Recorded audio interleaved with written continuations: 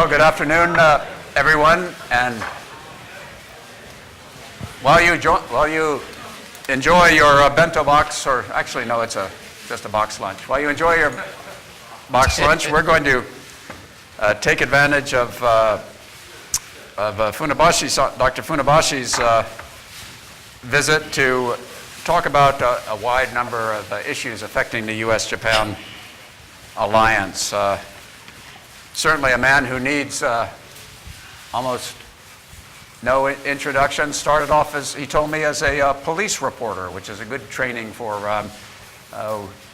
reporting on China and other countries. And after a career as a reporter, became one of the most distinguished commentators on events in the Japan media, and then decided that he wanted to do something about the trends that he was commenting on, and after 3/11 established what is now the Asia-Pacific Initiative with the idea of providing some of the intellectual ideas, the debate, the recommendations to keep for Japan to move forward. And I think that we can say that whether it was a coincidence or causation, Japan has been moving forward since that time. And as we've discussed in some of our other panels, Japan in many ways has been leading events in East Asia. So I think for our first subject of discussion, Yoichi, I've seen several of your columns about how different domestic politics and developments in Japan now are from those in the United States. In the United States, we're worried about too much immigration, too few jobs, health care. Japan is worried about too many jobs, too few workers, too little immigration, demographic challenges, and so on. United States, in Japan, there's been what will soon be the longest-serving leader longest-serving prime minister in Japanese history, a very weak and divided opposition. In the United States, we see a leader who, in just a few years that he's been in power, has really been a polarizing figure, and the opposition to him has, in fact, been increasing. And the polarization of American politics stands in contrast to the situation in Japan. We all know, we were all taught in our national security courses that ultimately national security reflects domestic issues. And here we have the United States and Japan in many ways going in different directions domestically, and yet we have this set of common objectives, dealing with China's rise, some of the more global issues that we really haven't talked about recently, but global warming, the proliferation of nuclear weapons, and so on. So as you look at the domestic situation in Japan and in the United States, you know us well, how do you see that affecting in the future our security cooperation? Well, Dennis, thank you very much for having me first. I'm very much honored. Yes, looks like that the domestic politics and its dynamics and direction may look some kind of divergent, as you described. But I think that in Japan's case, international order has been very much embedded with Japanese body politic and also democratic institution practice. Particularly over the past 70 years or so, Japan has benefited greatly from the liberal international order, which the United States has founded. So if that order is now challenged, the order is now sort of has started to erode. If that United States political leadership is not interested in upholding that order, then I think it would have enormous impact on Japan's domestic politics too. And this is sort of unprecedented to Japanese body politic and domestic politics. So I think that Japan and the United States actually share much the challenges. How to really uphold and reform that liberal international order is very much crucial. And also that order also has been challenged by China, as you mentioned. And we still have yet to come up with a very much viable, strategically viable policy towards China. So I think that the situation we are now faced is very much challenging. Mm-hmm.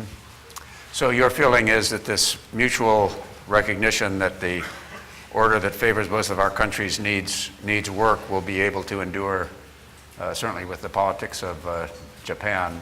And Yeah. I think in the politics of the United States, the current trends seem to be against thinking about it as an international order, thinking more about international trade as one issue, which has been hurting the United States. Military preparedness, in which politicians are competing to be stronger than the other, but it's not really been connected in that order story. I think that behind the scenes, many Americans know that, but the manifestation it's taking is sort of separate trade on the one hand, which is considered to be something dangerous, and then military spending. So I think the work is to be done is to bring those together into the order argument. But I think Japan is more coherent. Yeah, I think one of the very much intriguing aspects of Japanese domestic politics and its relevance to that foreign policy making is that how and why Japan actually, under Abe administration, was able to maintain that TPP and to transform it into TPP-11, CPTPP now. I think this is, in my view, unprecedented in the chronicle of Japan's foreign policy making over the past 70 years. Particularly with regard to trade policy, that's the essence of domestic politics. Japan always has been very much reactive. Japanese policymakers always have used and taken advantage of the gaiatsu out of pressure. They have always have waited to be pressured. Mm-hmm. And then connect that with some internal pressure to make things happen. But on this account, TPP and TPP-11, Japan actually has been proactive, particularly in case of the CPTPP. There's no pressure from the United States. Okay. The United States abandoned that, right? Mm-hmm. So, and then they had to certainly convince the domestic constituencies, farm lobby and the others, which were adamantly opposed to any opening the market. Nonetheless, this administration, Abe administration, was able to get on board those farm lobby too, right? So I think something must be changing. And there are many theories on that. One of that is that I think the establishing that very strong commanding heights function in Prime Minister's office. Right. I think that establishment of that National Security Council really helped greatly. Mm-hmm. But also, I think that farm lobby actually sided with and supported to some extent that the DPJ government, and then which really upset that the LDP. So when LDP came back to power, that farm lobby was very much weakened vis-a-vis the LDP. So there are many factors actually. Yeah. I think if I had one magic wish to make in American politics that would make our security policy better, it would be to mitigate the job loss effects of foreign trade and so on. All the economic statisticians tell us that most of the job loss in the United States is due to capital investment, machines, changes, and so on, and it's a relatively small portion is due to a job moving to China or Mexico or anywhere else. And yet, the political impact of a single factory closing is enormous, whereas the benefits of globalization are sort of widely spread and so on. And I think one of our real challenges, those of us who believe internationally in this country, is to find ways to help the people who are hurt in a particular small town or in a particular factory, so that the benefits of international trade are made. And it's yeah, in Japan's case, there are some scholars, including Professor Funabashi Yukiko, who argues that one of the reasons why LDP was able to pass that bill on TPP and ratify that was because of labor shortage.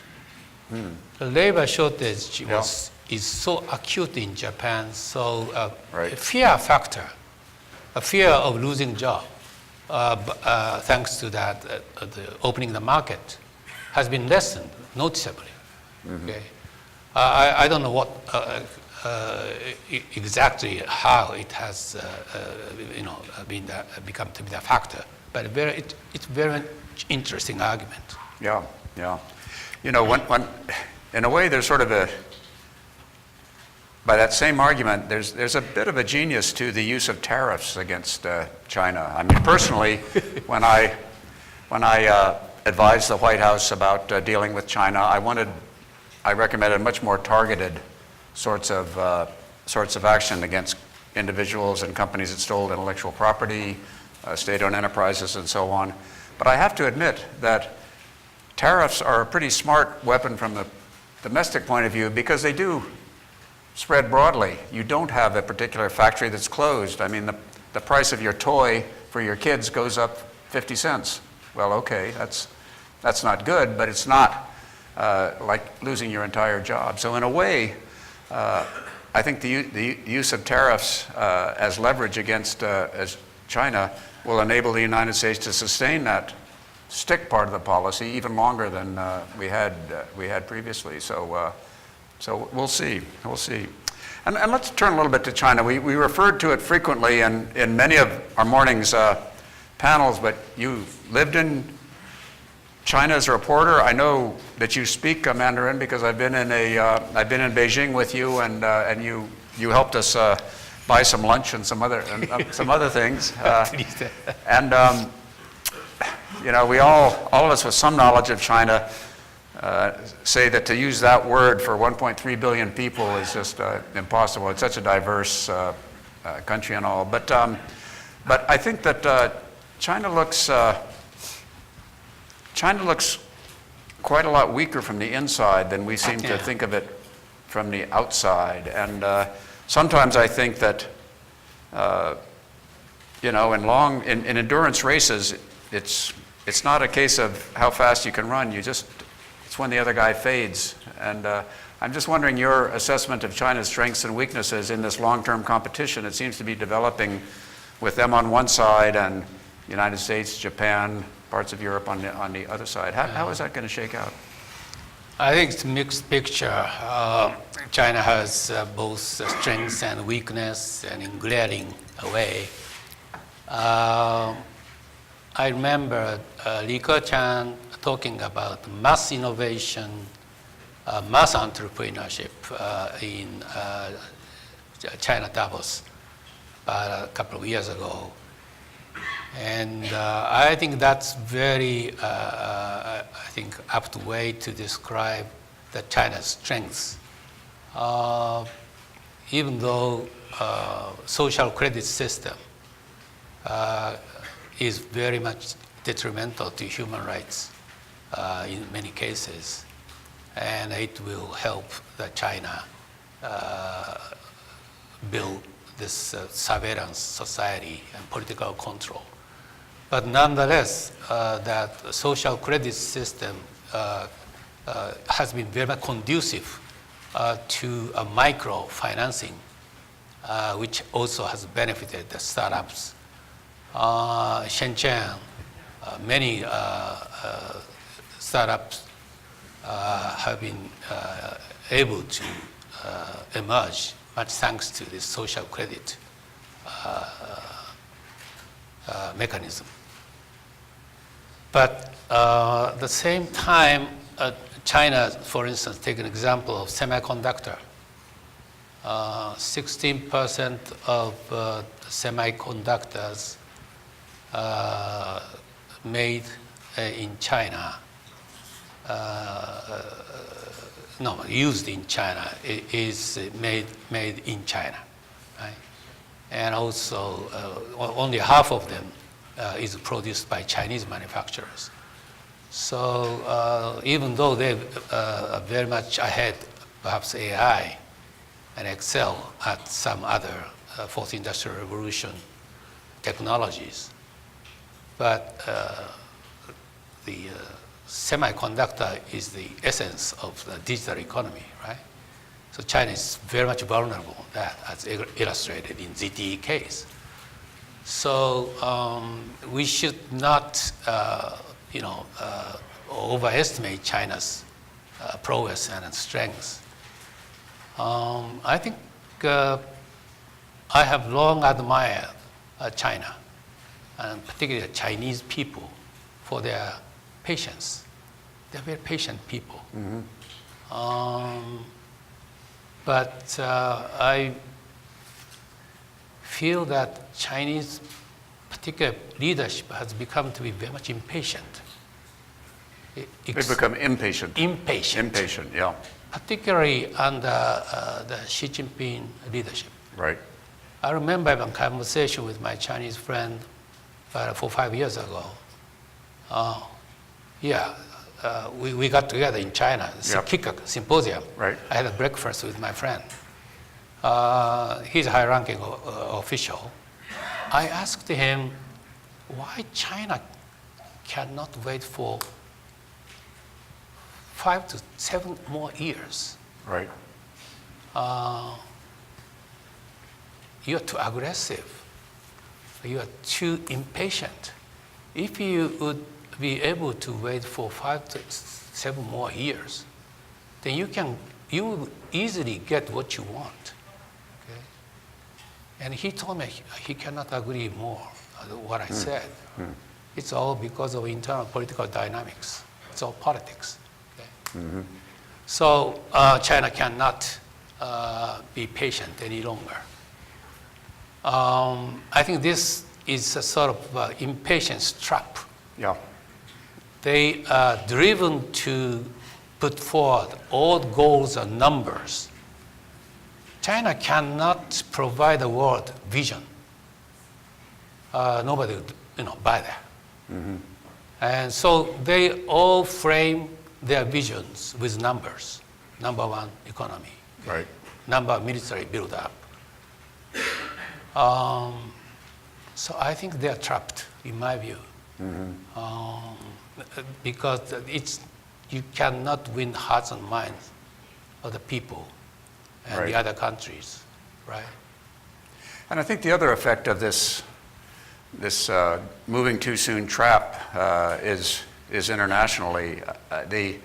When you think about it, the remaining issues in Asia are leftovers from prior wars, right? Korea, a divided country, the Senkakus between Japan. Right. South China Sea is a combination of colonial legacy and others. And until fairly recently, there seemed to be a momentum to try to solve those problems. Yeah. I mean, whether it was the 6-party talks and so on, and they didn't succeed in Korea, but there was a notion that we should make progress on it. On the Senkakus, I think that back in 2008, Japan and China were fairly close to a joint economic development area without taking a position on sovereignty of the islands, and then it went away in 2012 with the fishing boat incident.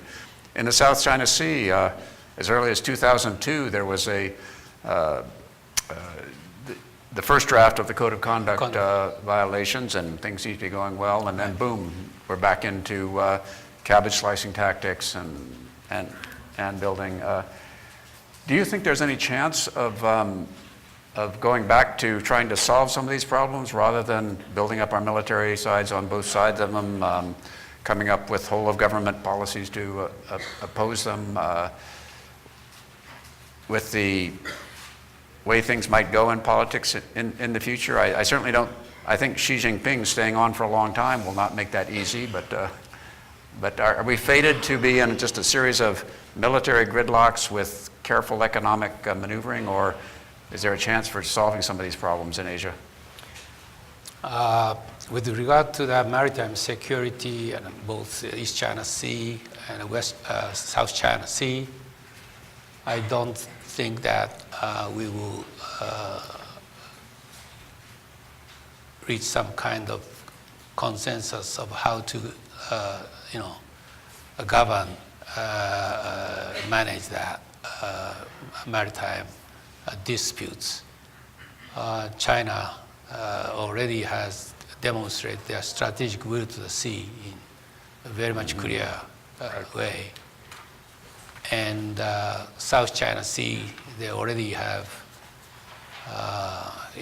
owned that 7 so-called islands and militarizing them decisively. And with Senkaku and East China Sea, in August 2016, China actually dispatched unusually high number of fishing boats, 230. Right. And they carried out that kind of sort of what some suspected might have been a dress rehearsal for a great attack on the Senkakus. And they also, the following year, they flew unmanned aerial vehicle over that area. So even though after Prime Minister Abe's visit to Beijing last October, and we are now getting much better relationship, even though it's just from minus to zero. But China still dispatched three the Coast Guard vessels to the Senkaku area, 3 times a month. Okay, so even though the relationship has gotten better, but it's still very much precarious situation in my view, and China has not backed down at all. Right.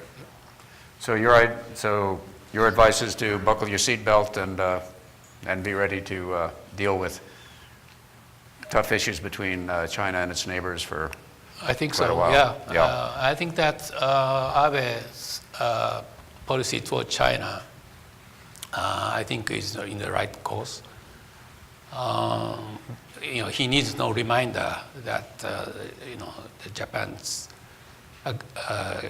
greatest long-term challenge is China, and he also has learned. I think we have learned a lesson that when Japan has mishandled its relationship with the United States, causing that deterioration of the bilateral relationship, we are become to be so vulnerable with China.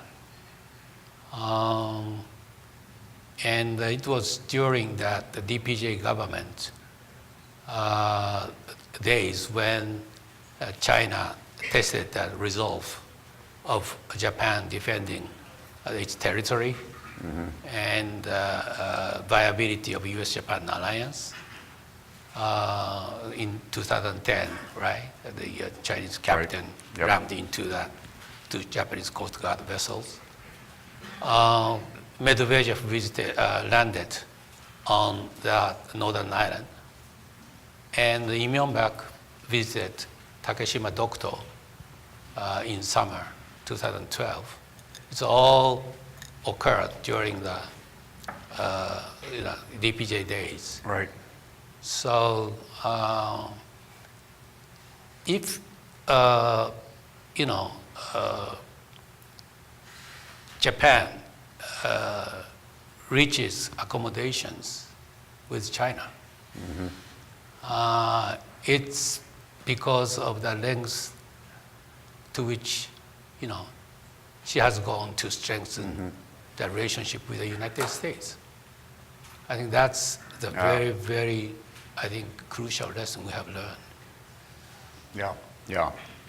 Well, when I think about the future of China, I think it's sort of encouraging that Xi Jinping will be the ruler for life, because we only have two examples of old rulers of China. One was Mao, and the other was Deng Xiaoping. Mao destroyed his own country in his declining years, and Deng Xiaoping made his great again. So I'll take either one of those, I think, as far as President Xi. So I think it's not. I think democracy is not a bad thing for turning over to new leaders.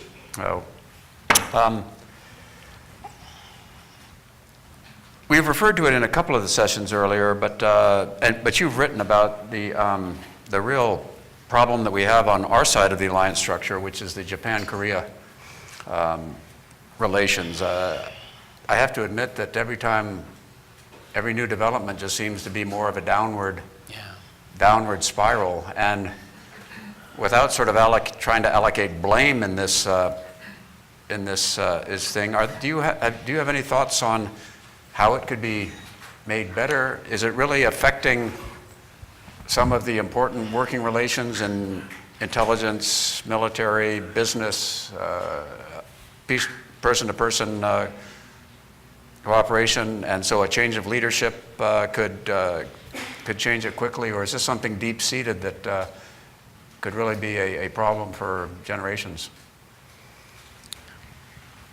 Yeah, I think this most recent issue, the conscripted workers issue, is decisively different from the previous ones, including the comfort women issue. If South Korean government would liquidate and confiscate Japanese companies' assets, then I think that would be a red line. The relationship already has been so strained, but I think that could be very much lethal to the relationship. First of all,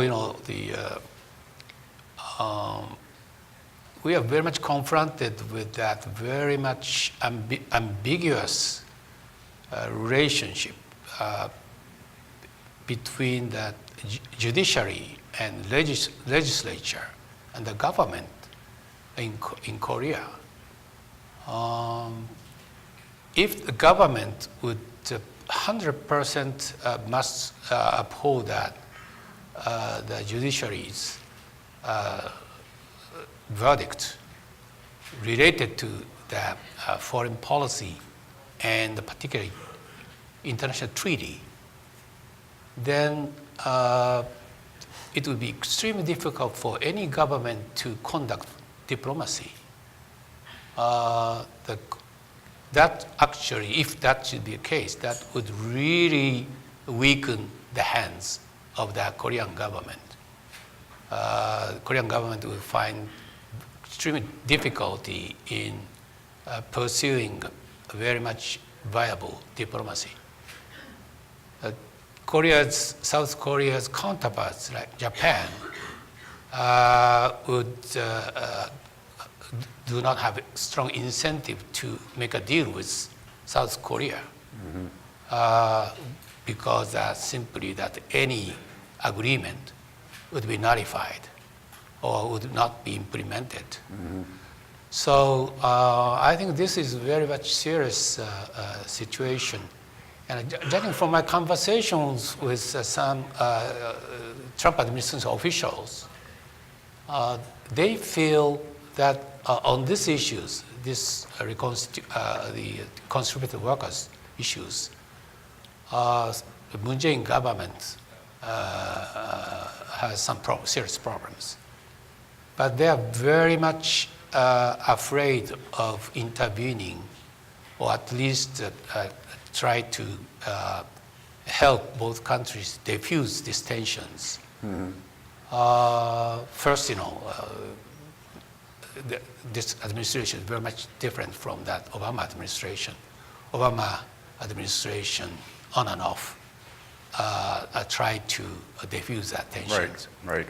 as you recall. The more, and the reasoning is that if they would intervene, that could give ammunition to that left-wing activists. Right. And while that conservatives are still in disarray in Seoul, that would be politically damaging, and also anti-Americanism. It could stoke anti-Americanism. So that's one factor they have to take into account. Also, the more South Korea senses that the United States is siding with Japan, the closer South Korea will move to China. So I think this is a very much a delicate situation. Yeah. Even the United States finds great difficulty in extending its hands to help, to help us. I think that's true, especially because American and South Korean policy towards North Korea is showing some diversions. And so I think the United States is somewhat suspect among at least the current Korean government in terms of having the same policy towards North Korea, which is their really gut issue. And so it complicates it. And just talking with a friend during the break, I heard, I think, the most disturbing report from South Korea that I've heard is that serious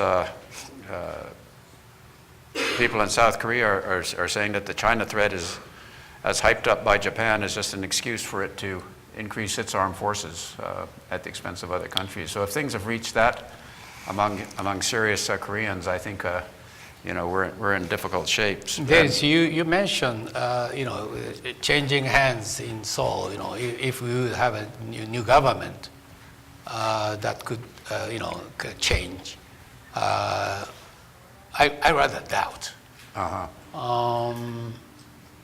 I think I know that some people in Japan who argue that we should wait out for Moon Jae-in government to be over.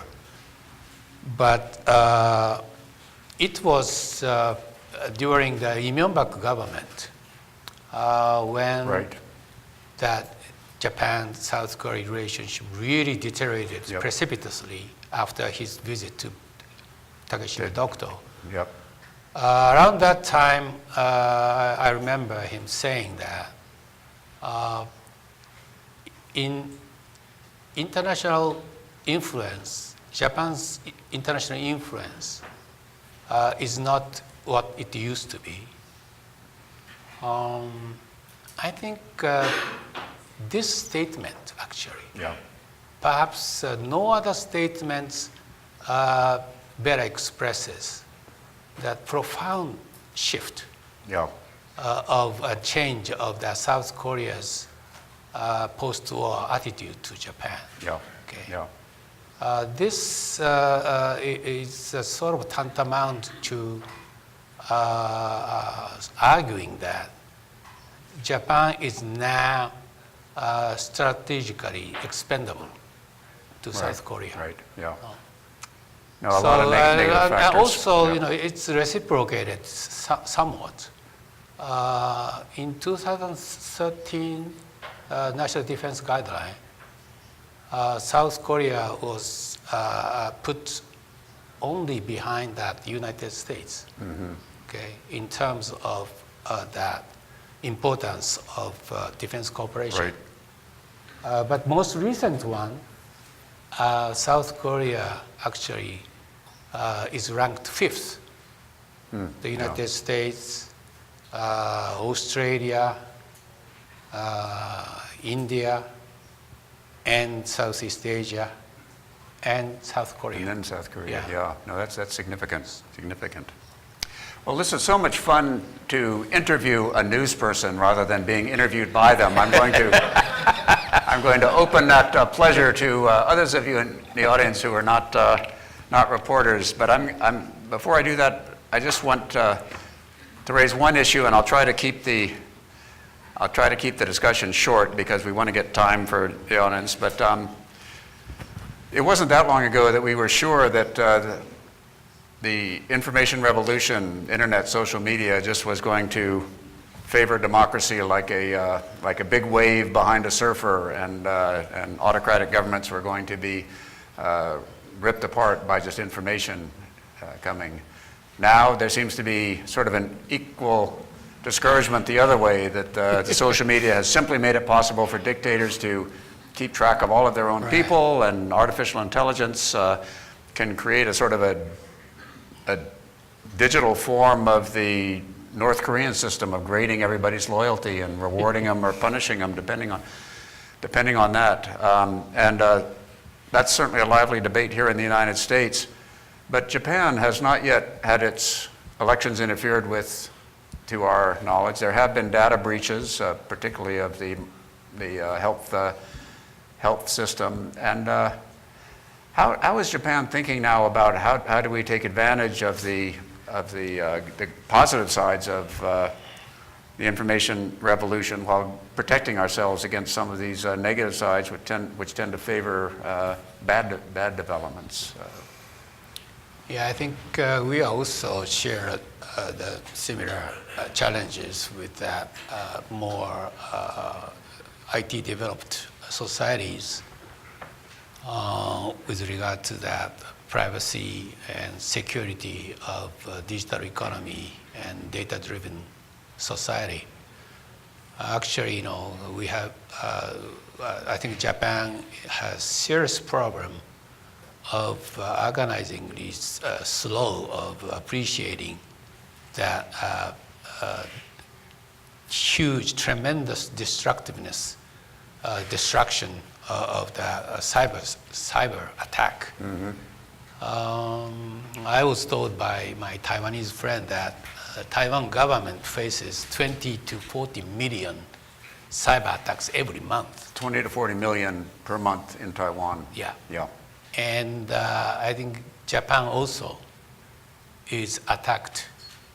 Probably at least that much, yeah. Yeah, but Japan's cybersecurity preparedness and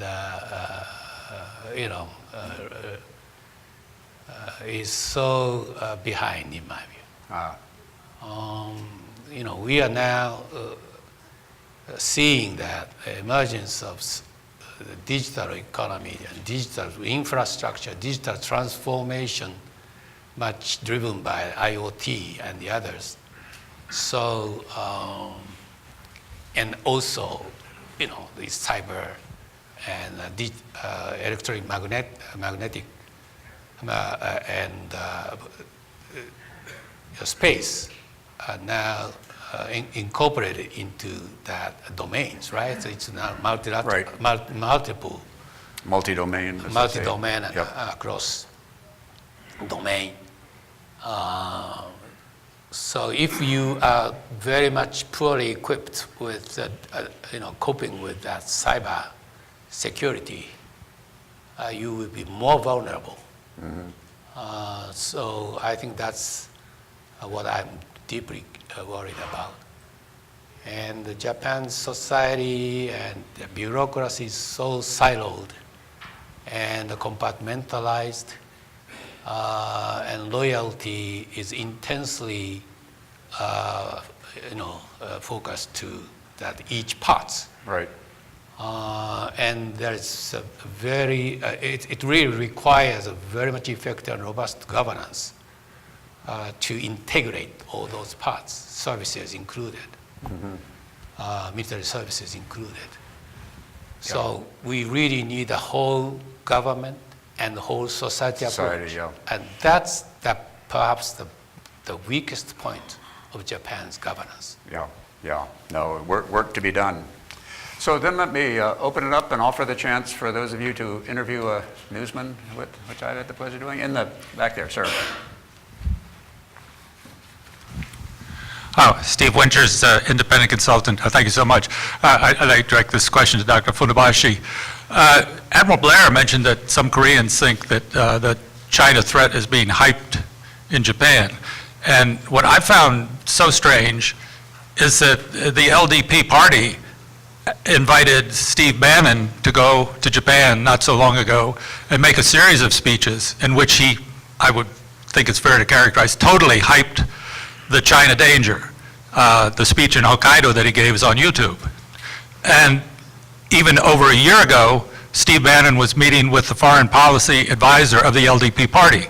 So it seems to me this is sending some kind of message to some people. How do you interpret this? Because for us, he's a very controversial figure, and this is quite surprising.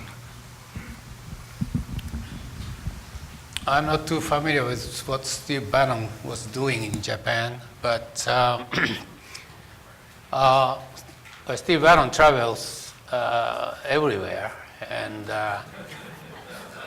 Japan is not an exception, and I don't know what he really aims at doing in Tokyo. But obviously, I think China is, I think that one of the subjects, as it has been reported.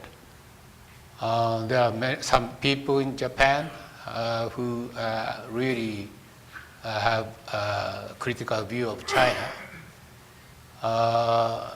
And I think perhaps they share that their views of China with Steve Bannon to some extent. But I think deep down, perhaps they have emerged some new awareness, or at least some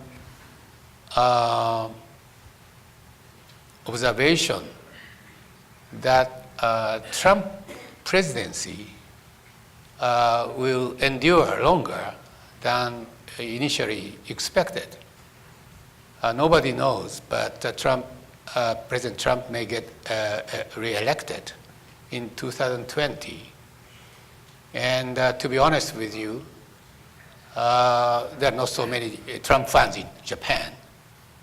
According to the Gallup, I think only 24% of the Japanese has a favorable view of Mr. Trump. But nonetheless, given that disarray in opposition party and a very strong base to support President Trump, many people in Japan have started to wonder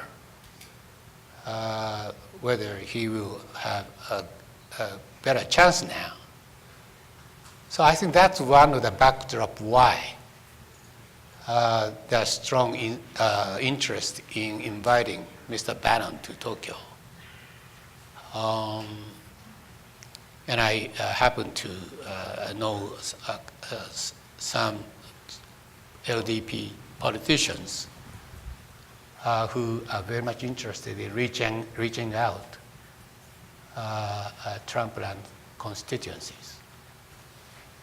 Well, here's my view on the President Trump effect in China or in Japan versus, say, Europe, and it has to do with time zones. When our president gets up in the morning and puts out a series of tweets, it's about noon, 1 o'clock, and in Europe, everybody's up, everybody's looking, and they have an effect, And what is it in Japan? It's the middle of the night, and by the time Japanese wake up and look at what's happening, you've had the counter tweets all coming. So I think that although in the relationship this 12-hour time zone difference sometimes makes cooperation difficult, it also sort of smooths out the Japanese the effect of our president's tweets on real policy. But, By the way, this anti-China hype in Japan.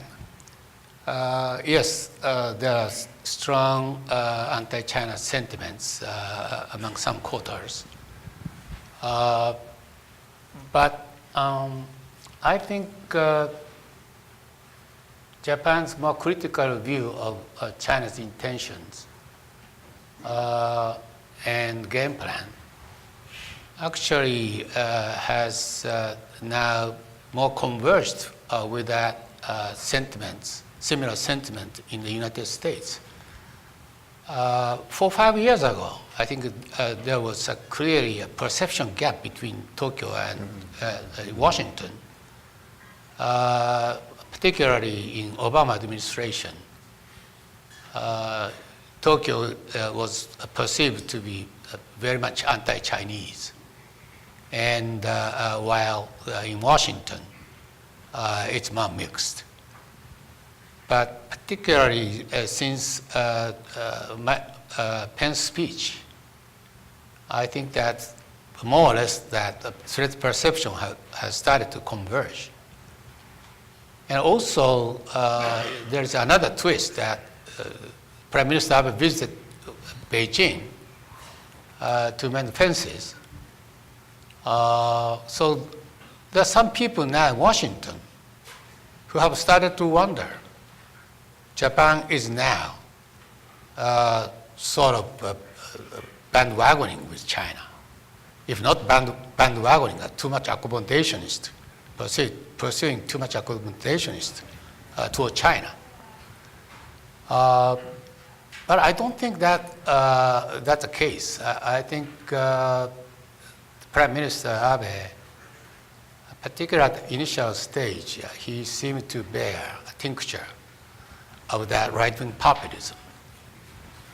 But over the years, he has managed to obviate this appeal of the fringe position and has actually pursued to more mainstream conservative politics. And it is this administration which also has stabilized the relationship with China, normalized the relationship with China. So I think we really should see it much more, rounded way. well, Dr. Funabashi, I don't know if I'm encouraged or discouraged by your views, but as a minimum, it certainly reinforces my belief that those of us who believe in the importance of the U.S.-Japan alliance and relationship will be busy for years ahead, and that we're fixed with the right vision, and we just need to keep working hard on it. And you've been a stalwart part of that group for many, many years. We thank you, and thank you for being here with us. Thank you.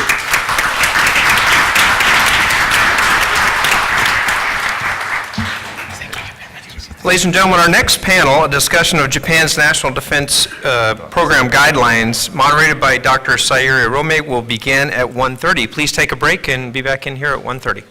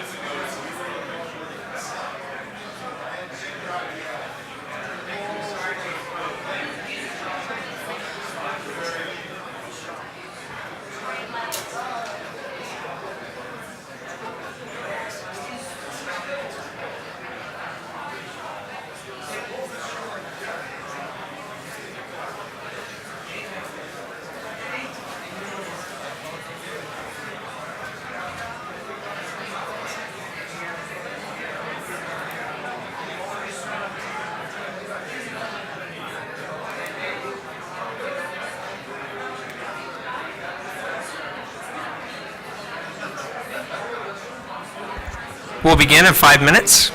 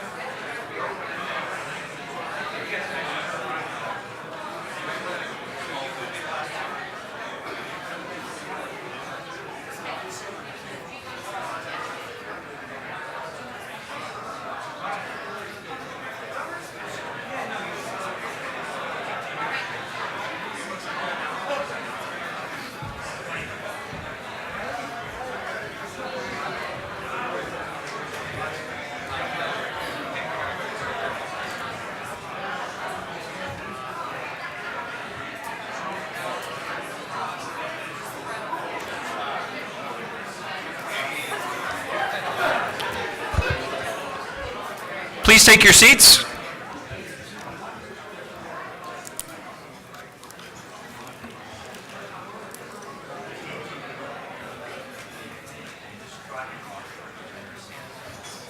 I said people are getting coffee. It's after lunch.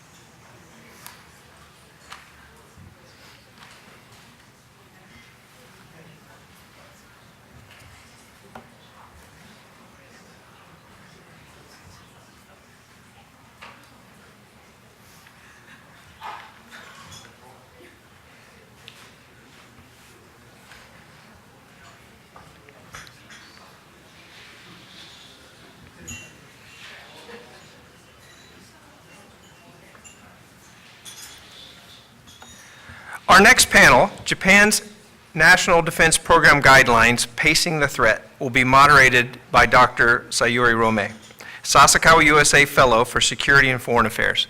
As a reminder, Sayuri's new book, which she wrote with Jim Schoaf, who's moderating the next panel, is available outside the doors there, and please pick up a copy on your way out. I'd like to turn over to Sayuri. Thank you. Thank you, Chris. Can you all hear me? I think so. So thanks for the introduction, and good afternoon, everyone. Welcome to our first panel of the afternoon, called Japan's National Defense Program Guidelines, NDPG, Pacing the Threat. So given the last week's 2+2 summit meeting here in Washington, and a reinforced commitment by our two government officials for a strengthened realignment of U.S. And Japanese strategies. I'm really looking forward to the discussion today. And as Chris mentioned, we do have a new publication to present today. I'm very excited to have on this panel most of the authors, plus one of our discussants from the public event that we held earlier in the year on the very topic of the NDPG. So before I give a little bit of background on the project of the book, let me introduce our excellent panelists. I will not go into details for the bios, as you can read them in the program. But here to my immediate left, we have Lieutenant General Koichi Isobe. He's currently a resident fellow at Harvard, and he's also one of the authors of our book. Dr. Eric Higginbotham, principal research scientist at MIT, also contributed with a paper to our book. Then we have Ms. Nina Wagner, Chief of Staff for the Assistant Secretary of Defense for Strategy, Plans, and Capabilities at DoD. She co-authored one of the papers included in the book. And we have Dr. Kathleen Hicks, who is Director of International Security Program at CSIS. And Kath was a discussant at our event in January. So our book, which I have over here, is titled The New National Defense Program Guidelines, Aligning U.S. and Japanese Defense Strategies for the Third Post-Cold War Era. And this publication analyzes from different angles the implications of Japan's new document. So this is the product, as Chris mentioned, of a collaboration between Sasakawa USA and Carnegie in Washington, and which I take this opportunity to thank Carnegie and especially Jim Schoaf, who is, as Chris mentioned, one of the speakers at this forum again. So Jim and I collected 4 papers, Isobe-san's and Eric's papers, which analyze the operational aspects of the new document, and 2 more papers. One by Mr. Masanori Nishi, who is also here, And the other one is written by Nina and her colleague at the Pentagon, Caleb Redden. And these last two papers focus mostly on the policy implications of the NDPG and add also the US-Japan alliance dimension. So yeah, on today's panel we have the opportunity to tackle both the operational side and the policy side, which is great. And yeah, I would like to start off with a first question to Isobe-san. So these new guidelines released in December, so a few months ago, it's the fourth time, that Japan revised the guidelines in the past 15 years, which reflects an increased awareness of new security and political challenges in the region. And last summer, Prime Minister Shinzo Abe stated that, I quote, "The security environment of Japan is becoming more severe and increasingly uncertain at a pace far faster than was expected 5 years ago when the current National Defense Program guidelines was formulated. We are not able to protect Japan from the range of threats if we are thinking only through the conventional lens of the ground, maritime, and air self-defense categories. We need to identify an ideal form of defense capabilities that is truly needed to protect Japan rather than developing them along the current path." So in light of this statement, how do you assess Japan's current security environment and how well do you think these new guidelines address those challenges? At first, thank you very much for inviting me this sixth annual security forum, Sasakawa USA, Peace Foundation USA. At first, I think I would like to introduce a little bit about my experience in the self-defense force. In 2011, as the ambassador, also General Riki mentioned about the March 11th earthquake. During that time, I think it was one of the defining moments for Japan, period.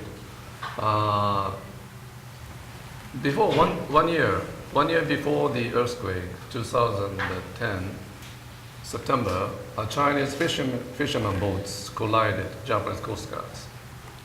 And at that time, Japan detained the fisherman captain. So the Chinese government retaliated, like banned exporting rare material to Japan, and also detained Japanese plant workers in China.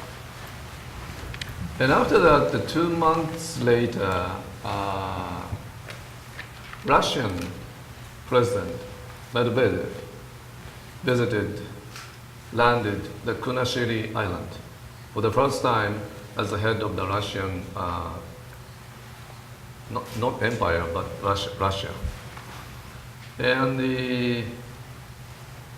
after the earthquake, I recollect this as recall that triple 12.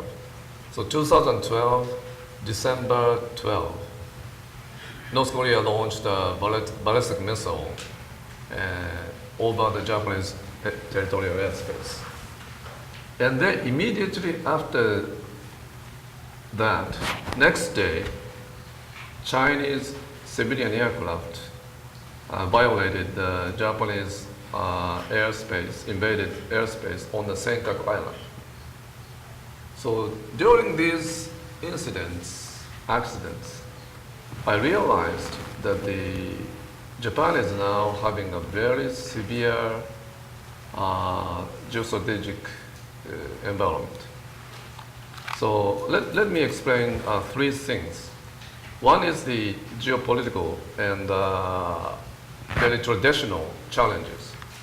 And the second is the new challenges, and the third is the recurring challenges. So Japan now, I think we have three strategic fronts, like northern fronts and the Korean Peninsula fronts, and the Southwestern Islands fronts. And all three fronts are very tense. So we the Japanese haven't had such a severe security environment before, after the World War II. This is the first one. And the second one is we are facing the new challenges, as already mentioned in the morning panels, like space, outer space, and the cyberspace challenges. And the third one is the recurring challenge. Japan is always facing the typhoons, heavy rainfall, and the earthquake, tsunami. So I think we have to be ready any kind of natural disasters nationwide, ranging from northern Japan to the Yonaguni Island. This geographical stretch is almost equivalent to the distance from the northern tip of Maine to Key West, Florida. So these three challenges are now we are facing. So I think Prime Minister Abe mentioned like that. I think we are now challenging. We have been faced many challenges. Thank you. Great. Then Eric, from an American perspective, do you agree with Isobe-san's assessment of the current challenges? And what is your evaluation of the new document? Well, thanks, Sayuri-san, and thank you, General Isobe, for that terrific, comprehensive overview. The beauty of going second is that I can free ride off what General Isobe said and cherry pick the things that I want to talk about. I think most of the members of the audience are probably very familiar with the shifting balance of power in Asia. But I just want to say a few words about how fast and how far things have moved. And here I'll just really speak to China in particular and capabilities, not sort of intentions in the relationship. Go back a few years, go back less than 20 years really. In 2000, Japanese defense spending was actually greater than China's. Today, even China's official defense budget is more than 3.5 times that of Japan's. As of 2000, there was effectively no conventionally armed missile threat to Japan. Again, less than 20 years later, China fields about 1,300 conventionally armed ballistic missiles. About 400 or 500 of those have the range to hit Kadena in Okinawa. Perhaps 100 or 150 have the range to strike Yokota or Tokyo. And then in addition, there are another, it's harder to say the numbers, but maybe more than 1,000, possibly as many as 2,000 long-range cruise missiles that can be launched from China and strike targets anywhere in Japan. Again, as of 2000, the chief U.S. concern with regard to the Chinese military was really the A2AD challenge, the anti-access area denial challenge. China was just beginning to field modern aircraft and frigates. They had essentially no modern destroyers.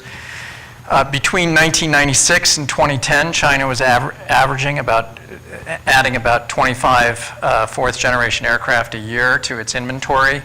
Since 2010, though, the number's risen to about 72 per year, so that today the PLA Air Force and Navy combined operate close to 1,000, about 960 fourth and fifth generation fighters, compared to about 280 for Japan. And actually, many of these Chinese systems have features that are not found on Chinese fourth generation aircraft. Challenges on the naval side have arguably been even more dramatic. Through 2010, China was essentially experimenting with destroyer designs. They were producing one prototype about every 2.5 years. Picture again has changed dramatically. In 2018, China launched 6 full-size destroyers, many larger than the Arleigh Burke. The U.S. launched 2 last year. All right, so Sayuri-san mentioned the NDPG. How well does this address the challenges? I won't try to cover the NDPG comprehensively, but I just want to highlight a couple of things that, some of which are really buried in the NDPG. The first is that although the document emphasizes seamless responses to challenges at all levels, so everything from the gray zone competition all the way up. It provides relatively greater focus to high-end threats than previous NDPGs have. Second, in discussing defense against high-end threats, it emphasizes defense of the outer islands, particularly the Southwest Islands. And if we talk about those islands, some of them are significantly closer to mainland China than they are to Japanese bases on the 4 main islands of Japan. So that's particularly a serious problem from the perspective of defense planning. Third, and I think very significantly importantly, the NDPG pays a lot of attention really for the first time to resiliency, that is the ability to absorb attack and continue to operate. It outlines 3 elements of resiliency: dispersion, which is the ability to move key assets to less concentrated or vulnerable positions; recovery, or the ability to repair or recover the use of damaged infrastructure; and redundancy or substitution, that is the acquisition of additional key assets to replace damaged ones in time of need. So I think there's a much more realistic approach to warfighting, if you will. Some specific elements of resiliency, the acquisition of more munitions and prepositioned supplies, the improvements to mobility, especially sea lift, the use of more civilian facilities, such as ports and airports, just in case military facilities are damaged, and then the use of short takeoff and runway aircraft, the acquisition of the F-35B, which might operate from damaged runways or ships. A fourth development in the NDPG is the emphasis, I think, that's evident in many sections of it to improving cost effectiveness. And that's not just in processes of procurement, although that's also included, but also the mix of sort of high-low in terms of equipment. And I'll just provide one example, which is Japan will continue to acquire some of the most sophisticated Aegis-equipped ships in the world, the Atago class. But at the same time, it's also moving to acquire smaller compact hull ships. So for the first time, sort of shifting down a bit in terms of the size of some of its naval acquisitions. And it's going to acquire an entirely new class of 1,000-ton, much, much smaller ships to pick up the slack in terms of prosecuting gray zone conflict. So I think all this signals the understanding on Japan's side that it can't spend its way out of problems anymore.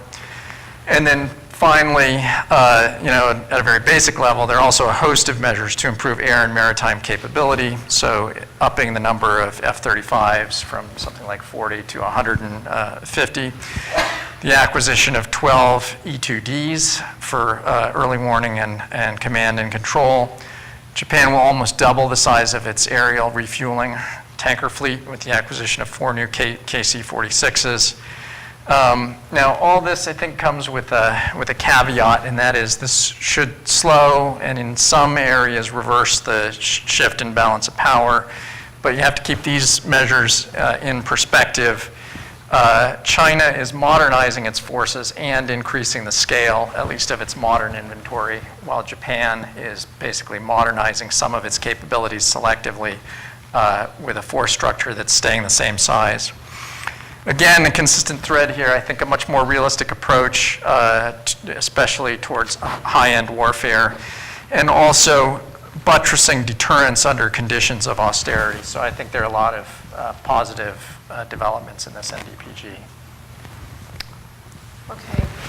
Then if we want to introduce the U.S.-Japan alliance dimension to it, I know, Nina, that you have worked on the National Defense Strategy, on the U.S. document, and also you have engaged with the U.S. allies for a long time. So can you talk about any themes, any key points included in Japan's new document that somehow resonate with the American one? Absolutely. It's an honor to join the panel and to follow 2 speakers because y'all did a great job explaining the security environment evolution, the Chinese capabilities, and lovely to follow your immediate last point, Eric, about how there might be some capacity concerns if you look at the Chinese alone, but if you look at it through the context of the alliance, we're okay. And that's the lovely thing to talk about today is that the U.S. in its most recent national defense strategy and the Japan, in their more recent National Defense Program guidelines, have a plan. And that's how the Defense Department generally views the NDPG, that it's very strong and welcome and signals some new policy decisions on Japan's part, and that we see it positioning Japan to be a leader and to be competitive in the region. There's some clear parallels between the NDS and the National Defense Program Guidelines, and I'd say the two general buckets for that are how the strategies assess the security environment and how the strategies start to posit that our respective militaries should respond to ensure that peace and stability prevail. To speak to each of those buckets in turn, the NDS points very clearly towards the central challenge for U.S. prosperity and security being from the reemergence of long-term competition with revisionist powers, namely China and Russia, and that the central problem for the U.S. military is that we have an eroding conventional military advantage that, if unaddressed, could result in some of the actors becoming increasingly aggressive with their militaries. The strategy also acknowledges that the department has to continue to prepare for rogue regimes and terrorists. So we are aware that North Korea is still a challenge in the neighborhood. The National Defense Strategy, however, provides very clear prioritization of the need for the department to deter and, if necessary, defeat major power aggression. And that's resulting in some really big changes for a department that's focused fundamentally on regional conflicts and counterterrorism for the last 15, 20 years. The NDS talks about advancing these U.S. objectives through three primary lines of effort: building a more lethal U.S. force, strengthening our constellation of alliances and partnerships while ensuring each of us contributes an equitable share to our common defense, and finally reforming the department's business practices. And in reading the NDPG, you see a lot of commonality between the NDS and the NDPG about all three of those lines of efforts, as well as practical steps that flow from the strategy. So to call out some NDPG decisions that really demonstrate resonance with the NDS, we've talked already about how we see a similarity in how they assess the security environment, rapid change, concerns over balance of power, and that both strategies posit that our countries need to be prepared to deter and, if necessary, respond to aggression. Both recognize that there's a changing character of war that requires our military to pay attention to new domains like space, cyber, the electromagnetic spectrum, and that this changing character of war also affects conventional domains like air, sea, and land. So we have to think of new operating concepts across all those domains. To that end, the department welcomed Tokyo's prioritization of cross-domain operations and advanced capabilities in cyber, space, air and missile defense, standoff munitions. Among those, I'd call out missile defense as a priority effort given the threat, and that Japan hosts the most advanced U.S. missile defense systems, and we continue to work on the interoperability and effectiveness of those systems. I'd also highlight that we are co-developing and producing advanced technology in the missile defense space, specifically the SM-3 Block 2A. The NDPG focus on enhancing capabilities in the conventional domains is notable in the F-35 acquisition that Eric mentioned, which will give Japan operational flexibility. Accompanying that decision is the decision to convert the destroyers so that they can support those F-35s, and that the resiliency and sustainability pieces that Eric also mentioned give Japan some really new capacity with the capabilities that it has. Both strategies see a changing landscape for innovation, namely that we need commercial technology applied to defense, and that we both plan to tap our private sectors for that new technology, and we'll be watching and learning from each other as we each try to do that. So we just talked about some common views of the security environment and the necessary forces and initiatives to address that environment. I'll end by noting that both strategies stress the importance of working with allies and partners. Always nice to have affirmation of the U.S.-Japan alliance from the Japan side, including the need for combined deterrence and response capabilities. And we also welcomed how importantly how important a role Japan will play in the region and globally.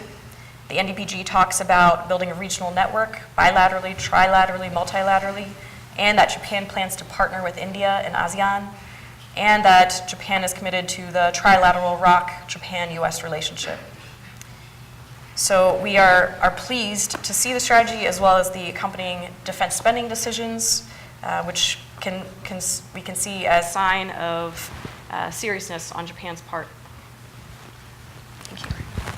So the NDPG has been received well by the Pentagon, I guess. Yes. Okay, good. So, Kath, now do you agree with Nina's assessment on these points of alignment between the U.S. and Japan? And also, maybe can you put the question of this U.S. and Japan alignment in the context of other factors, trade talks, very hot topic right now, DPRK, other threats, maybe also Trump-Abe relationship? Happy to do so. Thanks very much for having me. And because Nina said, please agree with her, I'll agree with her. No, I would have anyway. To say that the rhetoric in both capitals is in the right place. They're moving along the right themes. For those of us who worry about defense in East Asia and common goals, that's very good. That's not a small thing. But it's happening against a backdrop that that's very challenging for the U.S.-Japan alliance. So I'll speak to that. And it's also happening in both capitals in a much more incremental way than the challenge set, particularly as Eric described it, it demands. That's not unusual.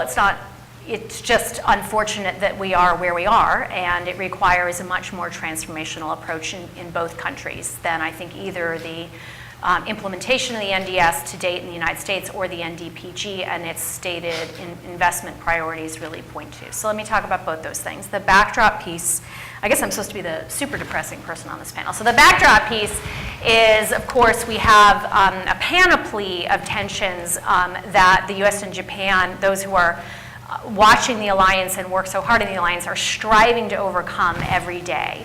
Those stem from unilateralism, basically in the U.S. approach with regard to DPRK negotiations. They stem from trade disputes and our president's longstanding focus on Japan as an economic competitor. They recently have even poured over into concern about TPP-11 as somehow undermining the United States. They also connect to disconnectedness in China approaches, which at the grand level, again, the United States is moving on general unilateralism in terms of how it's approaching China. The good news, as I said, besides that backdrop on the rhetoric, that's all positive. Everyone seems to be in agreement that we need to move on this counter A2AD challenge curve and has stated basically the right problem. The investment strategies of both countries, I think, leave a lot to be desired, and I think most of that's really about that black box that Nina referenced in passing of operational concepts, experimentation, cultural change.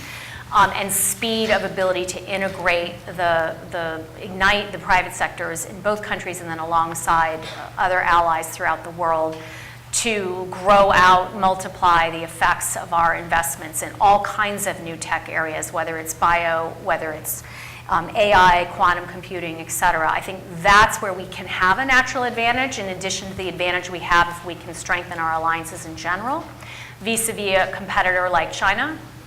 These are challenges we can overcome, but I very much worry that we're not moving quickly enough or, again, along the right basic pathways. So some things I would have liked to see much more mention on unmanned, particularly for a country like Japan that's going to have serious struggles with personnel manning over time. The United States also, by the way, has underplayed unmanned, in its investment strategy. I would have liked to say, as I said, more about how Japan is looking to tie in the commercial and societal focus that Abe has had on things like AI into the advances in the military sector, a lot more between the US and Japan I'd like to see on combined experimentation and exercises of a major scale in the region that are focused on these high-end challenges.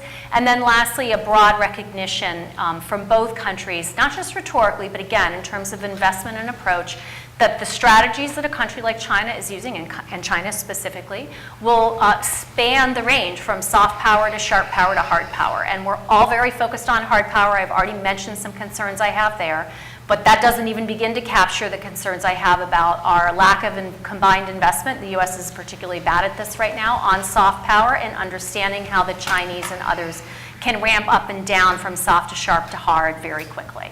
I'll leave it there. Thank you, Cass. So we've heard some positive points of the document, some alignments, key points. But let's talk about more realistically about implementation. Isobe-san, for the implementation of these guidelines, what do you think are the key priorities? Yes, before that, I think in this new guidelines, there are three basic ideas underlining. One is from the spatial temporal perspective. As Eric mentioned, that the seamless response is the key word, I think. And the second one is the spatial perspective. Not only the traditional land, sea, air domains, but also including space and cyberspace domains. And self-defense forces is now attaching importance on the cross-domain operations. And actually, I think it is very difficult to develop the concept or doctrine, but I hope that the joint staff would do that, implement that kind of a strategy. And the fourth is I think this is also very important, and the previous guideline was not touched upon, is that the whole of government approach. I think this is lessons learned from the March 11th earthquake. So these three fundamental ideas is very good. And I think the issue is how to implement these good ideas. So I'd like to point out several issues. So first, one is the operational point of view. There are three. One is this is also mentioned about by the General Riki, that the establishment of the permanent joint headquarters. It is a little bit disappointing to me that the new guidelines did not touch upon this issue in detail. But I do really believe that the Japanese side will need this permanent joint headquarters. The reason is that the current Japanese Joint Chief interacts with three U.S. counterparts. One is the Joint Chief in Panama. Second is Indo-Pacific Commander in Hawaii. And the third counterpart is the commander of the USFJ in Yokota, Tokyo. But when the crisis happens or the contingency occurs around Japan, the Joint Chief cannot cope, respond to both political military issues and operational issues. So I think we need a counterpart of the Indo-PACOM commander in the self-defense forces. This is the first one. And the second one is Southwest Island defense. This is very important. But the new guidelines said this importance within the territory of the self-defense forces. The guidelines does not touch upon the inter-agency coordination. Like in the Senkaku area, many Japanese Coast Guards are deployed. 24/7 days, 365 days. And also national police or prefecture police. We need to cooperate with those relevant agencies when a gray zone conflict happens. You know, in Ukraine or Georgia, hybrid warfare, we saw that. So I think in the Senkaku area, if something ambiguous, fishermen's approached or landed, who would respond to this situation? We have to think about these kind of cases. So the third operational issue is that the new emerging domain. I think we means that self-defense forces unilaterally cannot respond to this kind of challenges because we haven't cherished such an expert, specialist in cyber and outer space domains. So we need to collaborate with other agencies and the relevant organizations, and maybe private sectors. So we need to have such a flexible recruitment system or outsourcing some of the jobs. So the next, another one is the strengthening the US-Japan alliances. So we would like to point out 4 very briefly. One thing is that the self-defense force would need to strengthen the operational linkage with the Indo-Pacific Command. Second is the both forces, US and Japan, should develop operation plans in every possible scenarios. Third, the self-defense force need to enhance its interoperability because the self-defense forces are introducing F-35s, Aegis Ashores, and many US-made weapons.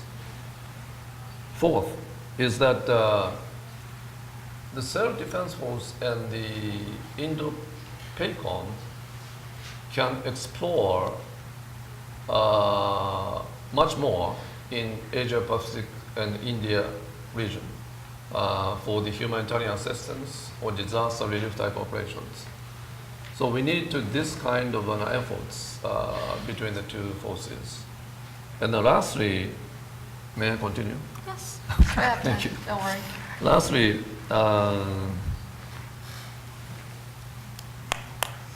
as I think the US side has a very clear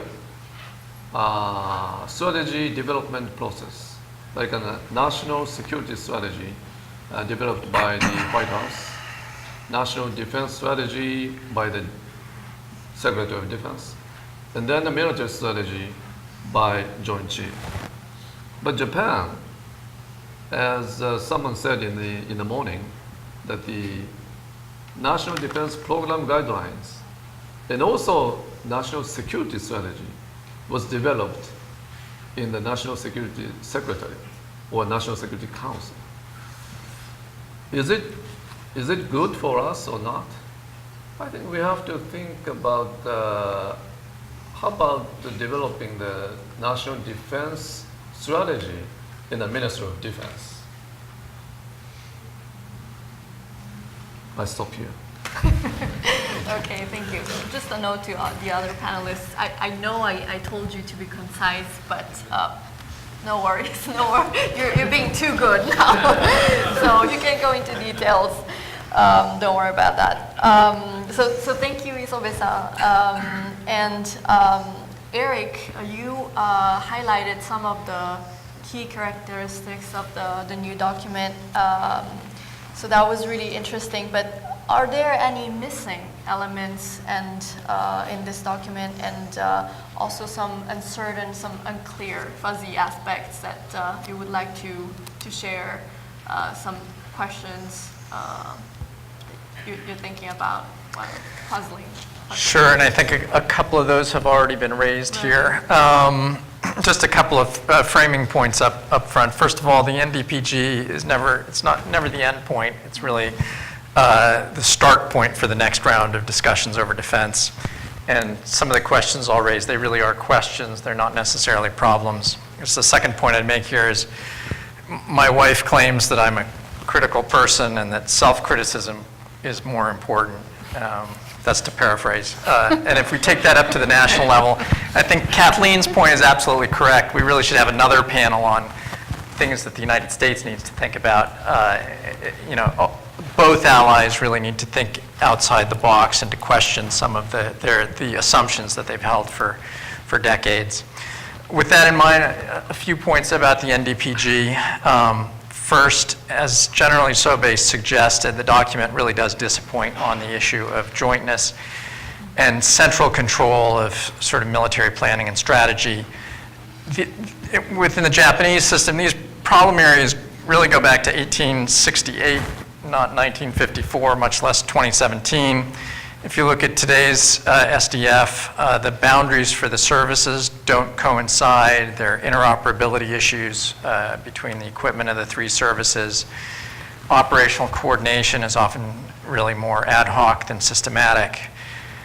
There's some rhetorical emphasis on jointness in the NDPG, and two small joint units were established, one for cyber operations that now has 150 people, and a maritime lift unit. So the key characteristic here of these elements is that they're tiny.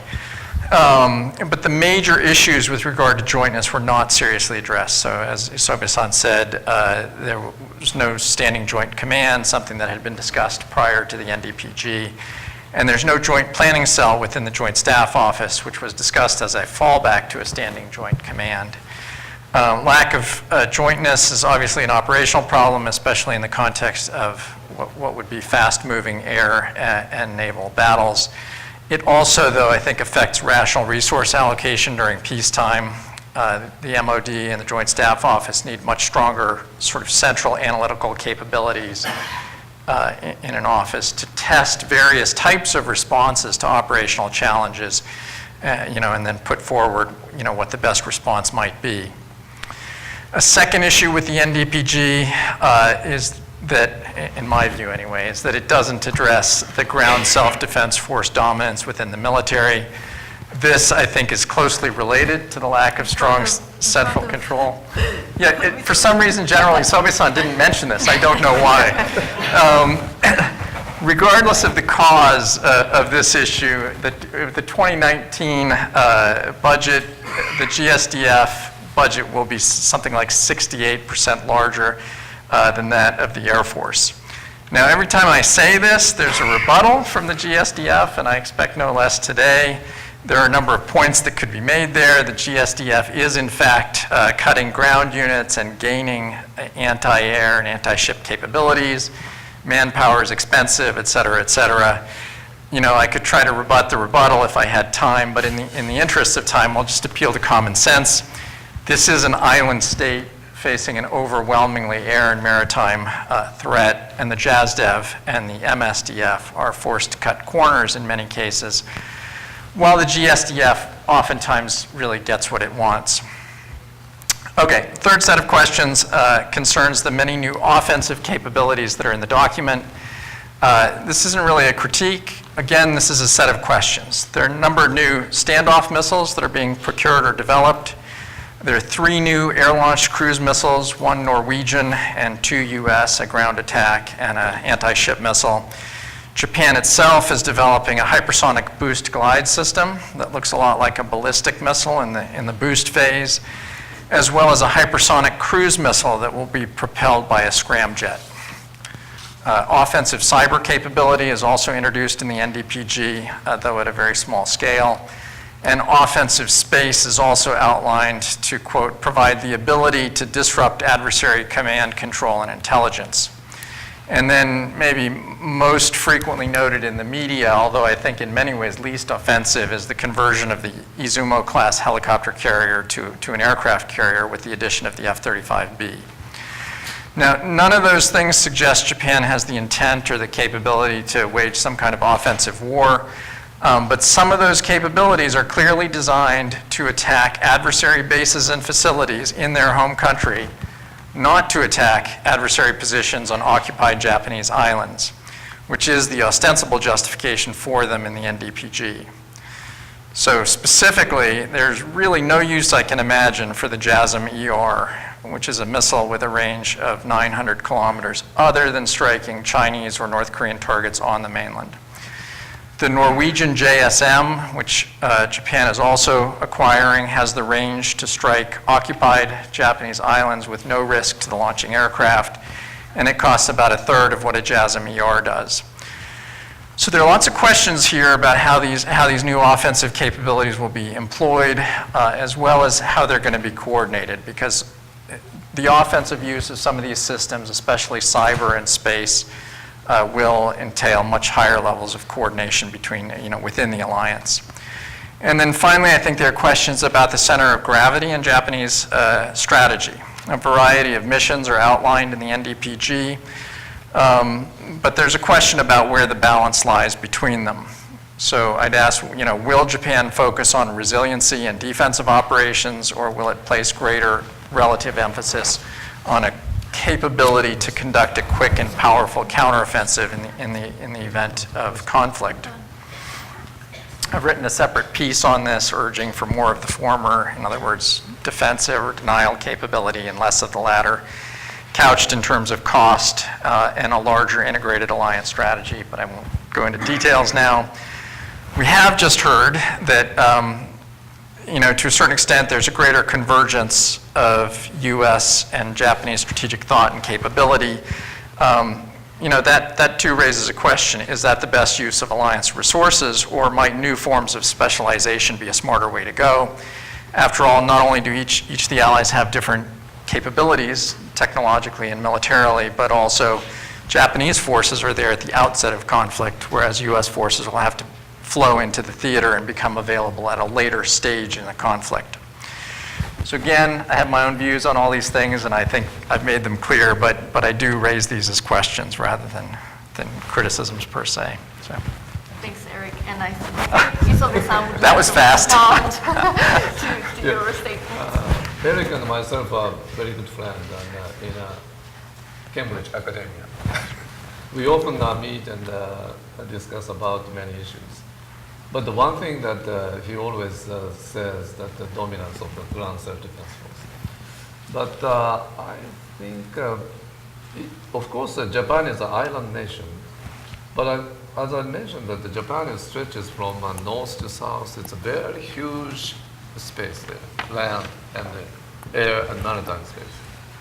So, and also we have many typhoons and earthquakes from north to south. And like the United States, we do not have a FEMA system and also National Guards.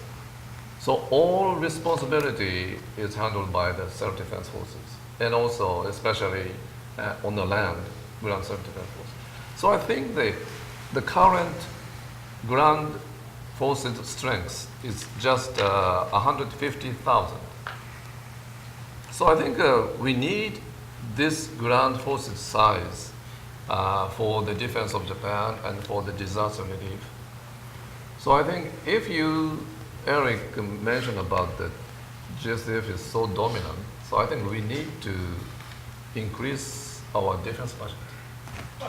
Because most of the ground self-defense forces budget is allocated to the personnel costs. So, or maybe we may introduce the draft system. But I think it's not foreseeable in the future. It is very difficult, I think. Eric, would you like to respond? I think that's a great point. Japan should increase its defense budget. I have no issue with that whatsoever. And that is a great point. There's sort of a level at which, beyond which you can't cut the ground self-defense force. There might be an argument for introducing a reserve, for example. But I will make a couple of points about different mission sets. So, as the threat of ground invasion, which was the hypothesis on which planning was done during the Cold War, has sort of receded, the ground self-defense forces have scaled back their large formations, particularly armored formations in the north, but they've taken on more roles in air and really anti-ship defense. And I think there are questions about why some of those assets have been put into the ground self-defense force. So it looks very likely, maybe already set, that the ground self-defense force will get the Aegis Ashore system. Even though that's tied into an air defense system or an air defense command that's run by the Air Force, and even though the Navy has been operating the Aegis system at sea for decades. So, I think there's a big question there. If we look at other systems, the Japanese Air Force operates the Patriot batteries. The ground self-defense forces own, what's called the Chusam, these large air defense batteries whose dimensions, physical dimensions, are virtually identical to those of the Patriot batteries and serve almost identical functions. And yet those two systems really can't talk to each other. If you look at the systems that are deployed farthest west on Yonaguni, that's a ground self-defense force system. It's unclear to me whether that can talk to the Air Force radar that's also on Yonaguni. As far as I could tell, those people have no connection to each other. So there are lots and lots of issues here. And the ground self-defense force also has the Marine force, of course, the amphibious assault force. And this is a very, very costly component of Japan's overall defense budget. And maybe most importantly, maybe it comes down somewhat less to assets, but I do think, especially if you're thinking about maritime defense, there's an argument here. The ground self-defense force has thought most about strategy. They've sort of had a dominant place in strategy, but I think maybe it's time for the Navy to, if it's not up to the task yet, to be given that task and to cultivate its strategic thought and its ability to lead in terms of shaping the discourse over the actual strategy, the maritime strategy that might best protect Japan. So anyways, I agree with the question about disaster relief and maybe the baseline minimum size of a force for the ground self-defense forces, but I think there are serious questions about overall resource allocation. Anything else you do, No? On this point? No. Okay. Maybe in the questions, in the Q&A. Going back to the alliance dimension, Nina and Kat also. So if we look further at the American document and the NDS and the NDPG, can you elaborate a little more on the implications for future U.S.-Japan cooperation opportunities? And maybe Kath could also elaborate further on her concerns and about this aspirational goals that the NDPG are setting. Happy to, Sayuri-san. I can speak from the strategic planning lane, and I'll preface responding to your question by saying I've been a part of the strategy dialogues with Japan for the last couple years and seen us respectively at different points of strategy development cycle in doing research, preparing, drafting strategies, and then now we're both in the implementation stage. And I'd say that when you're having those conversations, you're trying to respect how each country sees the prioritization of its interests. And for me, that alignment in our strategies right now of our most pressing security interests is a really positive development, because when you have strong common interests, it motivates you to find new ways of working together and being complementary. To Eric's point about potential new roles for the Japanese military, that's very much on our minds of if Japan has the will and now has these increasing capabilities, then how might Japan assume new roles within the alliance and within the region? So I'll mention that up front, that it's been really gratifying to see the progression in our deepening of our strategic planning conversation. If I point to maybe a couple specific ways that I can see us trying to implement our strategies together, I think we have 4 ways of studying strategy implementation together. One is we can think about the effects that our combined future capabilities can have. We can also talk regularly about how we're both prepared to operate those capabilities together. And then, importantly, is regularly assessing the deterrent effect of those capabilities, our policies, as well as the activities of our forces together. And then once you have a sense of those 3 factors, you can also adapt and try to improve that combined deterrent capability, response capability over time. So for us, again, we at the department really welcome the NDPG and see it as being the foundation for a lot of new potential cooperation in the strategic planning space.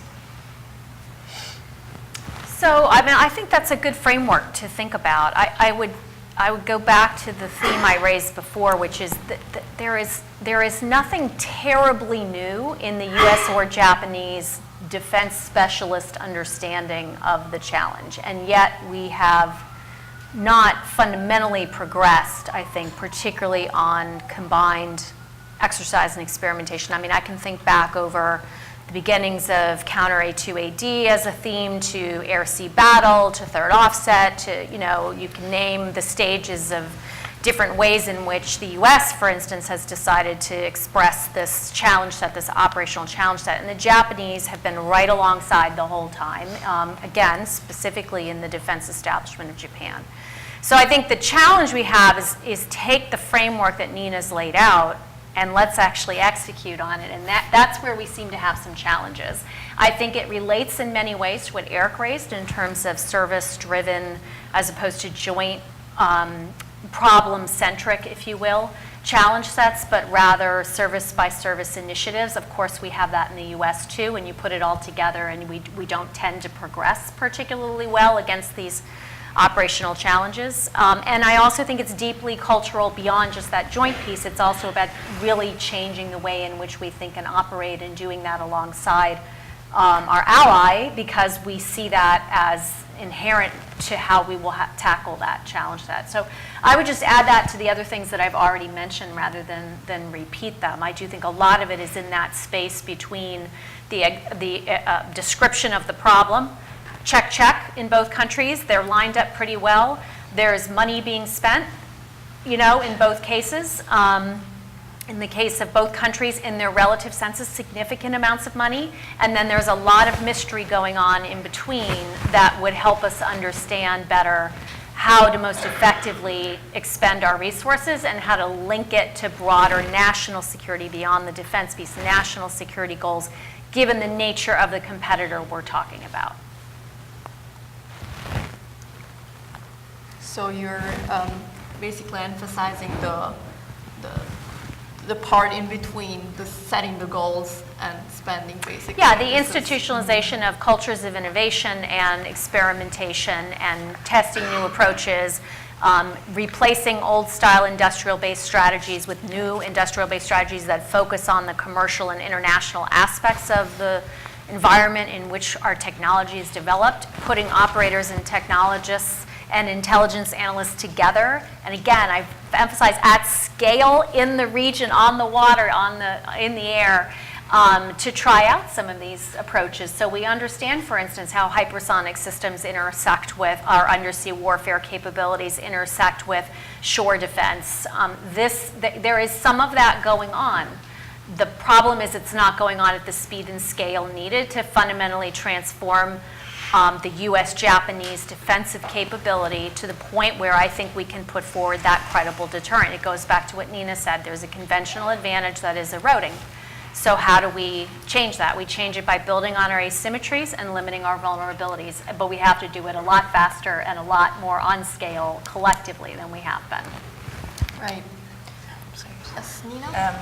I would love your advice on speed, how to get the Department of Defense to move at speed. Right. I would say, if I can evolve your phrase that you use self-criticism to self-reflection, about our own department, it's always a first-order question of what is the guidance and the evolution of your own department and force as you try to work with allies. And I'd say the scale of what our national defense strategy called upon the U.S. military to do to change its mindset, how it prepares, how it thinks, how it tries to accelerate its responsiveness to the competitors that we face is vast. And so I'd say you've seen over the last year, even with a secretary that was very specific about his strategic guidance and kept using the NDS as a frame, and an acting secretary who, fortunately, as the deputy, was here during NDS development and contributed to it and owns it and still uses the NDS all the time as the frame under which he's trying to drive the department to move. It takes a while to move the U.S. Department of Defense in a new direction, and that maybe is a first-order issue at play as we also think about how we work together in an alliance context. I would say that the NDS isn't the first U.S. defense strategy that talks about allies and partners. It probably is the one that talked about it most significantly as one of 3 major lines of effort that enable the strategy. And the department in the last year has been wrestling with what that means and how it requires us to think differently and approach planning and preparing with allies differently. And I think as we get our heads around that together in the department amongst its different parts, you'll probably see more clarity about how we would like to operate with different allies in different regions against specific threats. So I'd say we're on our way and still have leadership that is very focused on implementing the strategy, and more will be possible with progression in our own respective systems. I think all of that is true. I would just caution this is not a one-year issue. This is not a Trump administration issue. I will go back to my examples. You can think back to Ash Carter, Bob Work. You can go back to the 1997 QDR and track every single strategy put out by the Department of Defense going forward. Sadly, I lived through almost all of them. And China as a pacing military long-term challenge is present in all of them. The difference is it's now here. And Americans, not speaking about Japanese, Americans are very bad at focusing on problems until they're right in front of your face. So the question really is not, have we been able to implement in the US a model strategy for the Japanese and others to look at and either emulate or do permutations of in 1 year. It's a question of how have we gotten through 25 years of strategy, maybe that's a slight exaggeration, 20 years of strategy documents and emphasis on China and putting forward an approach that is essentially unchanged in its set of operational challenges it describes, and not actually have fundamentally shifted quickly enough in pace with the challenge. Now, in the context of the NDPG and the NDS, I think you now can look at, we have renewed focus, opportunity, et cetera. Can we leverage that? And I think the barriers are very high. I do not dismiss that at all. I think actually that is the challenge, is overcoming those barriers. If I can add, I think just the obvious thing to say is post 9/11, the United States was focused on terrorists and operations in the Middle East, and our military was on a cycle of rotating, preparing to rotate through the Middle East. And even though our past strategies may have talked about China, I don't think the previous strategies to this NDS prioritized China as crisply as this most recent NDS did. And so I think in the last year, you have seen evidence of the department leadership being conscious of needing to draw down the amount of our forces focused on operations in the Middle East, to open up space for our services to modernize for higher end threats, and to start the department thinking about what it means to focus on a pacing threat that is a China or a Russia. So yes, we should do it all faster. At the same time, I think we, as a department and as a country, were focused rightly on sort of the post 9/11 issues of interest. Eric? So some of this discussion is fairly abstract about, we need to change, but we haven't really talked about how exactly. So let me just say a couple words about this. First of all, in the Cold War, we did not have we didn't think we had superiority, conventional superiority over the Soviets. In fact, quite the reverse. That was our impression. Whether it was true or not, that's a separate question. But what we did do is differentiate the ability to deter the Soviets from the ability to defeat them decisively on the battlefield. That's, hence our entire nuclear strategy and its evolution over decades. Since the Cold War, the US military has sort of absorbed a culture of dominance, that when we want to deter someone, we don't differentiate between deterrence and dominance. We simply expect that our forces should be able to dominate any adversary pretty much on any battlefield, including on their home ground. I think with the China challenge, that's probably no longer a realistic possibility. We don't have dominance in areas immediately off the Chinese coast. And we haven't really adjusted to that yet. So the third offset strategy, has a lot of good ideas in it, but the metric, the criteria was to reestablish, overmatch, right? In other words, another name for dominance. Again, I just don't think that's possible, even with the $700 billion defense budget.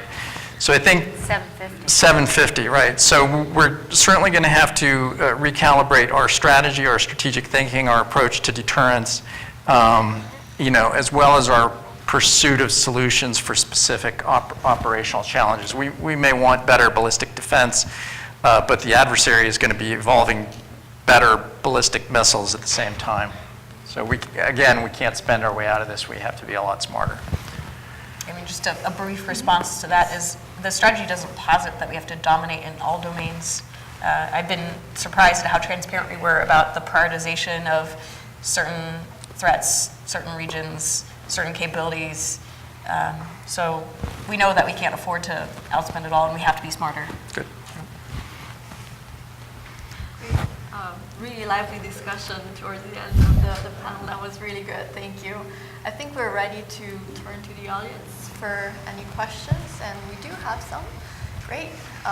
So if the mic runners can please go to Jeff in the back. Yeah.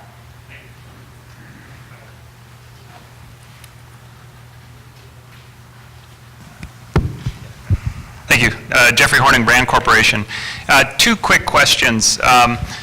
First, Eric, you mentioned about resiliency. I've noticed in the past, NDPG's, MOD budgets, they put in things about hardening munitions depots, fuel depots, burying fuel lines, but those budgets are always easily cannibalized. How do we know this time's going to be different? And then, Dr. Hicks, you mentioned in your remarks about your concern about, not a seriousness about unmanned assets. I share your concern.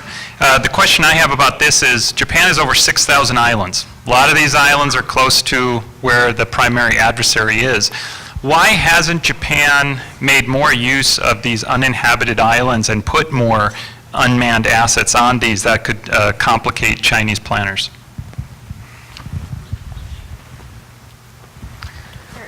Great question, Jeff. Thank you. So first, let me just say a couple words about resiliency. As you know, again, we'll come back to the missile defense challenge. Active defenses are very difficult to design. They're not all that effective, and they're extraordinarily expensive. It's just very hard to shoot down, especially a ballistic missile, with another missile. So oftentimes it's cheaper, first of all, to harden things, so at least it requires a direct hit by a unitary warhead instead of the ability to put dispersed munitions over a wide area and destroy a whole lot of assets quickly. But also to use dispersion and mobility so that maybe people are firing ballistic missiles at empty targets, at empty hangars, this sort of thing. So spending, right? Yeah, I did emphasize that there's renewed emphasis on the NDPG on resiliency, and there is a question about how much exactly is being put to this. I will say, I've recently visited the southern part of the Ryukyus, and I've seen some of the construction myself. There is increased construction, so there is some additional spending going on, but it is very hard to get people to spend on, concrete and dispersed positions rather than munitions and force structure. Other elements of this are important too, though, including the use of civilian airfields. And I am assured by American as well as Japanese military officials that this has accelerated quite rapidly. So whereas there's been a lot of emphasis on the use of civilian infrastructure really for more than a decade now, but very little progress, that all of a sudden this is now moving, that Japanese bases, almost certainly each one has an alternate base, and that site surveys have been done on other Japanese civilian airports. So yes, it's probably a mixed picture. Not enough money being spent, but some real progress as well. On the unmanned, in the last time I was in Tokyo, I asked quite a bit about this at senior levels of the Ministry of Defense. I don't have a good answer because they didn't have a good answer. I can surmise that it's like the U.S., largely cultural in terms of service cultures, planned investment strategies, and not really, again, an incremental approach rather than an over-the-horizon, if you will, approach that's thinking pretty deep and long. And there seemed to be a lack of connecting that technological unmanned issue with the manning and personnel challenge issue, which also surprised me. I may have just been talking to the wrong people, but again, the document doesn't seem to push far, nor does the investment strategy seem to be pushing far in that space. So I think it's a real challenge on multiple levels. Great. I think there was a question from Ken. Yep.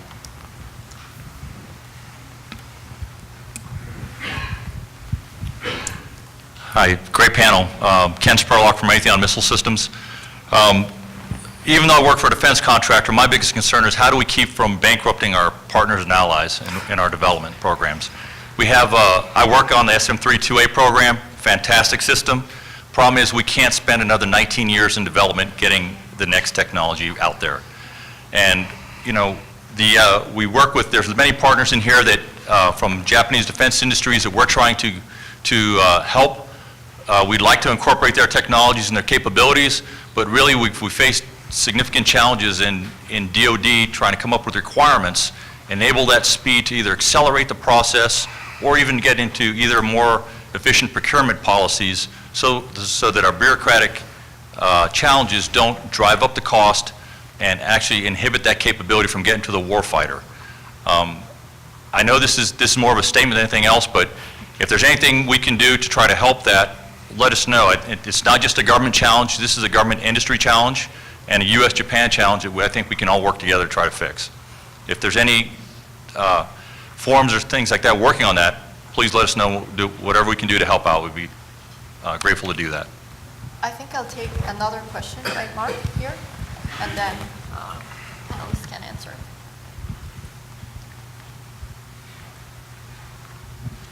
Thank you, Mark Fitzpatrick from the International Institute for Strategic Studies. Dr. Hicks characterized herself as what was the most negative or the most pessimistic, and you noted U.S. unilateralism versus North Korea as one of the factors, and administration's prioritization of trade over security. But I was waiting for you to say the other big factor that seems to be the elephant in the room, and it's the president's isolationist impulses and his desire to redo or destroy the liberal world order that we've come to know. America's partners in Europe are looking at alternatives, options, how to realign their security. I'm wondering, this is a bigger picture than the operational issues of the Japan National Defense Program guidelines, but do these guidelines help Japan in a future where they can no longer rely on the United States, where the United States maybe hasn't withdrawn from Japan, but has withdrawn from the Korean Peninsula? Okay, I think those may both be starting with me, unfortunately for me. So I completely agree on the challenge set fundamentally for U.S. cultural transformation having a lot to do with the specifics of the authorities, the contracting culture and rules, not just one or the other, the way in which we've driven the requirements process, et cetera. I think the concern, and there are people working on this, and I would note in particular Andrew Hunter at CSIS, who works for me, runs our Defense Industrial Initiatives Group, does fantastic work in this realm and knows the far better than I ever will, thankfully. But I think the fundamental issue for us is that we have, right now at this point in time, we've had so many shifts in acquisition authorities that there's exhaustion with that. And the department has actually said, you know, please no more right now. Let's absorb the last 3 NDAAs and their implementation requirements with regard to reorganizing ourselves and new authorities, et cetera. So we're in a little bit of a watch where we are in order to evaluate effectively to make further change. And that's just the reality of where we are. We do see some good highlighting, you know, some contract data that shows things like OTA use is way up, which is other transactional authority, which are ways to work outside the FAR system. Folks like Will Roper talk about using, you know, credit card swipes from the Air Force as a way to get things on contract quickly. Those obviously aren't major systems that we're talking about, but you know, these sort of approaches are very important. And the fact that following the claim by Google that they didn't want to work with the U.S. military, you've had others step in from the industry side, I think these are all signs that we're moving in the right direction. Again, I'm worried about speed and scale and a lot of the challenges up on the Hill, and they don't necessarily know where to go next because the department signal right now is about absorption, which is, again, understandable. I just want to add to that, I did let it go, but I'm not letting it go since it came back up. Nina's point on, you know, we were so focused on the war on terror. Yeah, our OCO budgets, and before that, supplemental budgets, we're definitely focused on that. But I assure you the base budget of the United States was mostly in this space, which is building carriers, building 5th generation or 4th generation before it aircraft, you know, building major long-term 30-year capital-intensive systems. That is how we have built our military, and it has done very well for us. The challenge is we have a new, you know, the adversaries have adapted to that, have new techniques, as we should expect them to, and we will also have to adapt to that. And that is where we have long seen it coming and are being quite slow about it. On the issue of, essentially, is the world order different, new? I guess that's how I would frame it. I don't think there's any going back. I don't think it's appropriate to sort of talk about how we need to return to a world that we think existed at some prior point in time. And I don't think that's only about President Trump, although I think President Trump's rhetoric and election and actions have been an acceleration of those trends inside the United States. But you can certainly look at things like Brexit. You can look at the crackdowns following the Arab Spring. You can look at the rise of authoritarianism abroad. There's a lot of signals that the world looks different, let alone the structural changes in terms of China's own rise.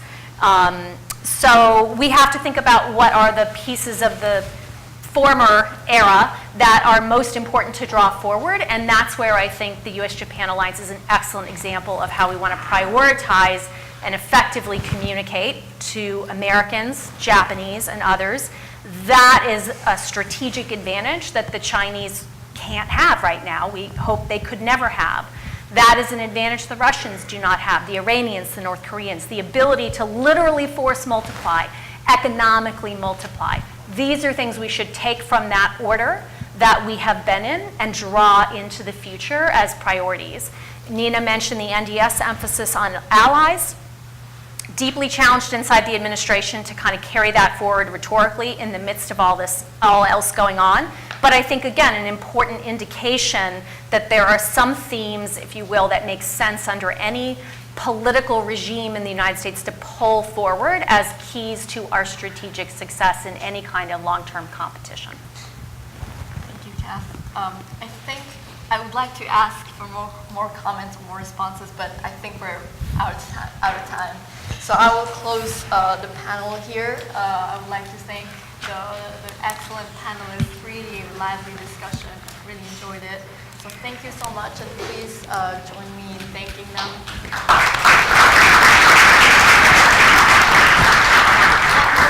Please pick up the copy of our new publication right at the front at the registration table. Thank you. Ladies and gentlemen, we just need about minutes to reset the stage and the microphone. So if you could just hang with us for 2 minutes, we'll be ready to go.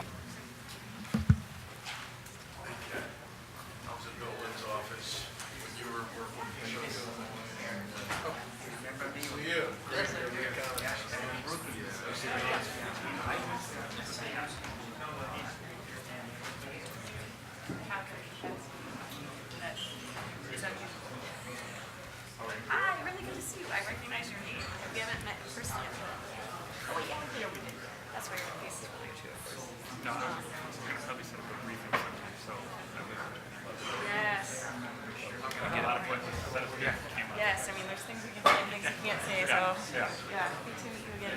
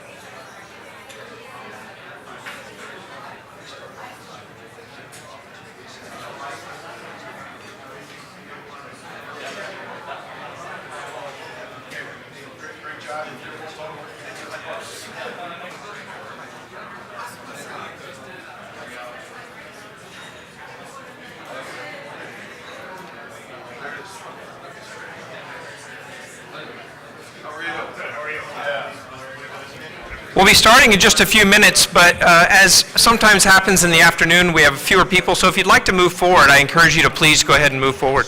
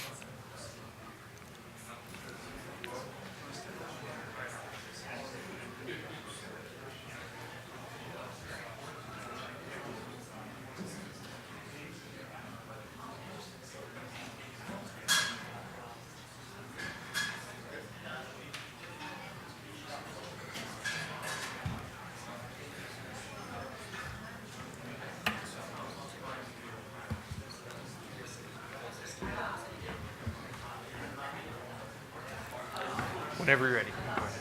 Just start filling in.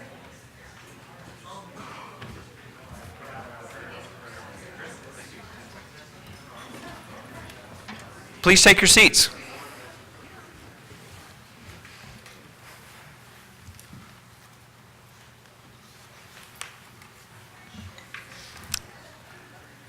Ladies and gentlemen, our next panel, Japanese Society and Security, the Role of the SDF, will be moderated by Jim Schoaf. Jim is a senior fellow in the Asia program at the Carnegie Endowment for International Peace. Jim? Oh, thank you very much. I was hoping I had another second or two to get my water. Thank you, Chris. Good afternoon, everyone. My name is Jim Schoaf, and it's a real honor and a pleasure to be here today. I want to thank Sasakawa Peace Foundation USA for the opportunity, the invitation, to Jim Zumwalt and his team, to Chris and Sayuri. It's always a pleasure working with this group. And I know you've covered a lot of issues today, but we're going to talk about something a little bit less run-of-the-mill for Washington as a U.S.-Japan security topic, the role of the SDF, Japan's security and society. And before I introduce our speakers, I just want to say a couple of words about this topic because, you know, we have the Heisei era in Japan is coming to a close. We have a new era, the Reiwa era, about to be launched. And when I think of the Heisei era, it's really quite a transition on this particular issue in Japan, almost from the very beginning with the debate over Japan's contribution to the Gulf War, the peacekeeping operations law, then soon thereafter the SIASJ, the situations in areas surrounding Japan because of the growing missile threat from North Korea, emergency dispatch to the Middle East, developing a truly combined architecture in the Joint Staff Office with a chief of staff from 2006, moving from an agency to a ministry in 2007, developing an NSC, and dealing with all the big natural disasters in '95 and in 2011 as well. All of this has had an impact, I think, on civil-military relations, on the perception of the role and affinity with the self-defense forces in Japan, and that has an important implication, I think, for the U.S.-Japan alliance, and of course the United States has been a part of that. So we have a chance to talk about all of these issues today with a wonderful panel. I'm going to introduce our panelists in kind of reverse order to when they'll be speaking. I'll start with Professor Takako Hikotani. She is on my far left, the Associate Professor of Modern Japanese Politics and Foreign Policy at Columbia University. She previously taught at the National Defense Academy of Japan for about 18 years, I believe, so a very long time there, working with the cadets year in, year out. She lectured at the Ground Self-Defense Force and Air Self-Defense Force staff colleges, has also worked at the National Institute for Defense Studies, so it's great to have Hikotani Sensei here. I first met her when we were together on the U.S.-Japan Leadership Program back in 2000, and it's always been a joy. Andrew Oros, next to her, is Professor of Political Science and International Studies at Washington College. He's also Associate Dean for International Education, Director of International Studies there. And I discovered a Columbia link. You got your PhD at Columbia, and you got your PhD. More classmates. So we have a bit of a Columbia mafia here. Andrew, of course, recently published his book, Japan Security Renaissance, and he's written many other publications on U.S.-Japan alliance and Japanese security. And last but certainly not least, retired Lieutenant General Masayuki Hironaka. It's a real pleasure to have General Hironaka here. He is currently a research fellow for security and foreign affairs at Sasakawa USA, also a senior fellow at Tokyo's Rebuild Japan Initiative Foundation. Prior to his retirement from the Air Self-Defense Force, he was commander of the Air Training Command and held numerous other operational command and staff positions, director of personnel and training department, I believe, in the Air Staff Office, and director of operations at the Joint Staff Office, commander of the Western Sector Air Self-Defense Force. So we have a lot of experience in various insights today. So we're going to hear from each of the panelists individually with some opening remarks on this topic, kind of covering different aspects of the issue.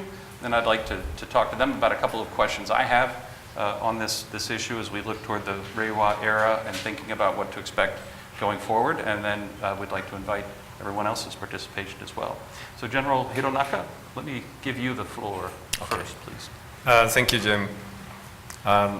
My role is as introductory phase. It's my great honor to have an opportunity in front of the respectable scholars and specialists from the US and Japan to speak out. Jim mentioned about CMR. Today's topics is covered society and securities. The CMR is one of my research topics in Washington, and also the long-term agenda as when I was active duties for long times. Today, I'd like to talk about my small portion of my current thinking about mainly the concept of CMR and future challenges. The theoretical concept of CMR has been inevitably established and developed since 1950s because political decisions must be greatly impacted by the strong force capabilities, particularly with nuclear weapons. The CMR is composed of three actors. One is the military and the politics and the public. Also, the CMR were interactions among three actors. The concept of CMR should be not only on the decision-making process, but also on the final decisions. Quite simply say, CMR is tentatively defined as include at least 5 points. 1, clear positioning of the military as a group of experts within the state apparatus. 2, sense of unity between the political leaders and the public. 3, candid exchange of opinion in the decision-making process between the politics and the military. 4, effective performance of the military as a result of its complete subordination to political decisions. 5, accountability for the public. I'd like to quickly review the liaison d'etat of the military in democratic states. What is the basis on the CMR? The primary role of the military is to defend the state or nation against external aggressions. The roles of the military are eliminate of the external threat on the state or the public, protection of sovereignty, and maintenance of international peace, national disaster relief, capability building support, and drug control, etc., are the supported missions or roles of the military. As to the principle of the CMR, from the military perspective, in democratic states, the first principle, number 1, military commanders should always seek out military professionalism. Second, military commanders should make effort to matching political objective and military objectives. Third, military commanders should keep complete subordination to the political decisions. Currently, the concept of CMR, broad concept of CMR, is in democratic state has been more complicated because various kind of national asset greatly influence or affect to CMR. Next, I'd like to briefly explain about what the self-defense force is, what the JSDF is. In October 18th, 1990, the Foreign Minister Nakayama stated at a plenary mission of the House of Representatives that JSDF is imposed severe restrictions under the current constitution and the domestic laws. The JSDF is not legally a military organization in Japan, but its organization is internationally dealt as a military organization. Of course, the JSDF personnel are considered as a military personnel. Although the JSDF is imposed severe domestic restrictions, the JSDF is only capable organization to defend Japan as a national asset. The public argument regarding the liaison d'etat of the JSDF, which is based on the CMR in Japan, has not been well developed. Next, I'd like to explain about my several insights for the future the challenges, CMR challenges. The first one is the challenge. First challenge is to develop public argument for the liaison d'etat of the military. The Japanese public is not legally assigned as a duty to defend Japan. Then there is hardly any security or military studies at university or graduate schools, let alone at the public elementary and middle schools. Before the discussion about liaison d'etat of the JSDF, public acknowledgement for security or military studies must be quickly caught up with the Western countries as well as the top secret, at a top priority. The second one is how to deepen the sense of unity between the military and the public. The U.S. public is, I think, the U.S. public generally understand or confident of the U.S. Armed Forces. On the other hand, Japanese public never know what JSDF is, although the Japanese public have promoted their recognitions through the JSDF performance at the Great East Japan earthquake on March 2011, deepening the unity between the JSDF and the Japanese public continues to be difficult challenges. I think it's positive public relations with transparency are necessary because the JSDF is a good model of the future military organizations. The third one is to promote candid exchange of opinions between the political leaders and the military commanders. Mutual understanding are based on the candid exchange of opinions. Japan established the National Security Council on 2013, and the decision-making system was alternatively improved. However, this system should be more functioned through actual implementations. The fourth one, military's complete subordination to decision-making or final decisions. The democratic state, in the democratic states, political leaders are chosen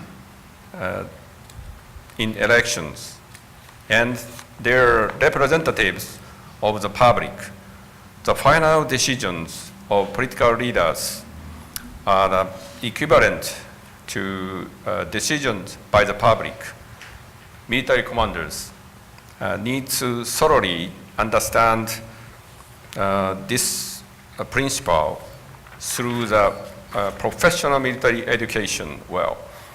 Lastly, there are serious gaps between the political leaders and the military commanders and public. And the basic acknowledgement, experience, and particularly sense of value is completely different. These kind of difference affect growing the mutual distrust. The gaps is growing on. This is a fact that an effective and adequate performance of the JSDF in contingency would be difficult because the JSDF is given many domestic restrictions to use of force, unlike international military standards.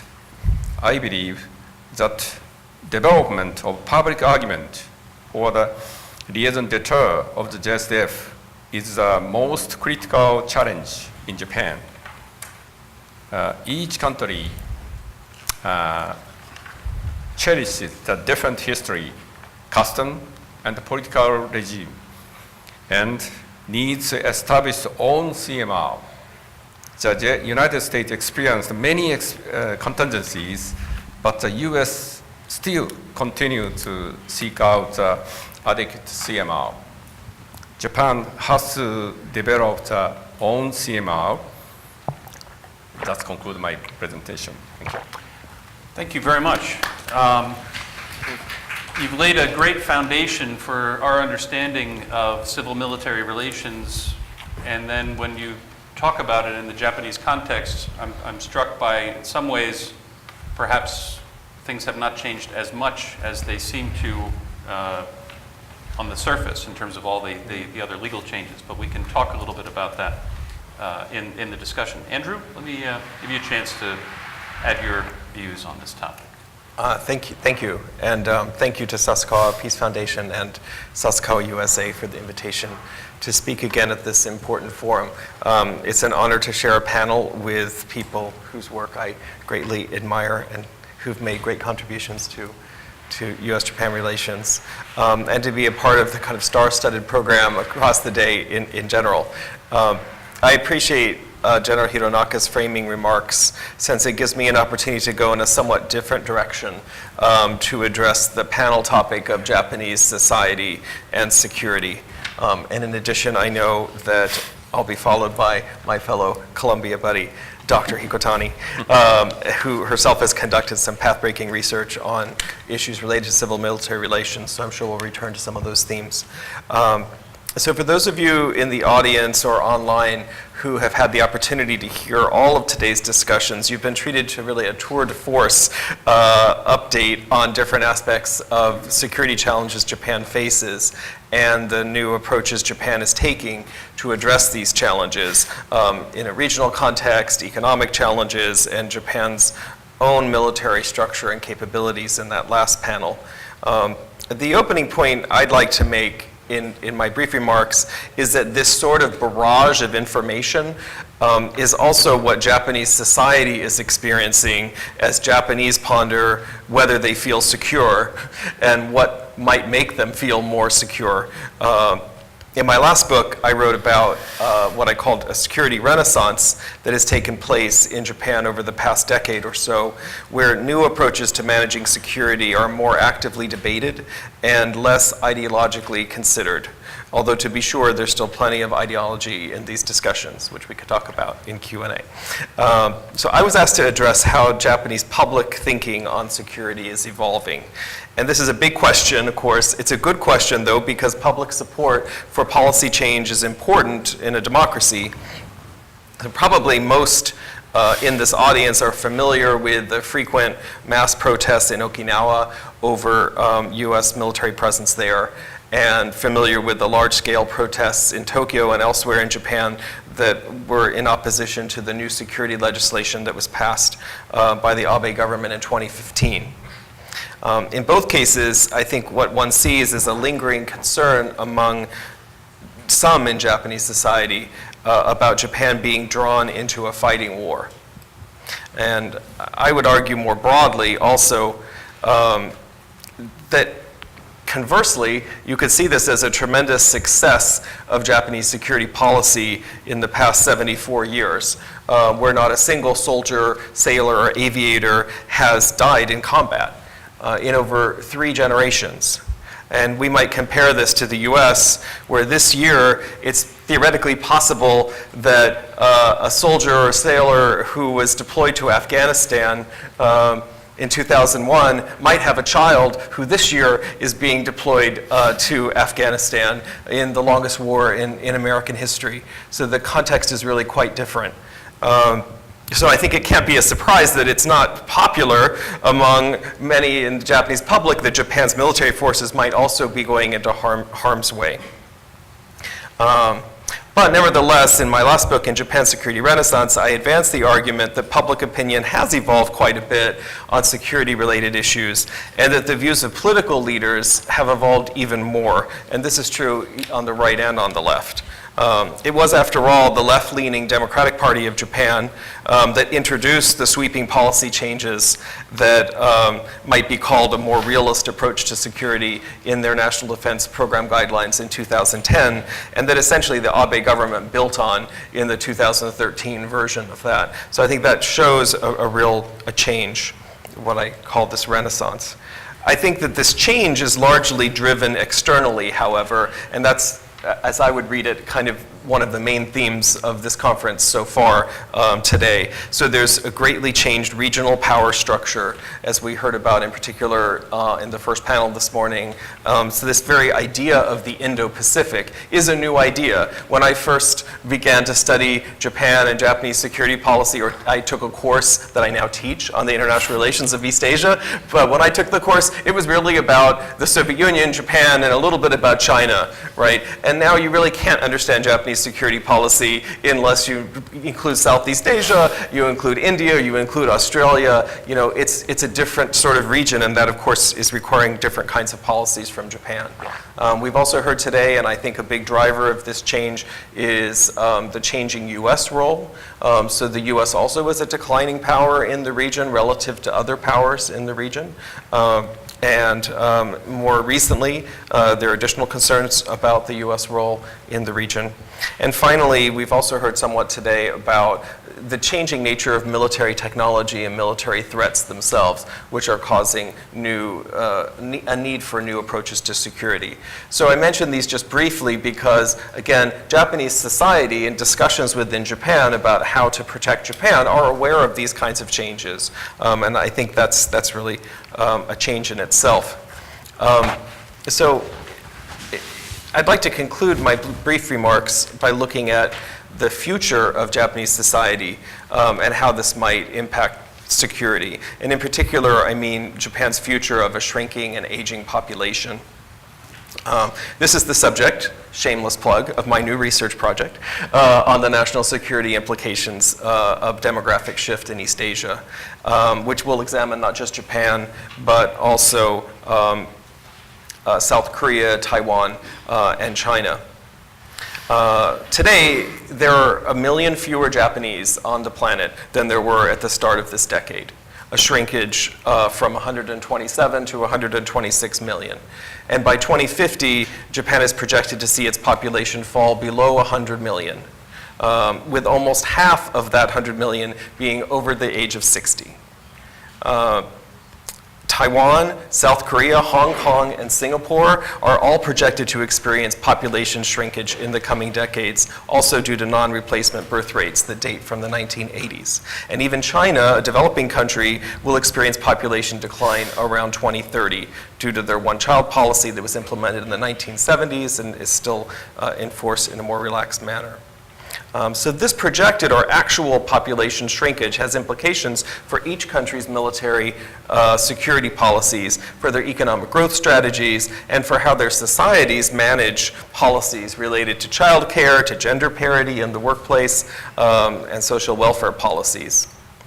So my new book is going to examine the broader national security implications of this shift, including issues like the use of artificial intelligence, robotics, and autonomous weapons, and the potential impact on alliances and deterrence.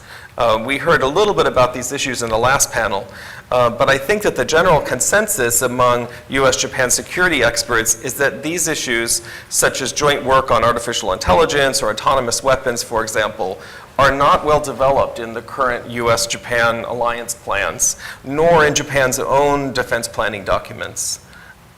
But for this panel, because I haven't done that research yet, for this panel, and to draw to a conclusion, I wanted to mention just two aspects of this future of Japanese society. Number one is the challenges that the Japan Self-Defense Forces faces in meeting its recruitment targets. And number two are competing priorities or concerns in Japanese society about what to spend government budget on. So I suspect in Q&A that General Hironaka or Dr. Hikutani can address this first concern about meeting recruitment targets. But on the latter point about competing priorities for a limited budget, I think that demographic trends suggest that some of the plans that we've heard about in earlier sessions today about the expanded defense role Japan's going to play in the region or within the US-Japan alliance may be somewhat more limited than we're hearing today. So in transition to Dr. Hikutani, I would just encourage this very policy-focused audience, many of whom I know, to consider carefully these broader societal questions raised in this panel when thinking about next steps in Japanese security and in US-Japan relations moving forward. And I look forward to talking to you somewhat more about my last work, my new work, and thank you. Thank you, Andrew. Appreciate that, and thanks for introducing those issues, and I do want to talk about that in our Q&A. But Hikutani-sensei, let me let you jump in here before we get our dialogue going. Thank you, Jim. Thank you very much for this wonderful opportunity. It's such an honor to take part in such a conference full of distinguished panelists and to be here with my good friend Andrew of over X number of years from graduate school. It's been particularly fun. Since the 20th century. Since the 20th century. And with General Hironaka, whose work I truly respect on civil-military relations. So I'd like to talk about the civil-military relations as a research topic, although I did teach at the National Defense Academy for 18 years as a civilian, and that if you have any questions along that line, I'd be happy to answer as well. One thing that I would like to mention is that there is a PBS documentary called Japan's About Face, which was made in 2007. Which is actually a very good program if you are interested in the workings of the National Defense Academy of Japan. Unfortunately, I'm in it, as in my 10 year ago myself, that I don't really want to propagate, but that's not the point. I think that it's interestingly during the Abe administration, the first Abe administration, and it's kind of a good way to look back on how far we've come in the 10 years, but some things haven't changed either. But it's just that in terms of the academy itself, it's a pretty good description still. So I encourage you to watch that if you're interested. So having said that, I'd like to start with quoting from one book that was written in 1999 about Japan's state of civil-military relations. The author writes, Japan's politicians have leaned towards civilian control in the form of containing the military and the role of the self-defense force by resorting to constitutional arguments and societal pressure. They have tended to subcontract that out to civilian bureaucrats. If this could be dubbed the policy of civilian control by containment, what is required today is a policy of civilian control by engagement. He goes on to say Japan needs to consolidate civilian control functions in the Diet and in the cabinet. In particular, it is crucial that the gathering, analysis and transmission of information be under civilian control. And he adds, without the understanding, support, and cooperation of the Japanese people, the self-defense force would be no use no matter how powerful or superbly equipped. And I'm quoting this partly because I was hoping that the author will be still here, but this was from a book by Dr. Funabashi titled Alliance Adrift. And that's another book that I recommend to my students who are too young to know what the 90s was about Japan and the US's search for the significance or the meaning of the alliance, and also kind of gives you how things were in the 90s. And reflecting on that, I'd like to ask this one big question for my part for the opening. How far have we come from containment to engagement? And I think I'm more on the optimistic end compared to General Hironaka, and I think that differences in our impression might be something we like to talk about. But I do think that the consequences of the containment still is significant, and that's actually, if I were to do a shameless plug like Andrew did, we are New Yorkers, so relentless. That's the topic of my book, is why Japan chose containment and the consequence of that. But I'd like to skip to the conclusion in today's presentation, which is about what's been happening in the past 20 years. So I wouldn't cover the whole Heisei era, but from 1999, which happens to be the year that I started teaching at the Defense Academy. And that Dr. Funabashi's book really influenced me, and it's really too bad he's not here because I really want to thank him, because it actually made me interested in the topic of civil-military relations beyond my role as a professor there. That actually changed my dissertation topic, which was a bad idea, by the way, from international political economy to civil-military relations in Japan. And also, it made me kind of wonder about the consequences of containment, and it made me think more about as a guideline to witness what was happening to civil-military relations in Japan in the almost 20 years that I taught there. So the question, is there more engagement rather than containment? I think it's yes. But I do want to qualify that by saying that if there are two aspects to engagement, one is more about protection provided by the military and how to effectively use that. The other is protection from the military, which is accountability. I think that the past 20 years has been seeing more progress on the protection with using the military than protection from the military. In a way, it was a shift away from thinking about containment.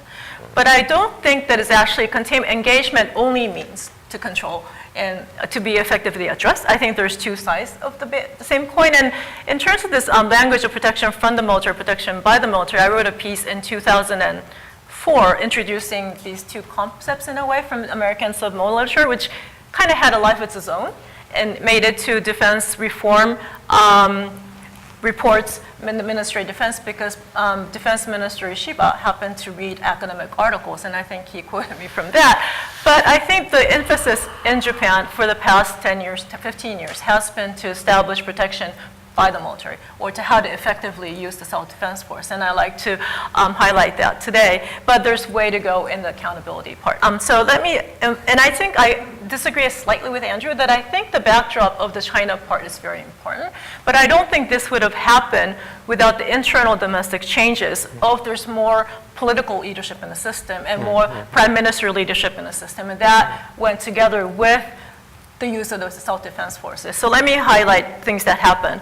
One is that, so in terms of the self-defense force in decision-making process, there was a series of enabling legislations in the 1990s to 2000s, which led to dispatch of troops to Iraq, for instance. One of my first students that I taught in the academy were one of the youngest officers to go to Iraq, and that was something that was quite unthinkable in 1999. But that happened, and then in 2007, there was a Ministry of Defense reform, which led to a gradual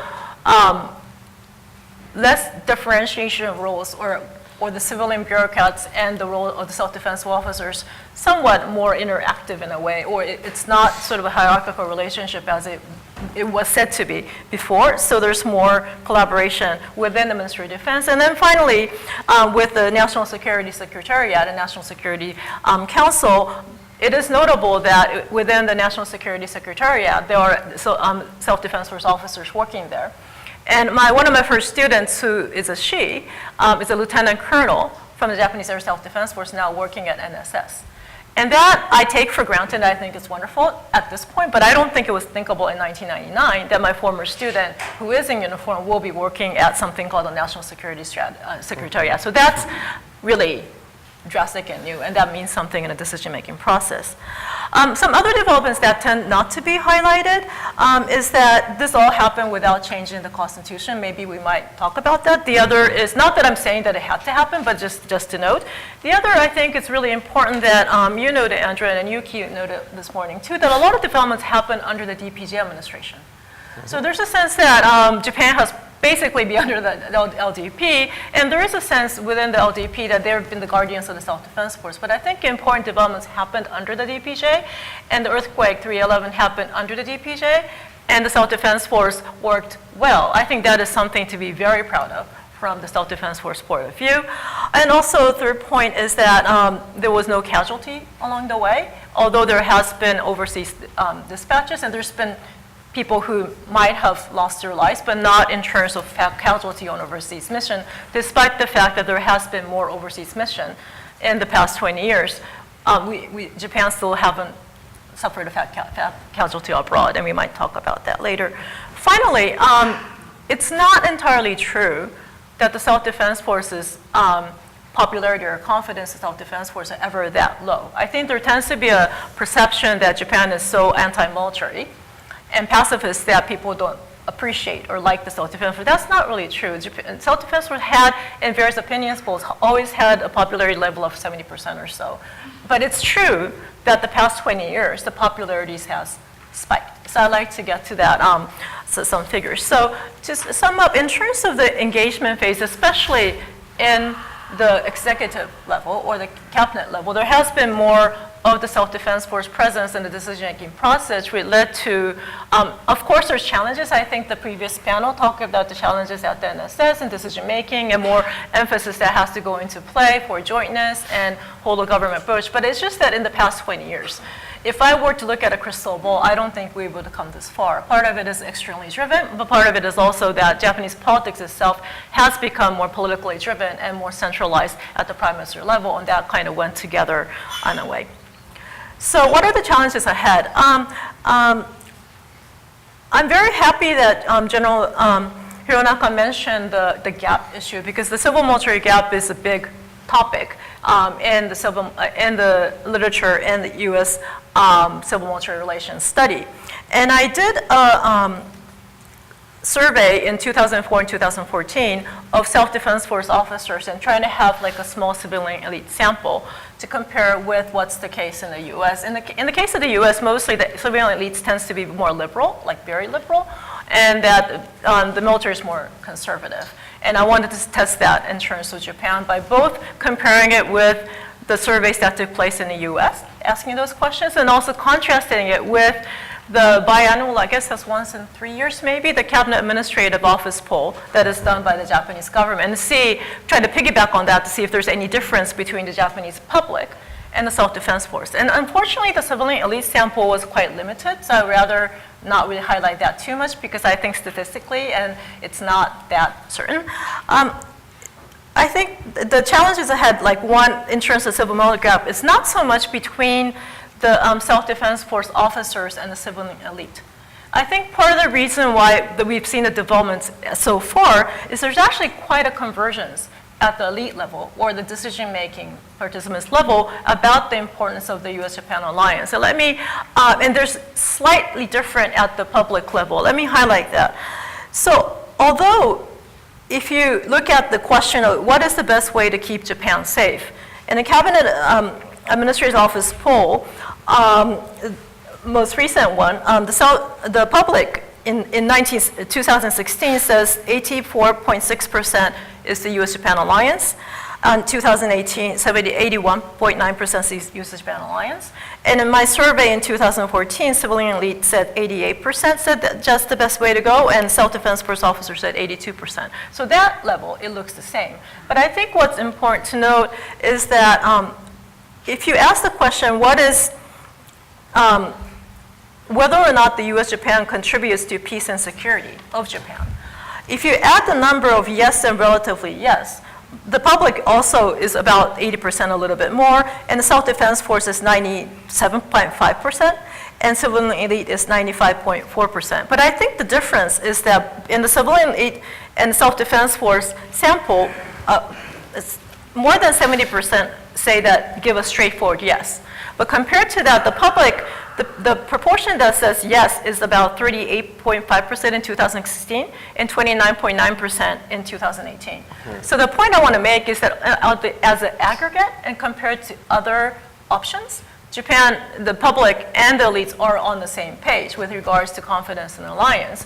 But if you look at it, how much the strength of the support for the alliance might be slightly different, not between the decision makers or the elite level within the self-defense force and people who tend to be in the decision making, but the public. And I think one of the big reason for that is that there's a gender difference, and most of the sampling that I have for civilian elite or self-defense force are predominantly male, and that kind of leads the results to surrender question. But I just want to mention this because I think one of the success of the recent changes in alliance has to do with a lot of preference conversions at the level of people in the room, for instance, right here.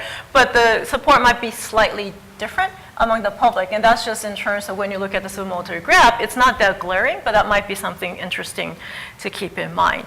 I have a couple of other numbers that I might want to mention later.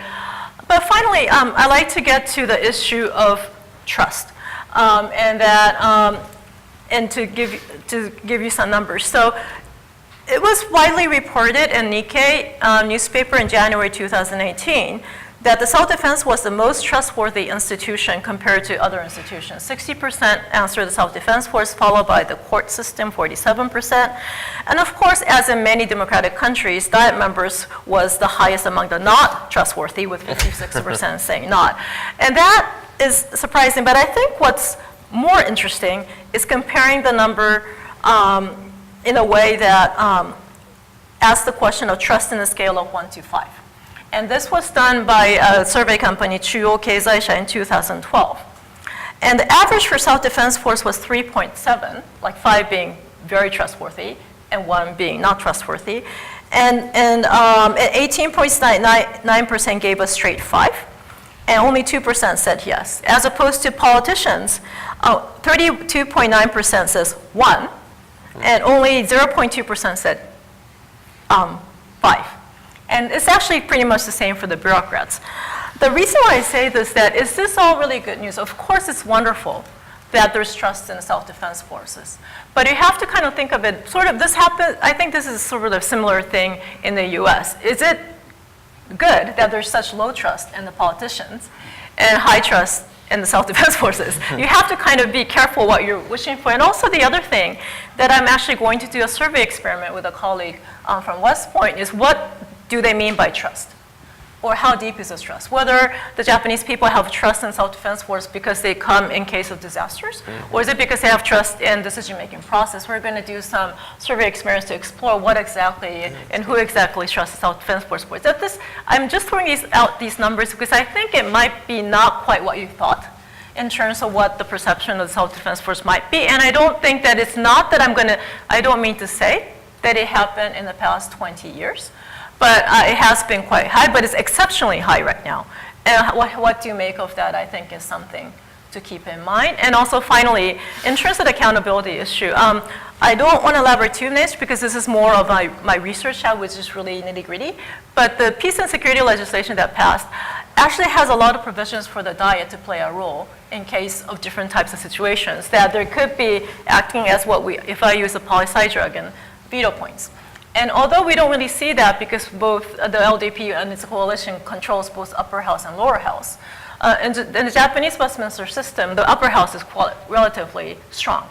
So I think that still the politician piece is still very important, and the concern or the attitude of the public to not have trust in the politician is really problematic. And as Hironaka-san said, if there is a deficiency in the level of knowledge at the Diet level of politicians making decisions, that is quite of concern, maybe because of the fact that in the way that it's structured, and I don't think it's a bad thing, I think it is good that the Diet is structured in a way under the new legislation to play a more constructive role or possibly play a veto player role in decision making in the case of contingencies, especially because I think the role of Diet has reached somewhat of a plateau, in that we don't need to come up with new legislations anymore in disrupting truths, and that's very different.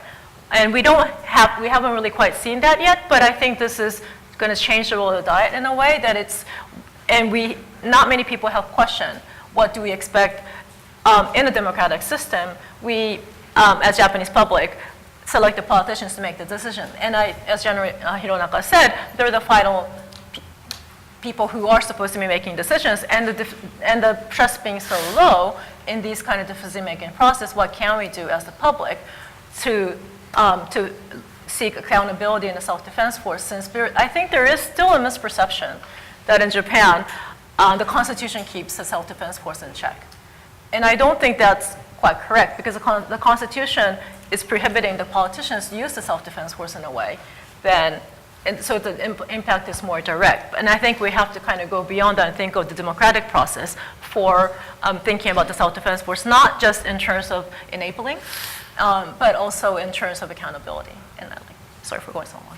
Oh, terrific. No, that's very interesting. I hadn't thought about that as much, but as you talk about veto points and the role of the diet and the policymaker role, I think back to the crafting of some of these various pieces of legislation and how much effort is put into trying to essentially almost decide things in the legislation, or the role of precedents and the importance of precedents, such that decision-making based on the information of the time is less, sometimes almost seems less valued or has less of a role to play than how the legislation was crafted and what the precedents are. And this gets to Hironaka's San's comment about the candid exchange of views and the dialogue and the role of the uniformed officer in the decision-making process of how these decisions are made and issues of accountability. Very interesting. Please think of some questions on your own. I want to get to a couple of quick things that have been on my mind. Some of them were touched on here, but I want to go a little deeper, and we'll try to be quick if we can, because we're already moving along with time. But I was struck by a quote from Prime Minister Abe from last October at the anniversary of the Self-Defense Forces.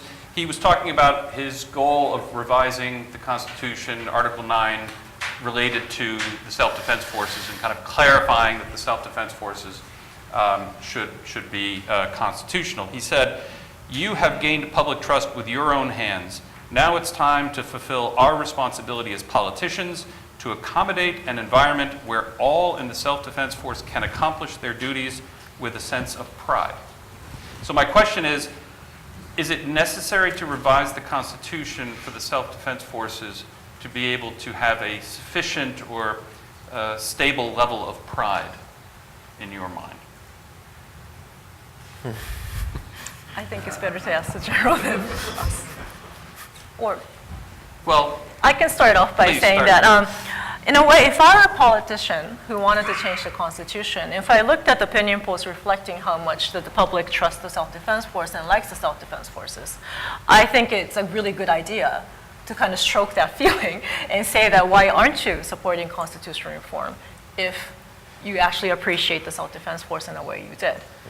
I'm actually uncomfortable with the politicization in a way if it was intentionally so, because there is something to be said that the domestic groups that are for constitutional reform has changed their slogan basically for constitutional reform from let's achieve a beautiful Japan type of slogan to let's thank the Jietai. Their poster for changing the Constitution is Arigato Jietai. So if you don't vote for constitutional reform, you're not saying thank you. And so I don't really like the use of thank you for your service in that way, so I'm very uncomfortable. But whether or not it has to do with the pride issue, I wasn't a self-defense force officer. I was a member in a way as a civilian, so I don't really know the answer to that question, so I have to. Yeah, oh, thank you. Any thoughts, Hironaka? All active duty and also retired officers could not directly in charge of the policy matters. However, the most important thing is the current SDF. After the current JSDF, it is an effective and also adequate performance to protect the public. It's very difficult right now. This is the reality. So how to think about how to use the force is to think and also discuss. This is based on the public argument. So due to develop the public argument, people understand the basic acknowledgement about security matters and or the military matters. In Japan, there is a seriously insufficient to study the basic acknowledgement. So develop these kind of the basic acknowledgement is the most important thing. Thank you very much for that thought and response.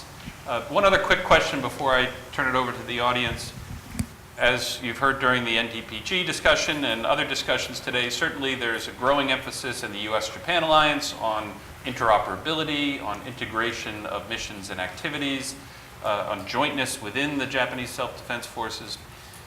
Is there, does a closer operational relationship with the U.S. military potentially impact the Japanese view of the self-defense forces, pro or con, or is it possible that as time goes on, Japan's views of the self-defense forces can be influenced by how the U.S. military conducts themselves in various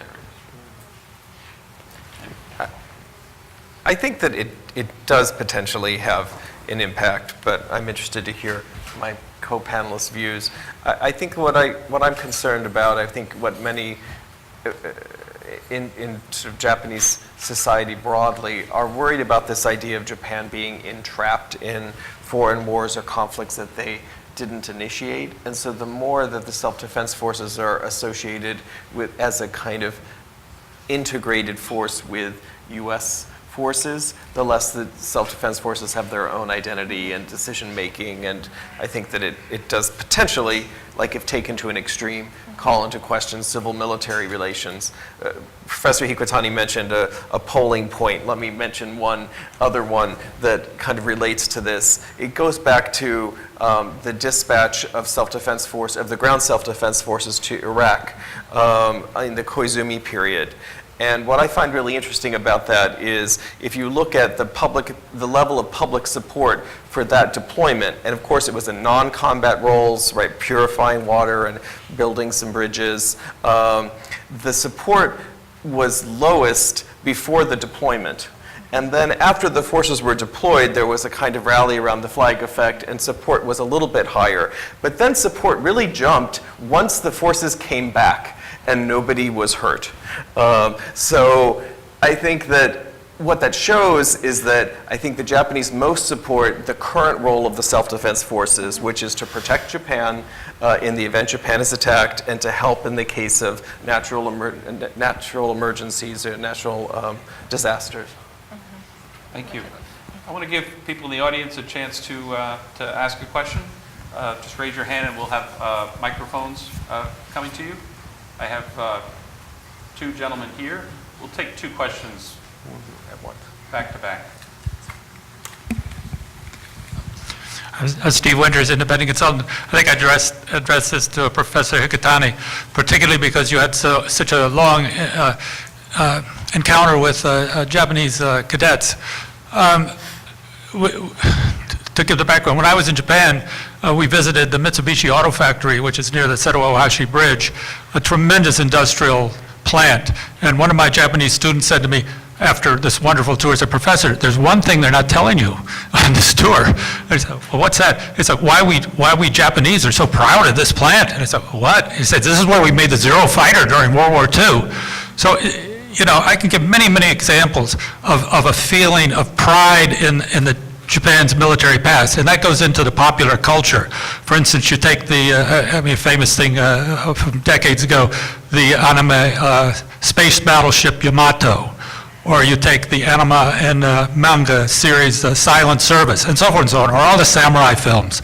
So this is something that doesn't be touched on here, and yet it would be extremely important in understanding the feelings of the Japanese populace or civilians towards their military.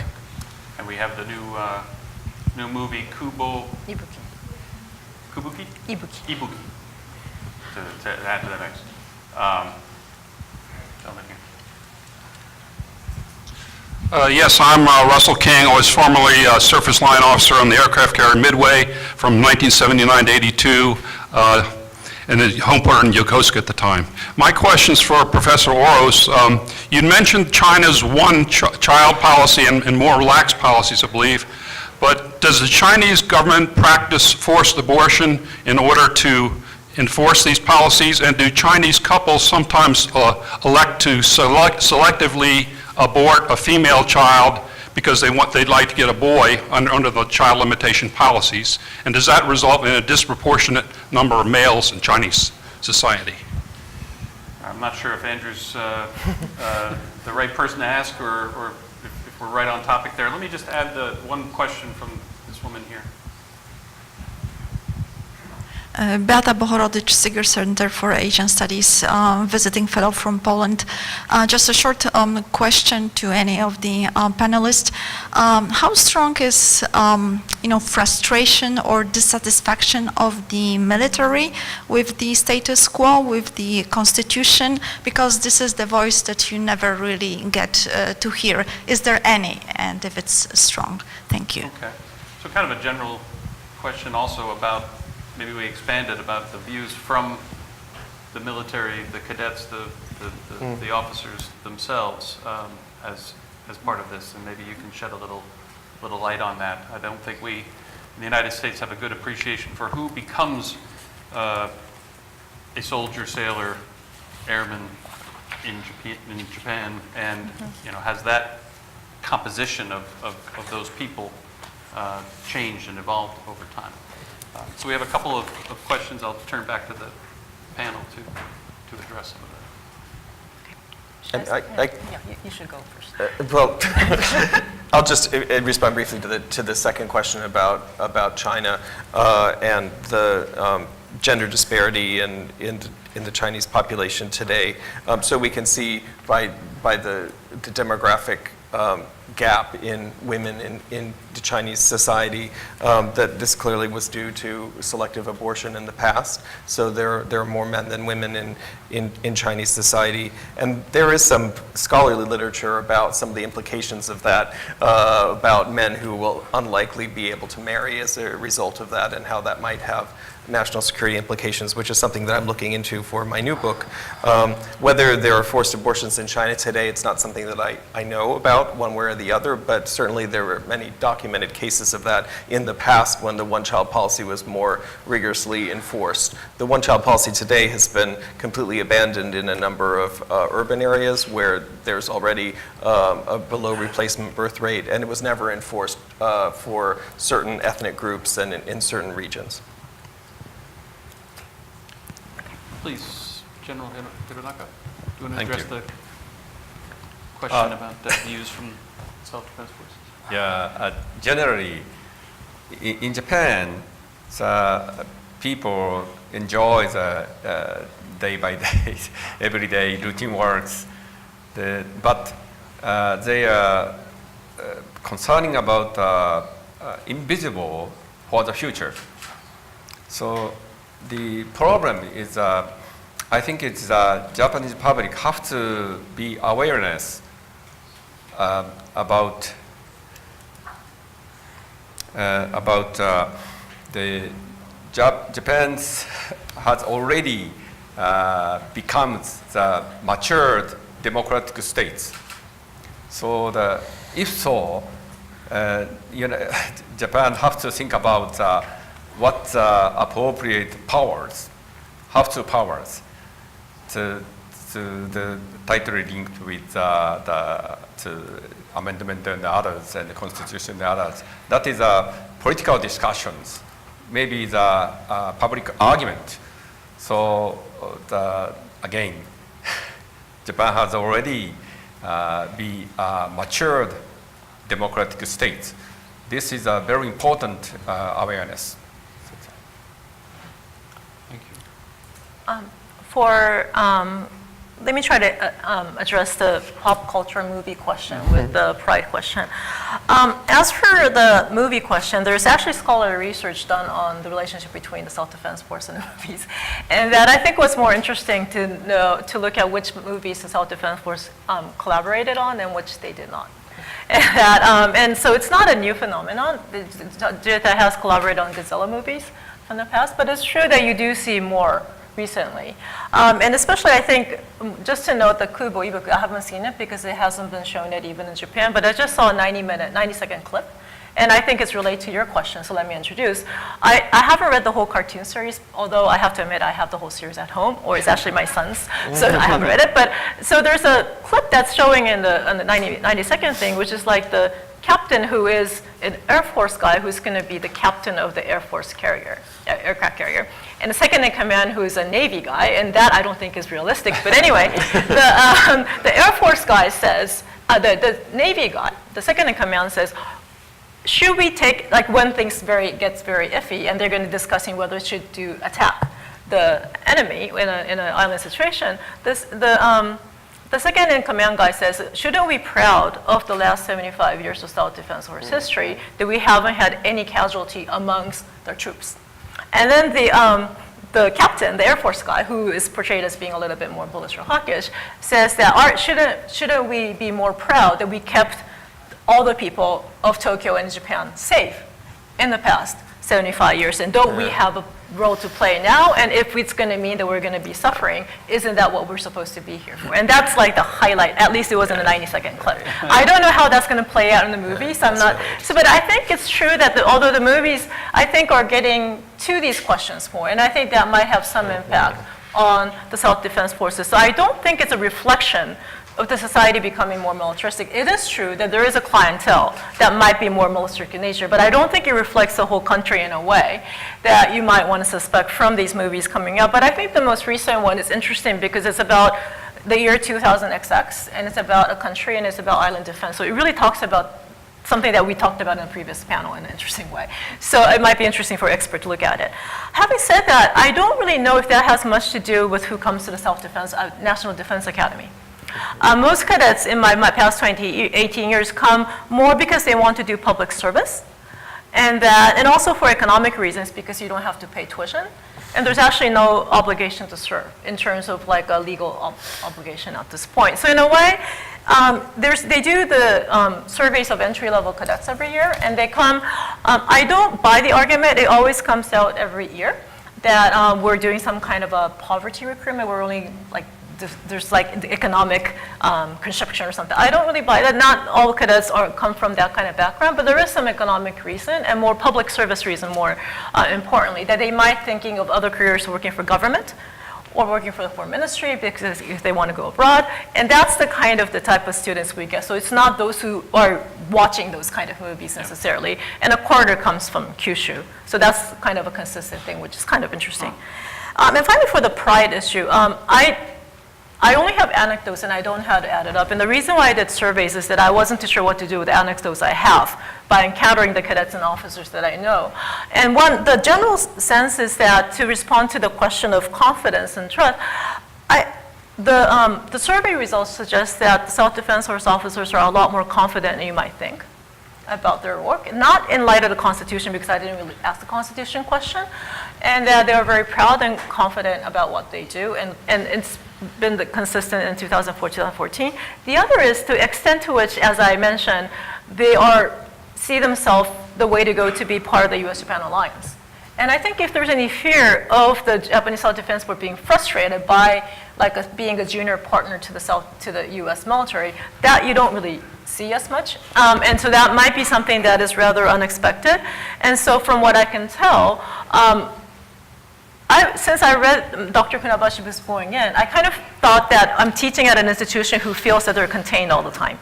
And that wasn't the impression I got teaching there. That led to my own research about why that's the case.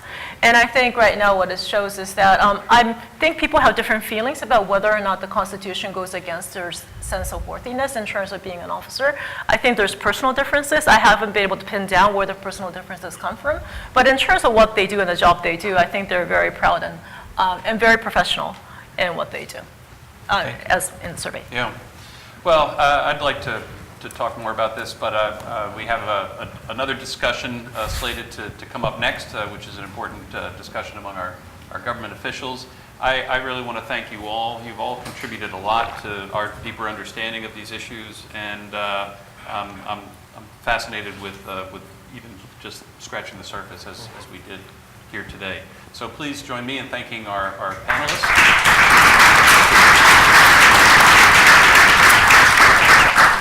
And I turn it back over to Chris. Thank you. Please take a 5-minute break. We'll be getting started just in 5 minutes with our last segment, which is a discussion among government officials, which will be moderated by our CEO, Ambassador Jane Zumwalt.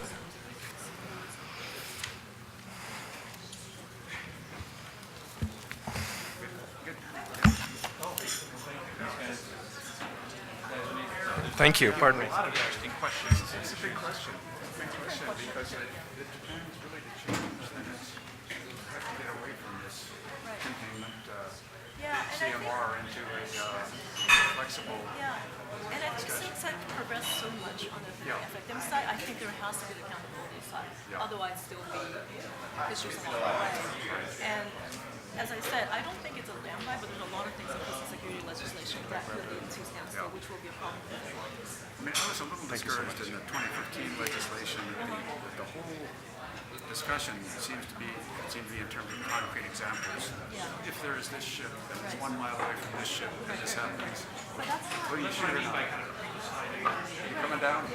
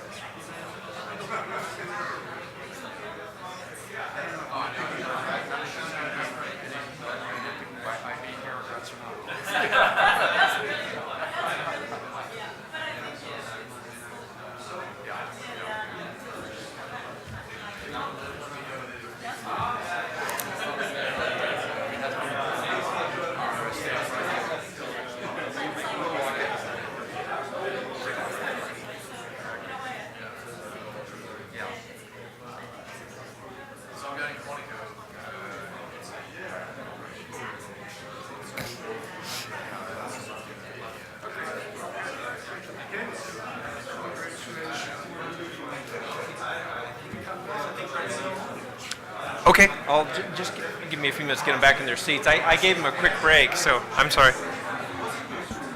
Can you turn this? If you can please take your seats, we'll get started.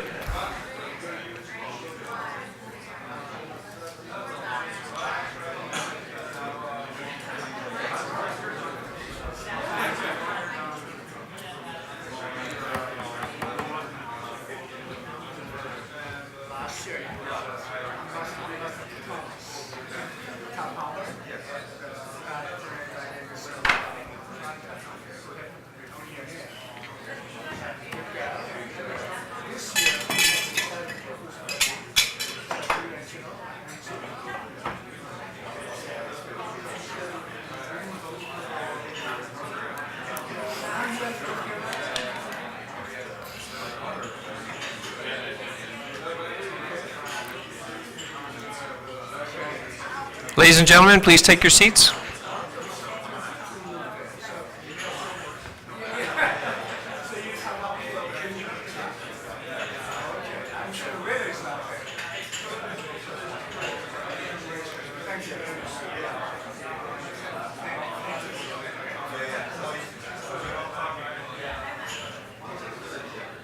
The truth.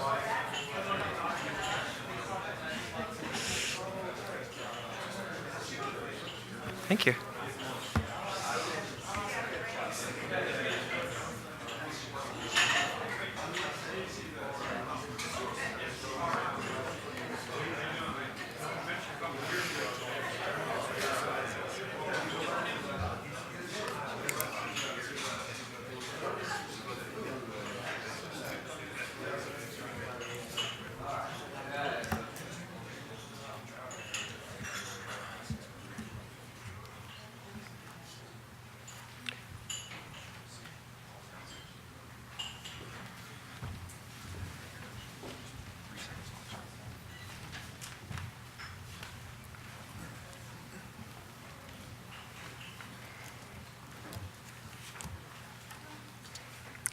Ladies and gentlemen, our next panel, a conversation with U.S. and Japanese government officials, will be moderated by Ambassador James Zumwalt, the Chief Executive Officer of Sasakawa, USA. Ambassador Zumwalt. Well, thank you very much, everyone. We call this the Sasakawa, USA Annual Security Forum, but it feels a little bit like an annual security marathon. So I appreciate that you're all still here. I think we're at that point of the race where we're seeing the finish line coming forward. So, and we saved, I think, the most interesting and exciting conversation for last, because we have people from the two governments who are going to be talking now about the perspective from the respective Japanese and U.S. governments about our security alliance. So let me first introduce Keiichi Ichikawa, who's the political minister at the Japanese embassy.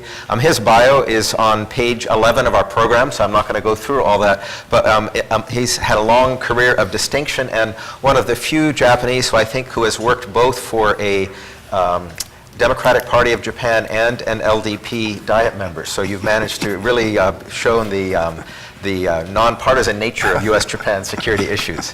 And then to my far left is David Helvey, the Principal Deputy Assistant Secretary for Indo-Pacific Security Affairs at the Pentagon. Again, his bio's on page 9, so I won't go into more detail. Please take a look there. But I'm going to first start by asking each of them to make some comments on how they see the state of the U.S.-Japan security alliance. So Keiichi, can you start? Well, thank you very much. Thank you very much for inviting me to today's forum. It's truly honored. And well, I think that this forum is definitely be held at a very timely the moment, just after the 2+2 meeting successfully held last week, and just a couple of days before the Prime Minister Abe visit here in this town this Friday and Saturday, and a month before President Trump their visit to Tokyo. As a state visit. So let me touch upon very briefly my assessment, the current status of U.S.-Japan alliance. And basically I have 4 points. The first, it's about free and open Indo-Pacific vision. And well, Japan and the United States has been working very closely together with realizing shared vision of a free and of Indo-Pacific these years. And this was reconfirmed at the 2+2 meeting last week. Obviously, the geogravity has moved from the west to the east. Almost half the population, world population, lived in the Indo-Pacific region. We have Asian countries, which has become more confident and vibrant in its the political stability and the economic the prosperity. And also we have India in the region, which has recognized its own responsibility to contribute to the regional stability and prosperity. And also there is the Middle East and the east part of Africa, which has abundant potential with their resources toward the future. But on the other hand, the region of the Indo-Pacific has faced a tremendous challenge, as we have observed, the piracy or terrorism, illegal fishing, and the smuggling and the terrorism, and unilateral coercive attempt to change the status quo. So in that sense, the countries like Japan and United States need to work together to uphold a rule-based international order in this region. That is really important. And concretely, we have invested in the following 3 areas. The first is promoting the basic principles such as rule of law, freedom of navigation and overflight, and the peaceful settlement of the international dispute, free trade and free investment, etc., etc. And second point is the reinforcing the connectivity through help developing countries build infrastructure such as port, seaport or airport, the road and railways. Especially those infrastructures should be high quality, which includes openness and fairness and economic viability or fiscal soundness of the recipient countries. Japan has abundant experience in helping those countries build such kind of infrastructure. And as for the United States, well, we welcome the U.S. recent effort to have so-called BUILD Act passed at the Congress the fall, which try to invite more private sectors to engage in their investment in the region. And also, we welcome the Secretary Pompeo's announcement last July to emphasize energy and digital economy in addition to infrastructure to enhance regional connectivity. We would like to follow up those three areas, infrastructure, digital economy, and energy, in order to enhance regional economy, regional connectivity. And third is contributing to improve security environment by joint exercise, port call, and capacity building in the area of law enforcement and maritime security, etc. In this connection, Japan and the United States has serious concerns about the situation of East and South China Sea. Well, any unilateral coercive attempt to the status quo should not be allowed by any means in any region. From this standpoint, Japanese government strongly support U.S. the Navy's the freedom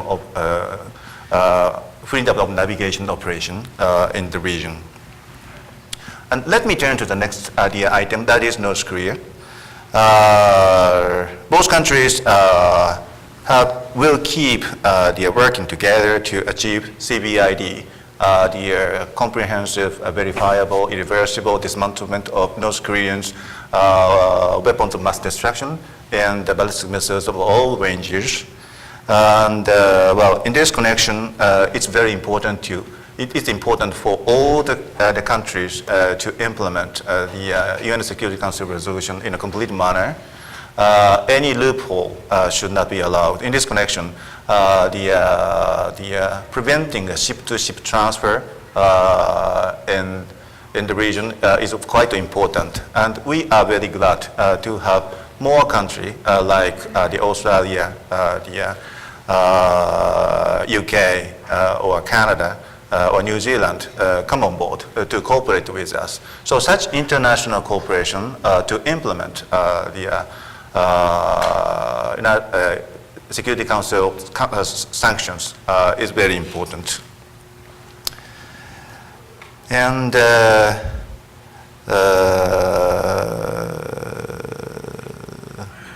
And needless to say, in addition to bilateral cooperation between Japan and the United States, trilateral cooperation with South Korea is very critical.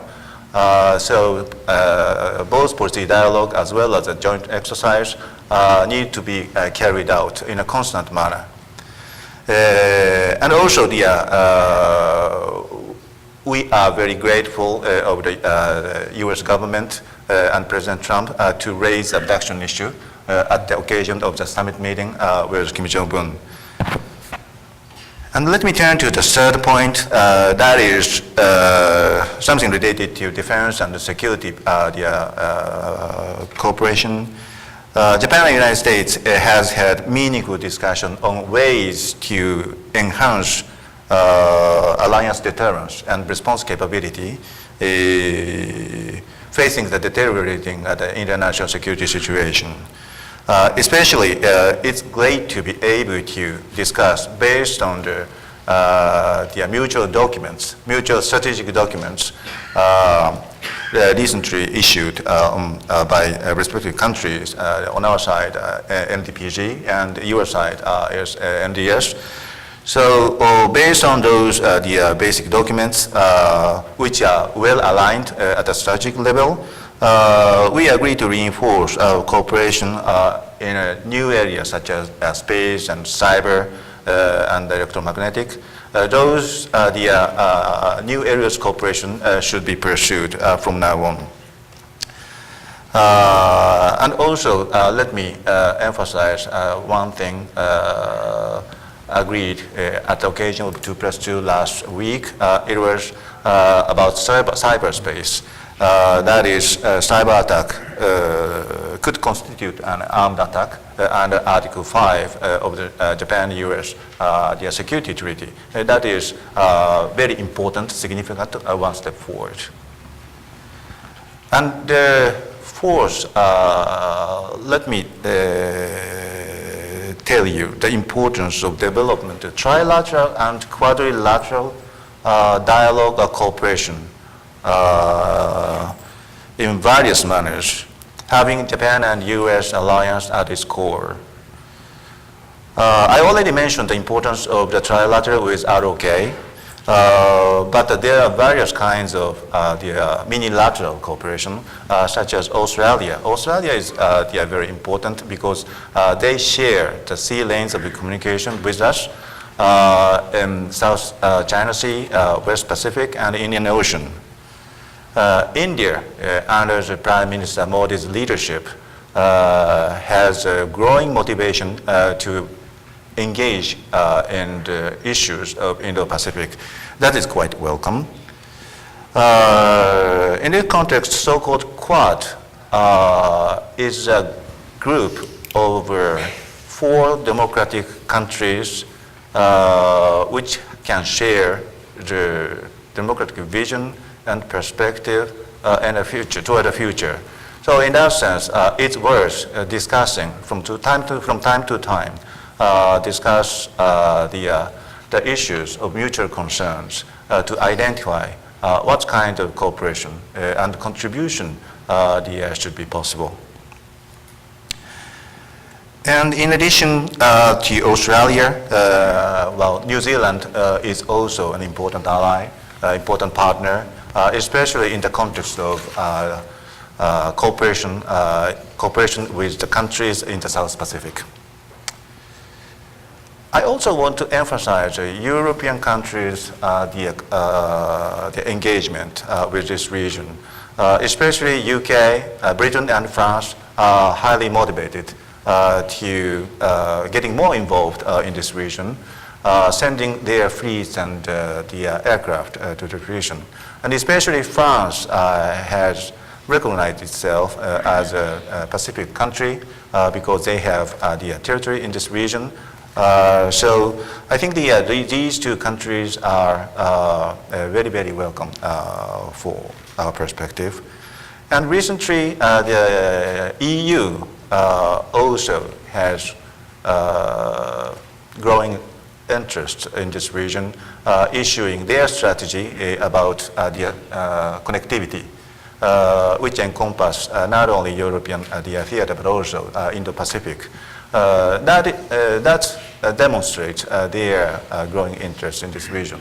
So it's very important to enhance our, the policy coordination and policy dialogue with those European countries. Well, I have several more points, but maybe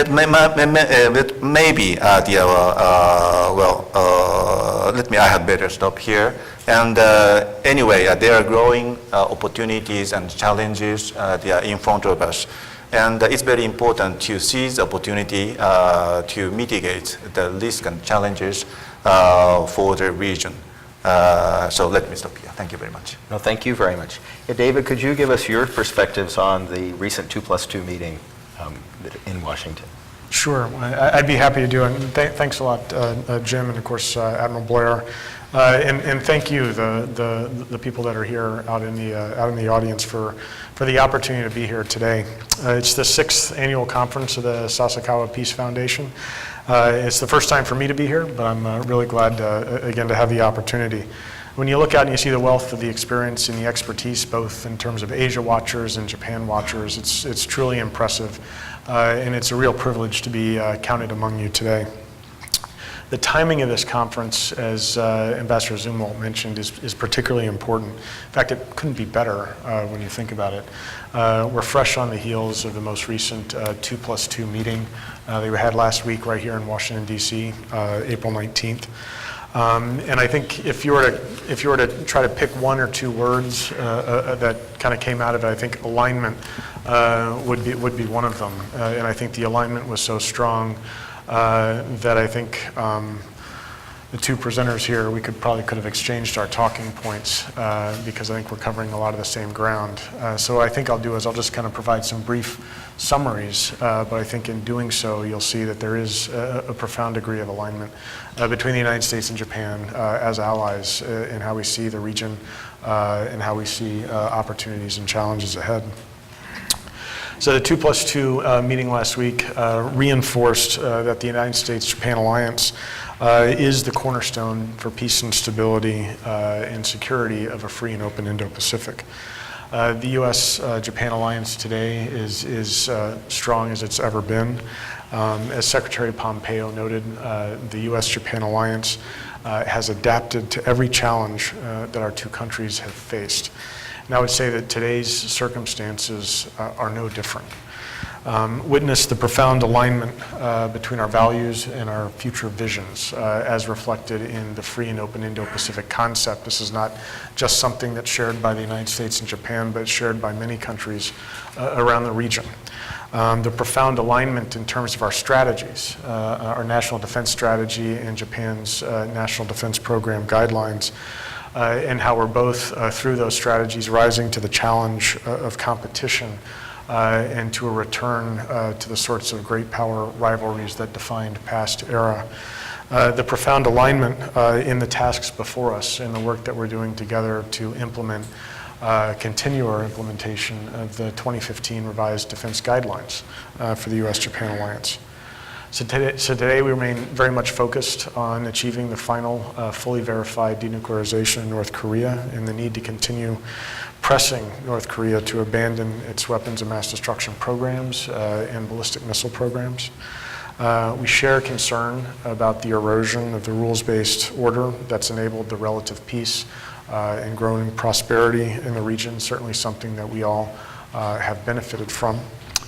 We're responding to pressure in the East China Sea, and for the United States, we certainly remain opposed to unilateral actions that would undermine Japan's administration of the Senkaku Islands, and therefore Article 5 of the Mutual Defense Treaty certainly applies in that context.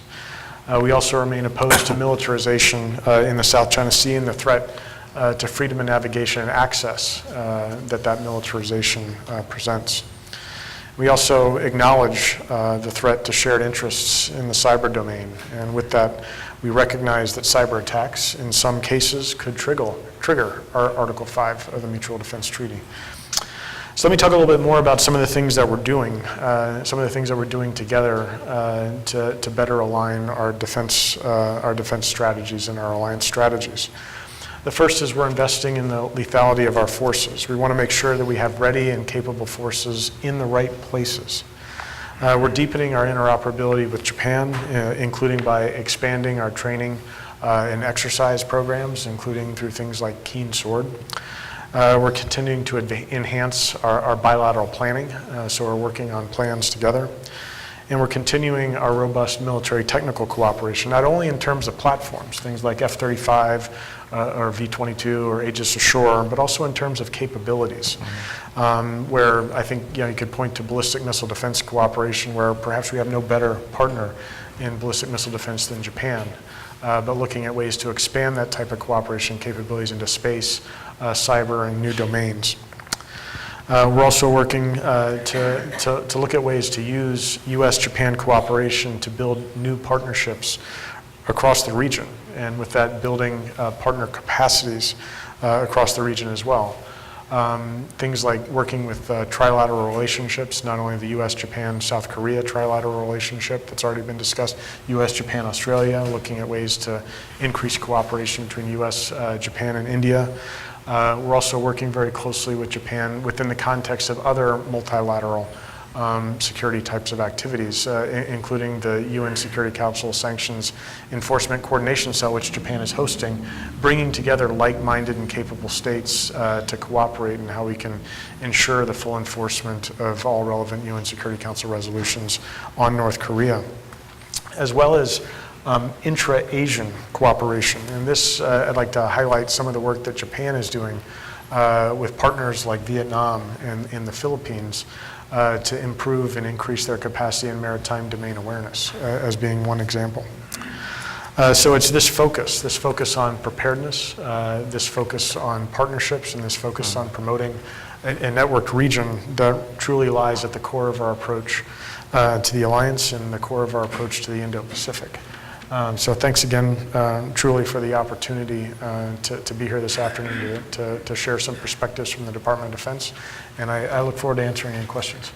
Okay, well, thank you both very much. It seems one of the common things that each of you mentioned and words you used a lot were convergence and alignment, both a shared recognition of the evolving security environment and some of the new threats that we're facing, but also a common understanding of what we want to do moving forward.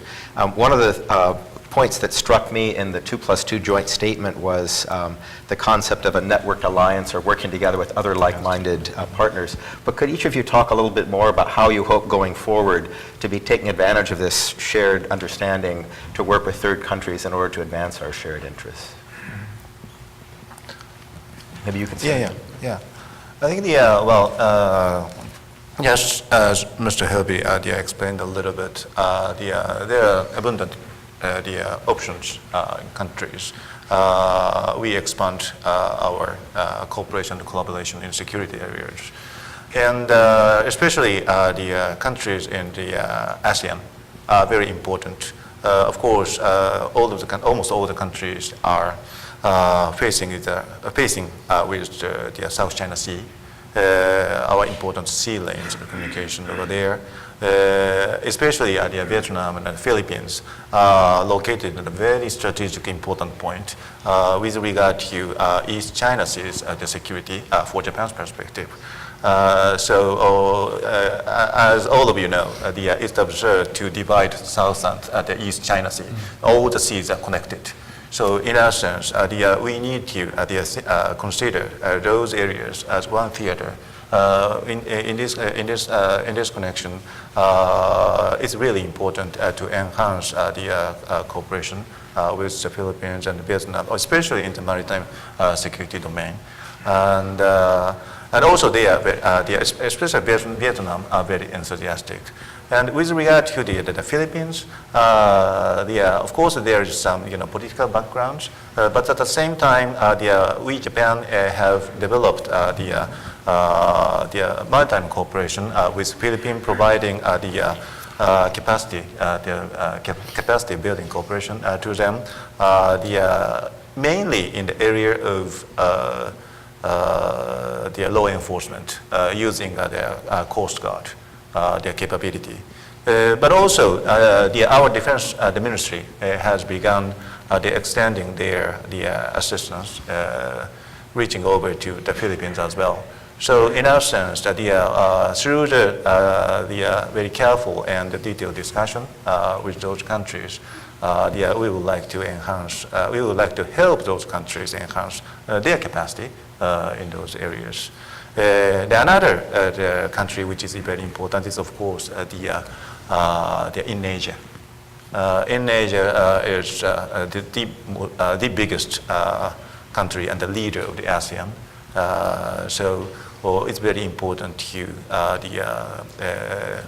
build up a very stable collaborative relationship with Indonesia. It's a bit far from it's a bit far from the Philippines and Vietnam, but at the same time, recently they have become more conscious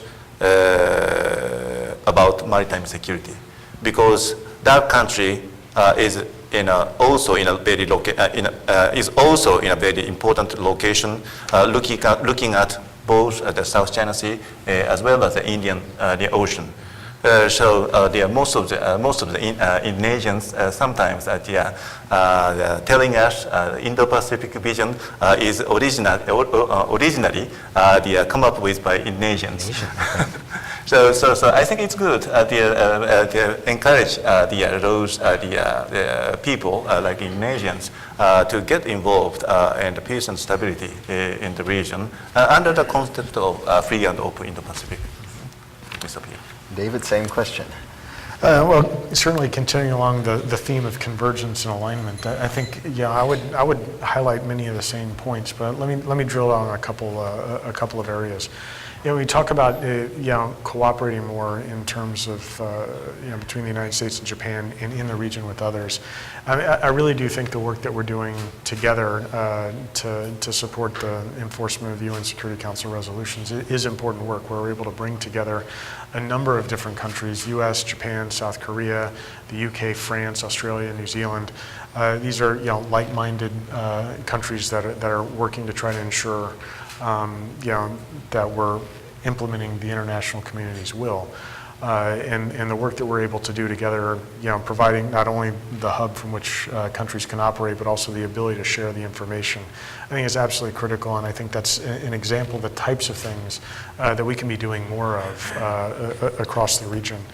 Another area where I think the United States-Japan alliance can do a lot more in terms of cooperation with third parties is in the area of building partner capacity. And I know that my friend Ichikawa-san had talked about working more with Vietnam and the Philippines and Indonesia.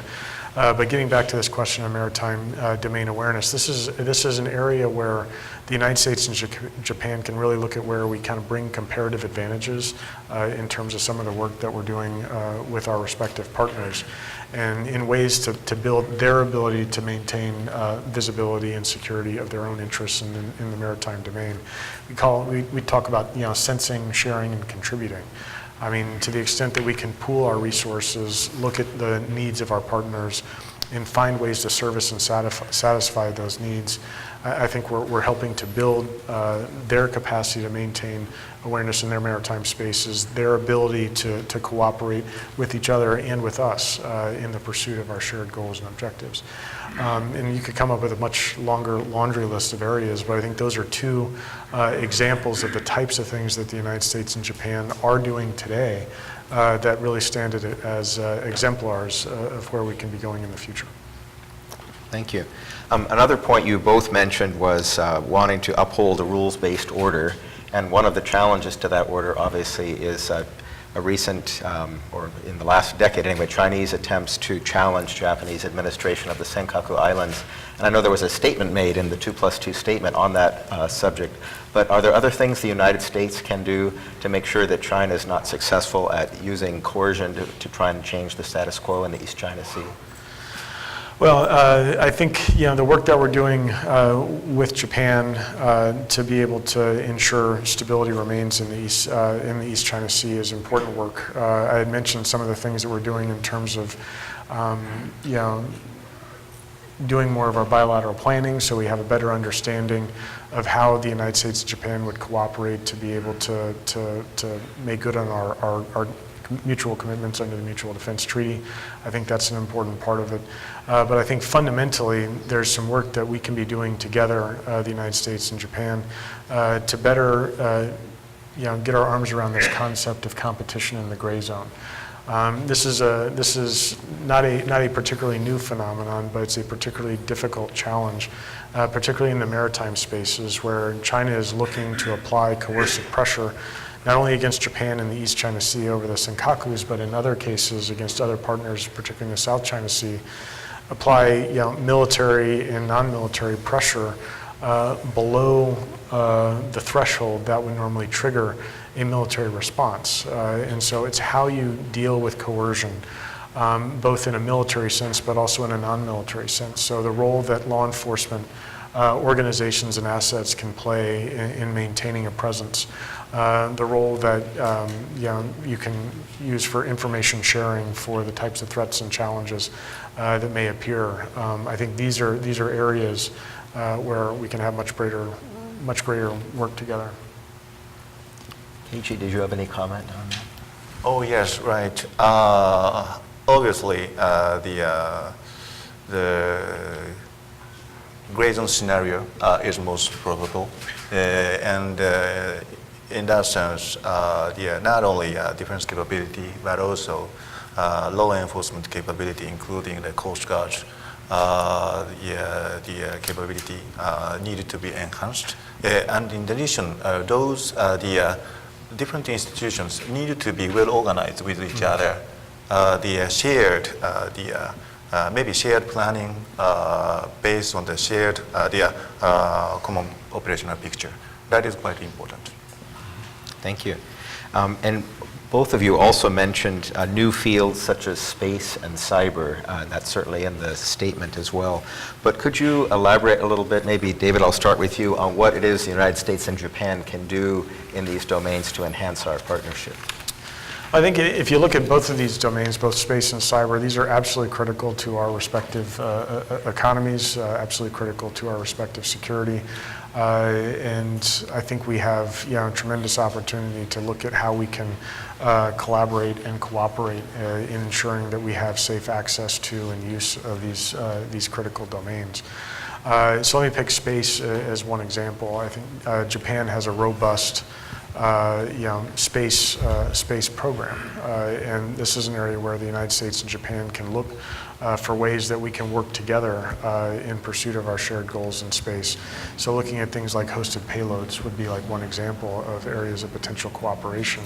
Having a better, working together to get a better sense of what's going on in outer space, improving our shared space situational awareness, again, would be another example. It's how we, again, getting back to this earlier concept of pooling resources and looking at leveraging each other's comparative advantages and capabilities so that we're pursuing common objectives. I think in terms of the cyber domain, I think here it's understanding not only what types of threats and challenges exist in that domain, but working together on how best we can improve our respective defenses, harden our networks, improve cyber hygiene, understanding how we can cooperate to defend against the types of challenges that I think we're both facing in terms of the cyber domain. Okay. Keiichi, would you like to comment as well? Well, not so many things I should add, but as Mr. Helby suggested, we have developed some joint cooperation both in the cyber and the space area to some extent, such as the hosted payload cooperation to enhance the space situational awareness is one of the successful area. But maybe from now on, we need to identify another the good area of cooperation to enhance our capability towards the shared objective. That is quite important, and maybe in that sense, there are some good technologies Japan and Japanese companies has developed. That is Japan's strength, and how to make best use for the enhancing Japan-US alliance. That is quite important. For example, the censoring technology of Japan is quite advanced, and why don't we? How to make the best use of such kind of high technology? That is one of the important point we need to look into. Thank you. Now, you raise a very important point, which is that each nation has industrial strengths, and obviously combining those strengths makes us much stronger. But David, did you want to comment as well on this area of in the industrial sectors and how we might enhance our collaboration and our cooperation?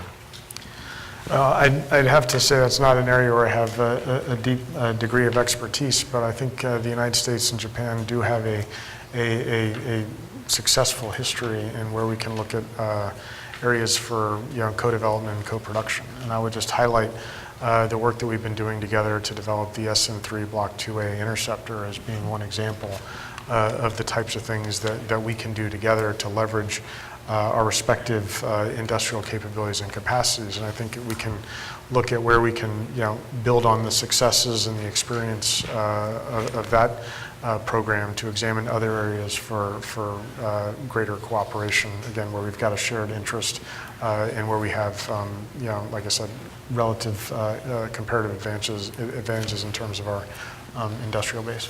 Thank you. Yeah, I want to leave some time for audience questions, so let me just ask one final question of Keiichi, and that is, later this week, Prime Minister Abe will be coming to Washington, and what is it you hope to see coming out of that visit? Well, we are glad to see that series of leaders summit meeting toward the future, with the one of this week as the first. I think that is really the great opportunity for both of us to recognize the challenge and opportunity for our alliance at the leaders level. Obviously, they are North Korea, and obviously challenge to the status quo, challenge to the rule-based international order. All the things seems to have some potential to change the existing international order. So in that sense, it is really important for the country like Japan and the United States to be conscious of mutual responsibility to uphold the rule-based order and lead the other countries in the region towards the more stable, more prosperous international society. So we hope that such kind of higher vision should be recognized at the leader level, and based on the leaders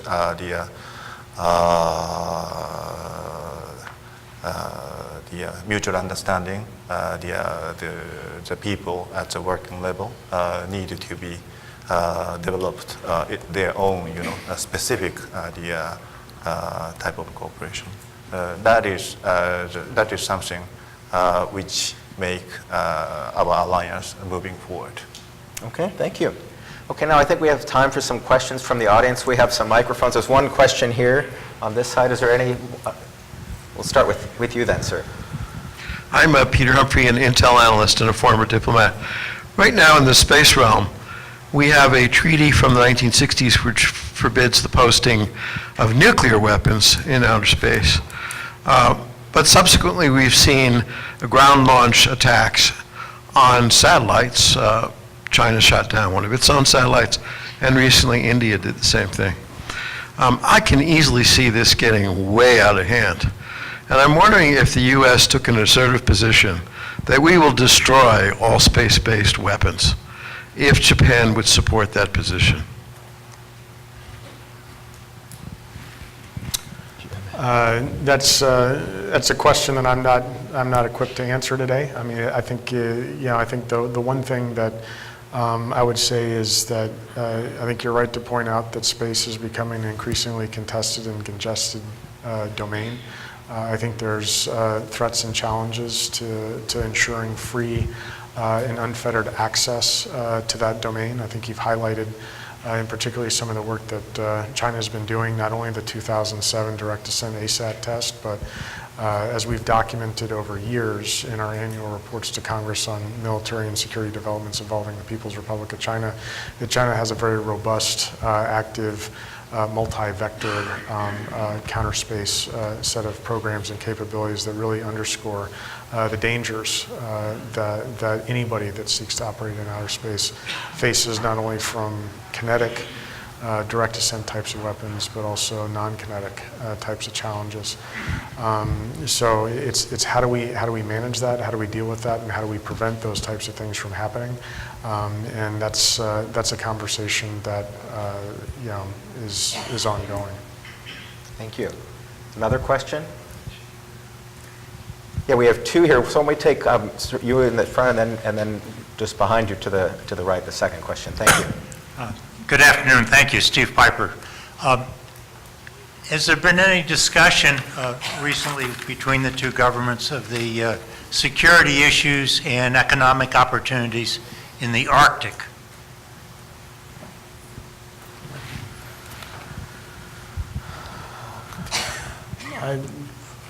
I'm not aware of, at least in the defense lane. We certainly, I think, have shared interests in the Arctic, wanting to make sure that we've got, access to there. But I'm not aware of deep discussions within the defense lane on it. Well, I don't have much to be shared with you for today. Of course, from time to time, the issue of Arctic gets our attention. And there are some occasion, bilaterally or unilaterally to discuss. Obviously, the Arctic, provide us with new challenges and opportunities. So, especially in the security means, it might change the total the risk and opportunities for the sea lanes of communication, such as importance of the Malacca Strait or something. So in that sense, we have some discussion, but at this moment, I don't have any specific points to be shared. Thank you. Yeah, we had another question over here, I think. Yeah. Thank you. Beata Bohorodycz, Seeger Center for Asian Studies, visiting scholar from Poland. I have a question about the 2+2 meeting. What were the main disagreements between the two governments? Because we've heard only the good news. So were there any issues that the two sides disagreed, or what would be the potential issues that the two sides have to work on in order to implement the policies that were adopted? And a very short question, I'm personally interested in Okinawa US military bases, so was there any reference to Okinawa Futenma during the talks? Thank you. Maybe, Keiichi, do you want to answer the Okinawa question? And then both of you can talk about your homework going forward, what you'd like to accomplish going forward. But you want to start with Okinawa? Okay, then maybe later. Oh, later, okay. You want to do the homework first, okay? Right. Look, I think you could look at the press conference where the four principles kind of laid out, the outcomes and the nature of the discussion at the 2+2. These types of dialogues always cover a full range of alliance issues. We're going to have areas where we have agreement. We're going to have areas where we have disagreement. And anything that happens kind of behind closed doors kind of stays there. I think the key thing that's important to point out is that there is a profound degree of alignment and convergence. And I think that was exactly and precisely reflected in the statement, in the fact sheet that came out after, and the statements in the press that happened afterwards.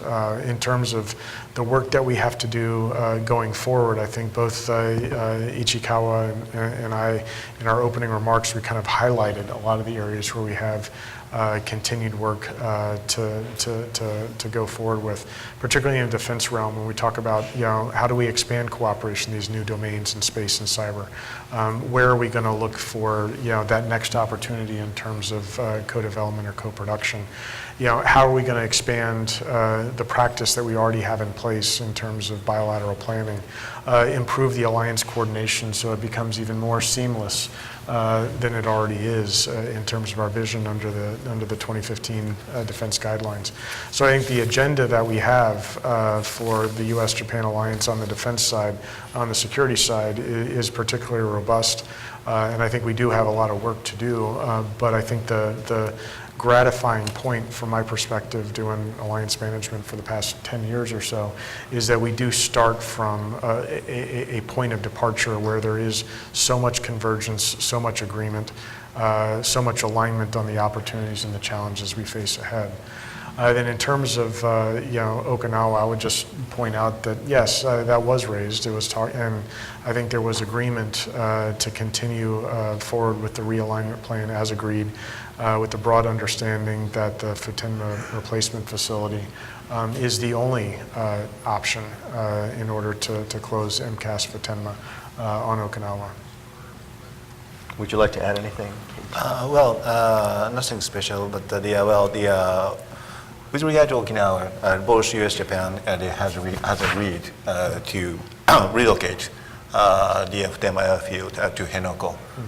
Both of us consider it's only option to get rid of the impact made by the Futenma airfield on the local community. So in that sense, from time to time, like the 2+2 meeting, we have shared update where we are right now. At this occasion also, we shared what is the status of our the endeavors to relocate the facilities to Henoko. Okay, thank you very much. Well, I'm afraid we've run out of time. Could we give a round of applause to our two speakers today? And then we're just going to take a brief minute to reset the stage, and Admiral Blair will give some concluding remarks. So if you could please remain seated. Thank you. Thank you. Thank you very much. Yeah, thank you. Thank you. It's wonderful. Hey.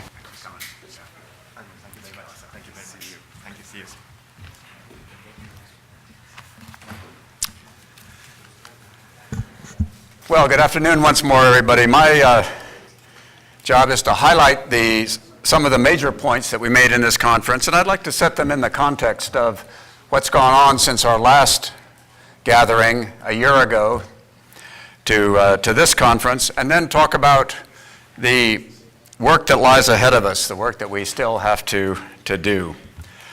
If I think back over this past year in the U.S.-Japan relationship, it's been a pretty good year.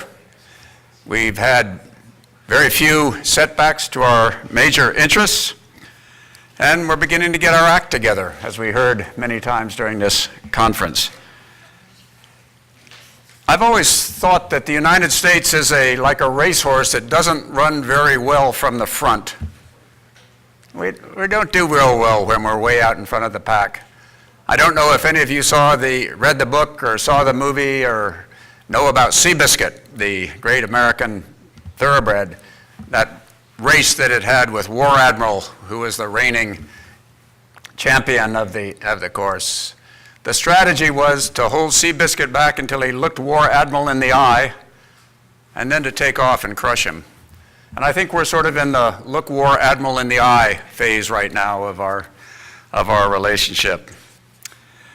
So let me review some of the major events in the U.S.-Japan relationship, and then talk about the work we still have to do. I think I'll start out with three very positive developments, and then one that is negative, and then I go on to talk about the challenges. The first, policy alignment. We heard it in his opening remarks from Ambassador Sugiyama. David Helvey repeated it to us in this panel we just heard. It was a theme throughout our NDGP panel that the coincidence of the strategy, the appreciation of the security environment, the goals between the United States and Japan is at an unparalleled level of alignment, and the documents that express it are remarkably similar. I think there are two major effects of that. One of them that was mentioned by Dr. Funabashi was that if there ever was a perception gap between the United States and Japan, it's certainly gone. There is no daylight now between the American and the Japanese understandings of these security challenges that we face. I think even more important is that this congruence of views, this alignment, is no accident. It's not random motion. American officials consulted closely with their Japanese counterparts before completing work on the National Defense Strategy. Japanese officials consulted closely with American counterparts before they completed work on their National Defense Program guidelines. And this tight coordination of U.S. and Japan consultation before decisions are made, before documents are published, has become a feature of this alliance, which was not true years past. And the influx of Japanese visitors that has been mentioned several times in this day's conference, I think, are another example of the way that we are working together in a pre-decisional phase, much better than I remember in my time working in the alliance. Second, budgets. The good news is that both countries have increased their defense budgets at relatively high rates for them. The American defense appropriation budget for 2019, the fiscal year that began October 1st of 2018, increased by 3% and was actually and miraculously passed before the start of the fiscal year. This is the first time in a decade. And it really, I can tell you, makes a difference in your ability to use that money wisely and efficiently. And there was a 35-day shutdown of our government in January, as we all experienced, those of us who live or visit here in Washington, D.C., but the Department of Defense was not affected by that, its budget having been passed. The Japanese defense budget for the fiscal year that began earlier this month was a 2.1% increase over the prior year. That's a healthy increase by Japanese standards.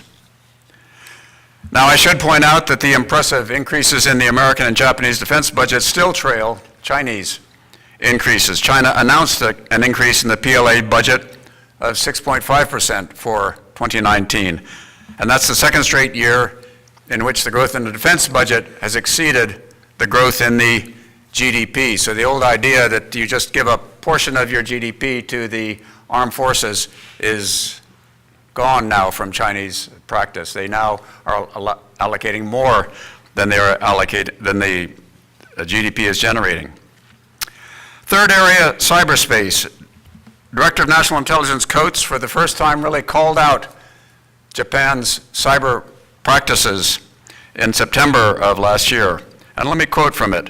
From its continued hacking of our defense secrets to its focus on collecting vast repositories of personnel and personality identifying information to better enable espionage activities, China exploits our transparency and open society.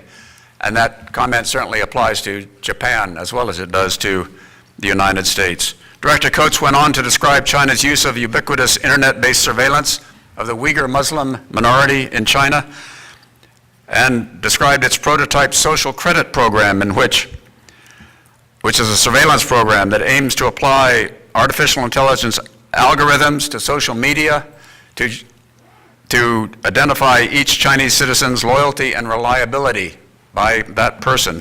These grades are then used to determine job promotions or dismissals, favorable treatment, or even arrest.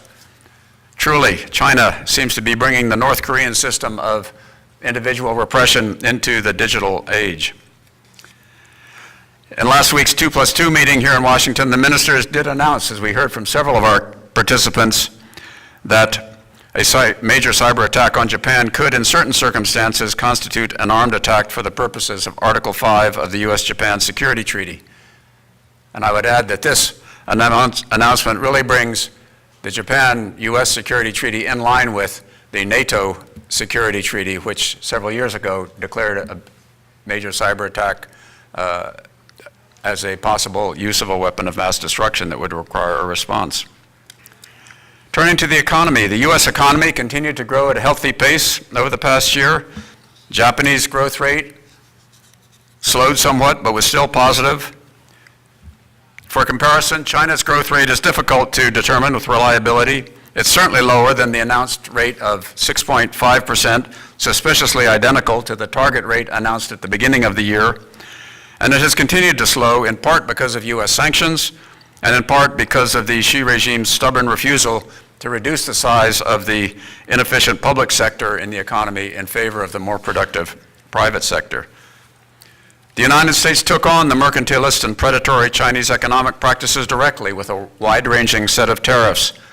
Negotiations continue between the United States and China, and there's little public information available about their content. However, it's safe to say that Chinese intellectual property theft, Chinese unfair treatment of international business in its domestic market, and the Chinese subsidies of state-owned enterprises are all on that trade agenda.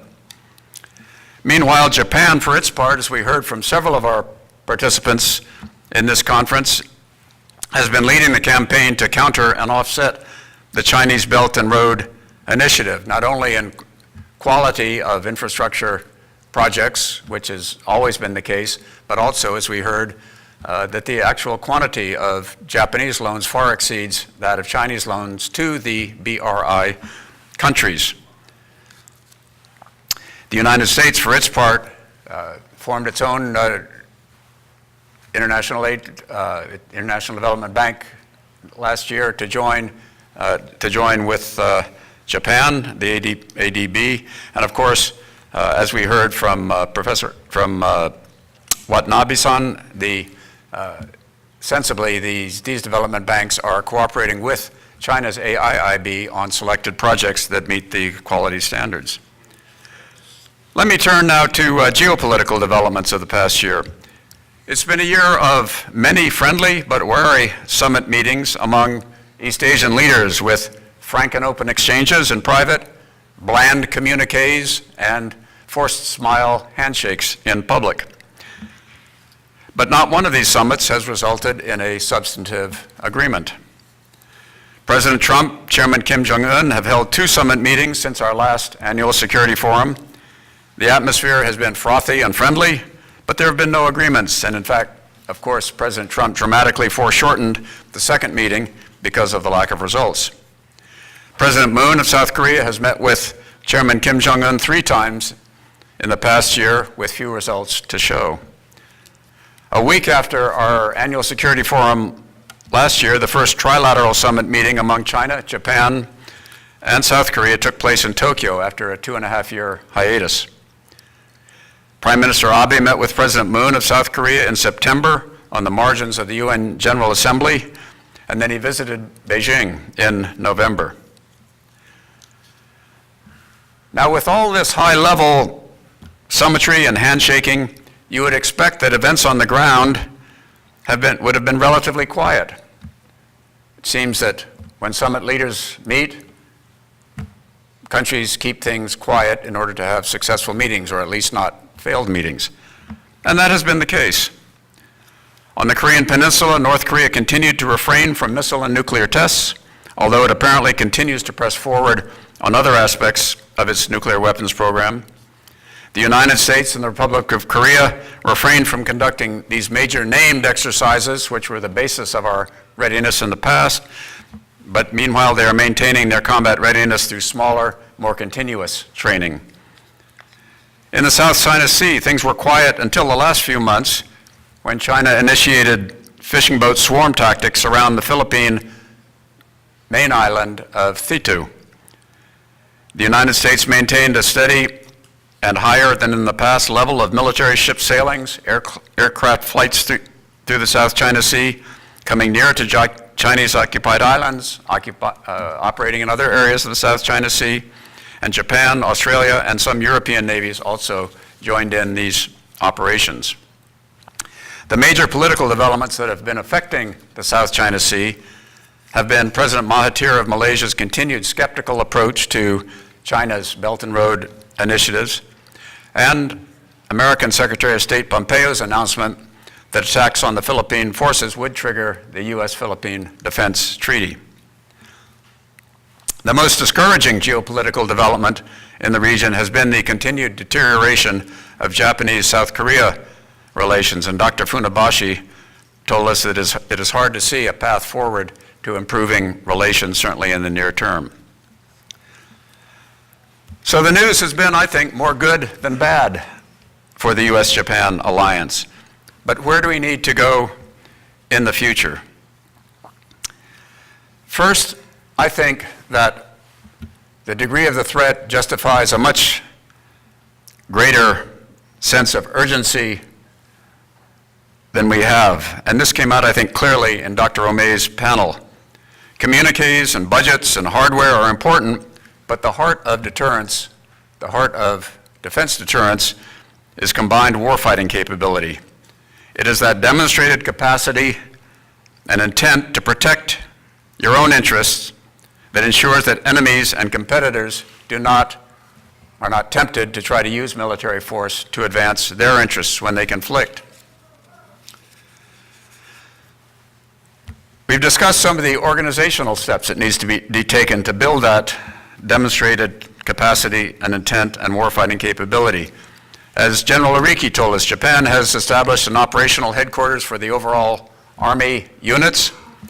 There have been headquarters established for a Senkaku's incursion and for the Southwest Island chain, but the Japan Self-Defense Force has still not established a standing joint task force operational headquarters that would handle a crisis or a conflict in the region from natural disaster relief through the Japanese aspects of a crisis or conflict in Taiwan or Korea.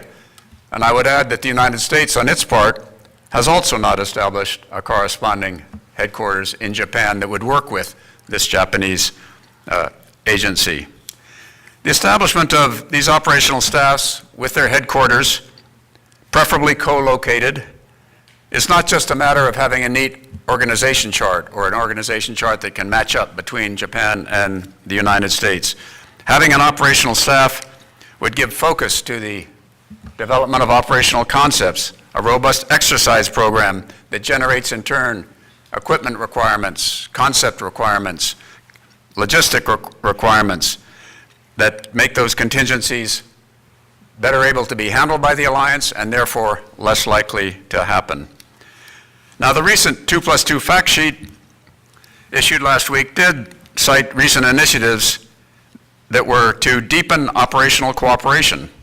And let me quote, "The steady implementation of mutual asset protection, bilateral presence and joint intelligence, surveillance and reconnaissance operations, increased scope of logistical support under the acquisition and cross-servicing agreement, and ongoing exchange of liaison officers."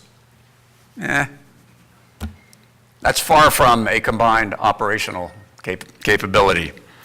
It's been 2 years now since China announced a complete reorganization of its military districts into joint warfighting headquarters. It's been 2 years that Chinese defense budgets have exceeded GDP growth, and steady implementation is simply not enough. We need a higher sense of urgency and accomplishment. To maintain deterrence, to ensure that China is not tempted to use its advanced new equipment that it's showing off, for example, in its naval review right now in Qingdao, to try out its new operational concepts under combat conditions. To deter that, the United States and Japan need to move faster. I don't believe that a combined forces command on the order of the Korean model is appropriate, but there needs to be much closer, more integrated operational organization and training and requirements for the range of very specific threats that the countries face.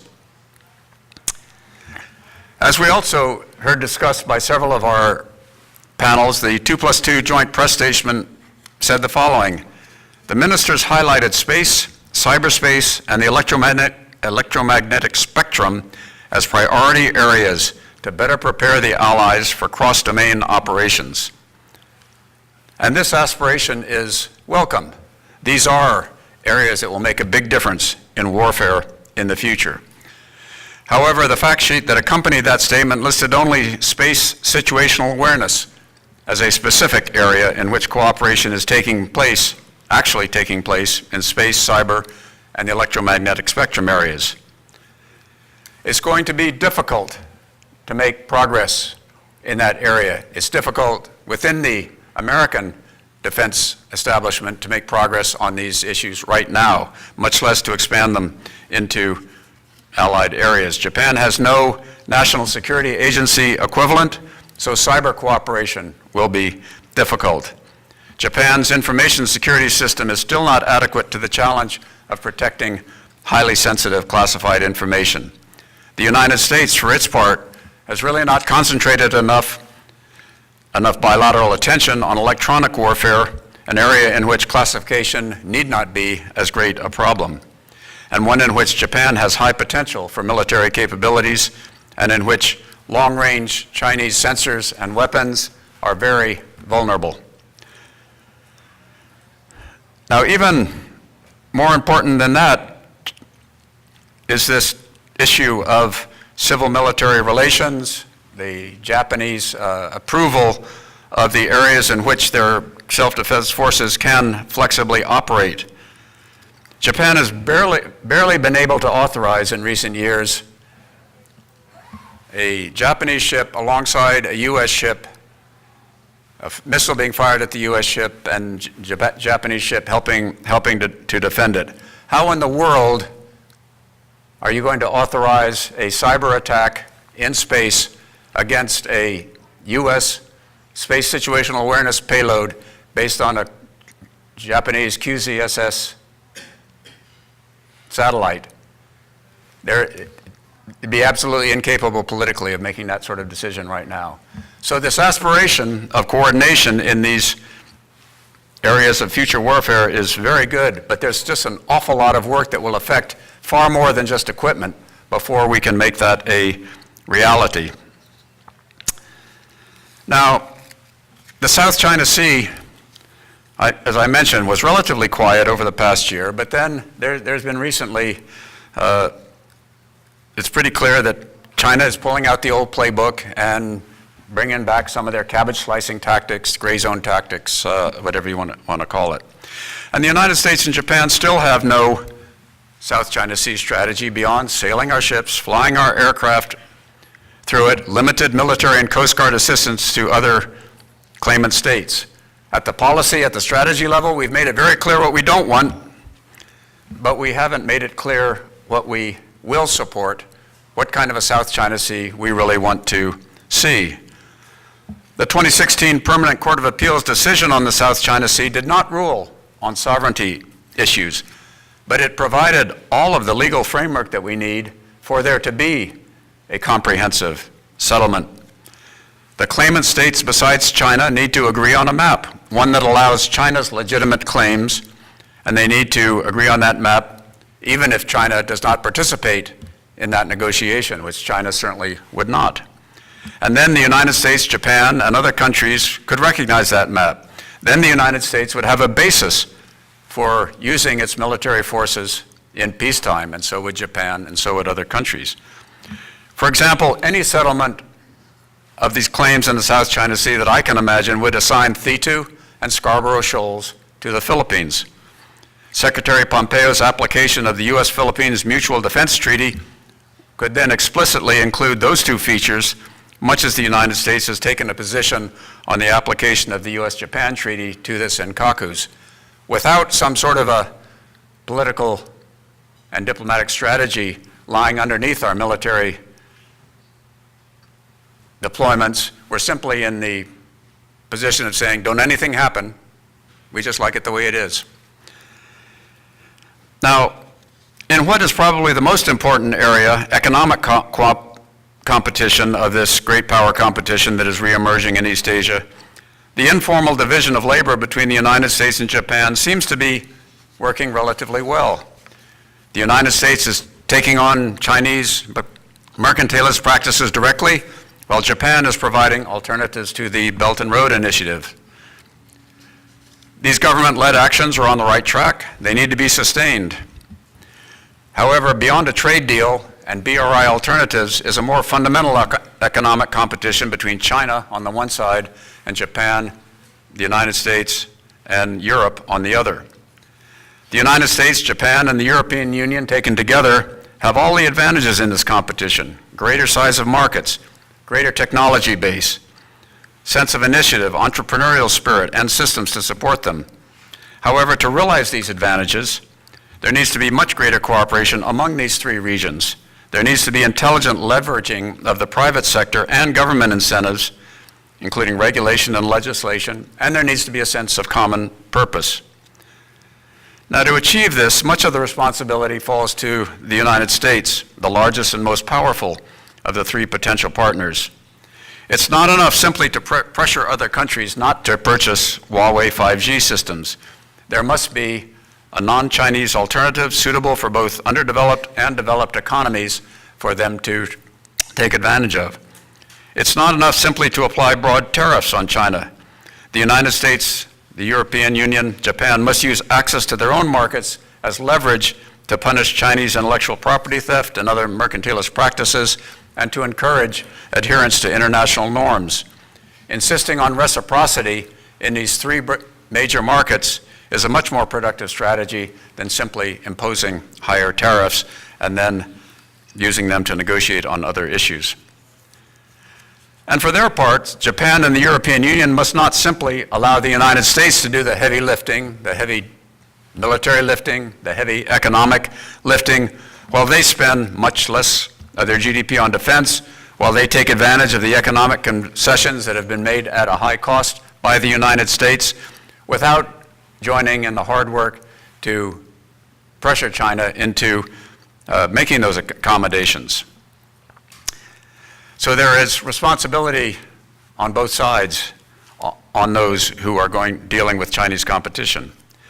Now, I do want to emphasize that we're not in a new Cold War with China, but we are in a very intense and sustained competition with that country across a broad range of economic and security fronts, and we need to work together with an intensity and a spirit that measure up to the threat of that competition. So the U.S.-Japan alliance is making great progress. It's been a good year, but our competitors, technology, and world events continue to move quickly. Our alliance must accelerate the pace if we are to maintain the kind of world in which we want to live, in which we want our children and grandchildren to live in security, prosperity, and peace. So, to those of you who have stuck it out to the end, I would like to ask for one more round of thank you for all of our participants, some of whom I still see here. And I think it's been a terrific set of discussions, and you've been a great audience. Thank you very much.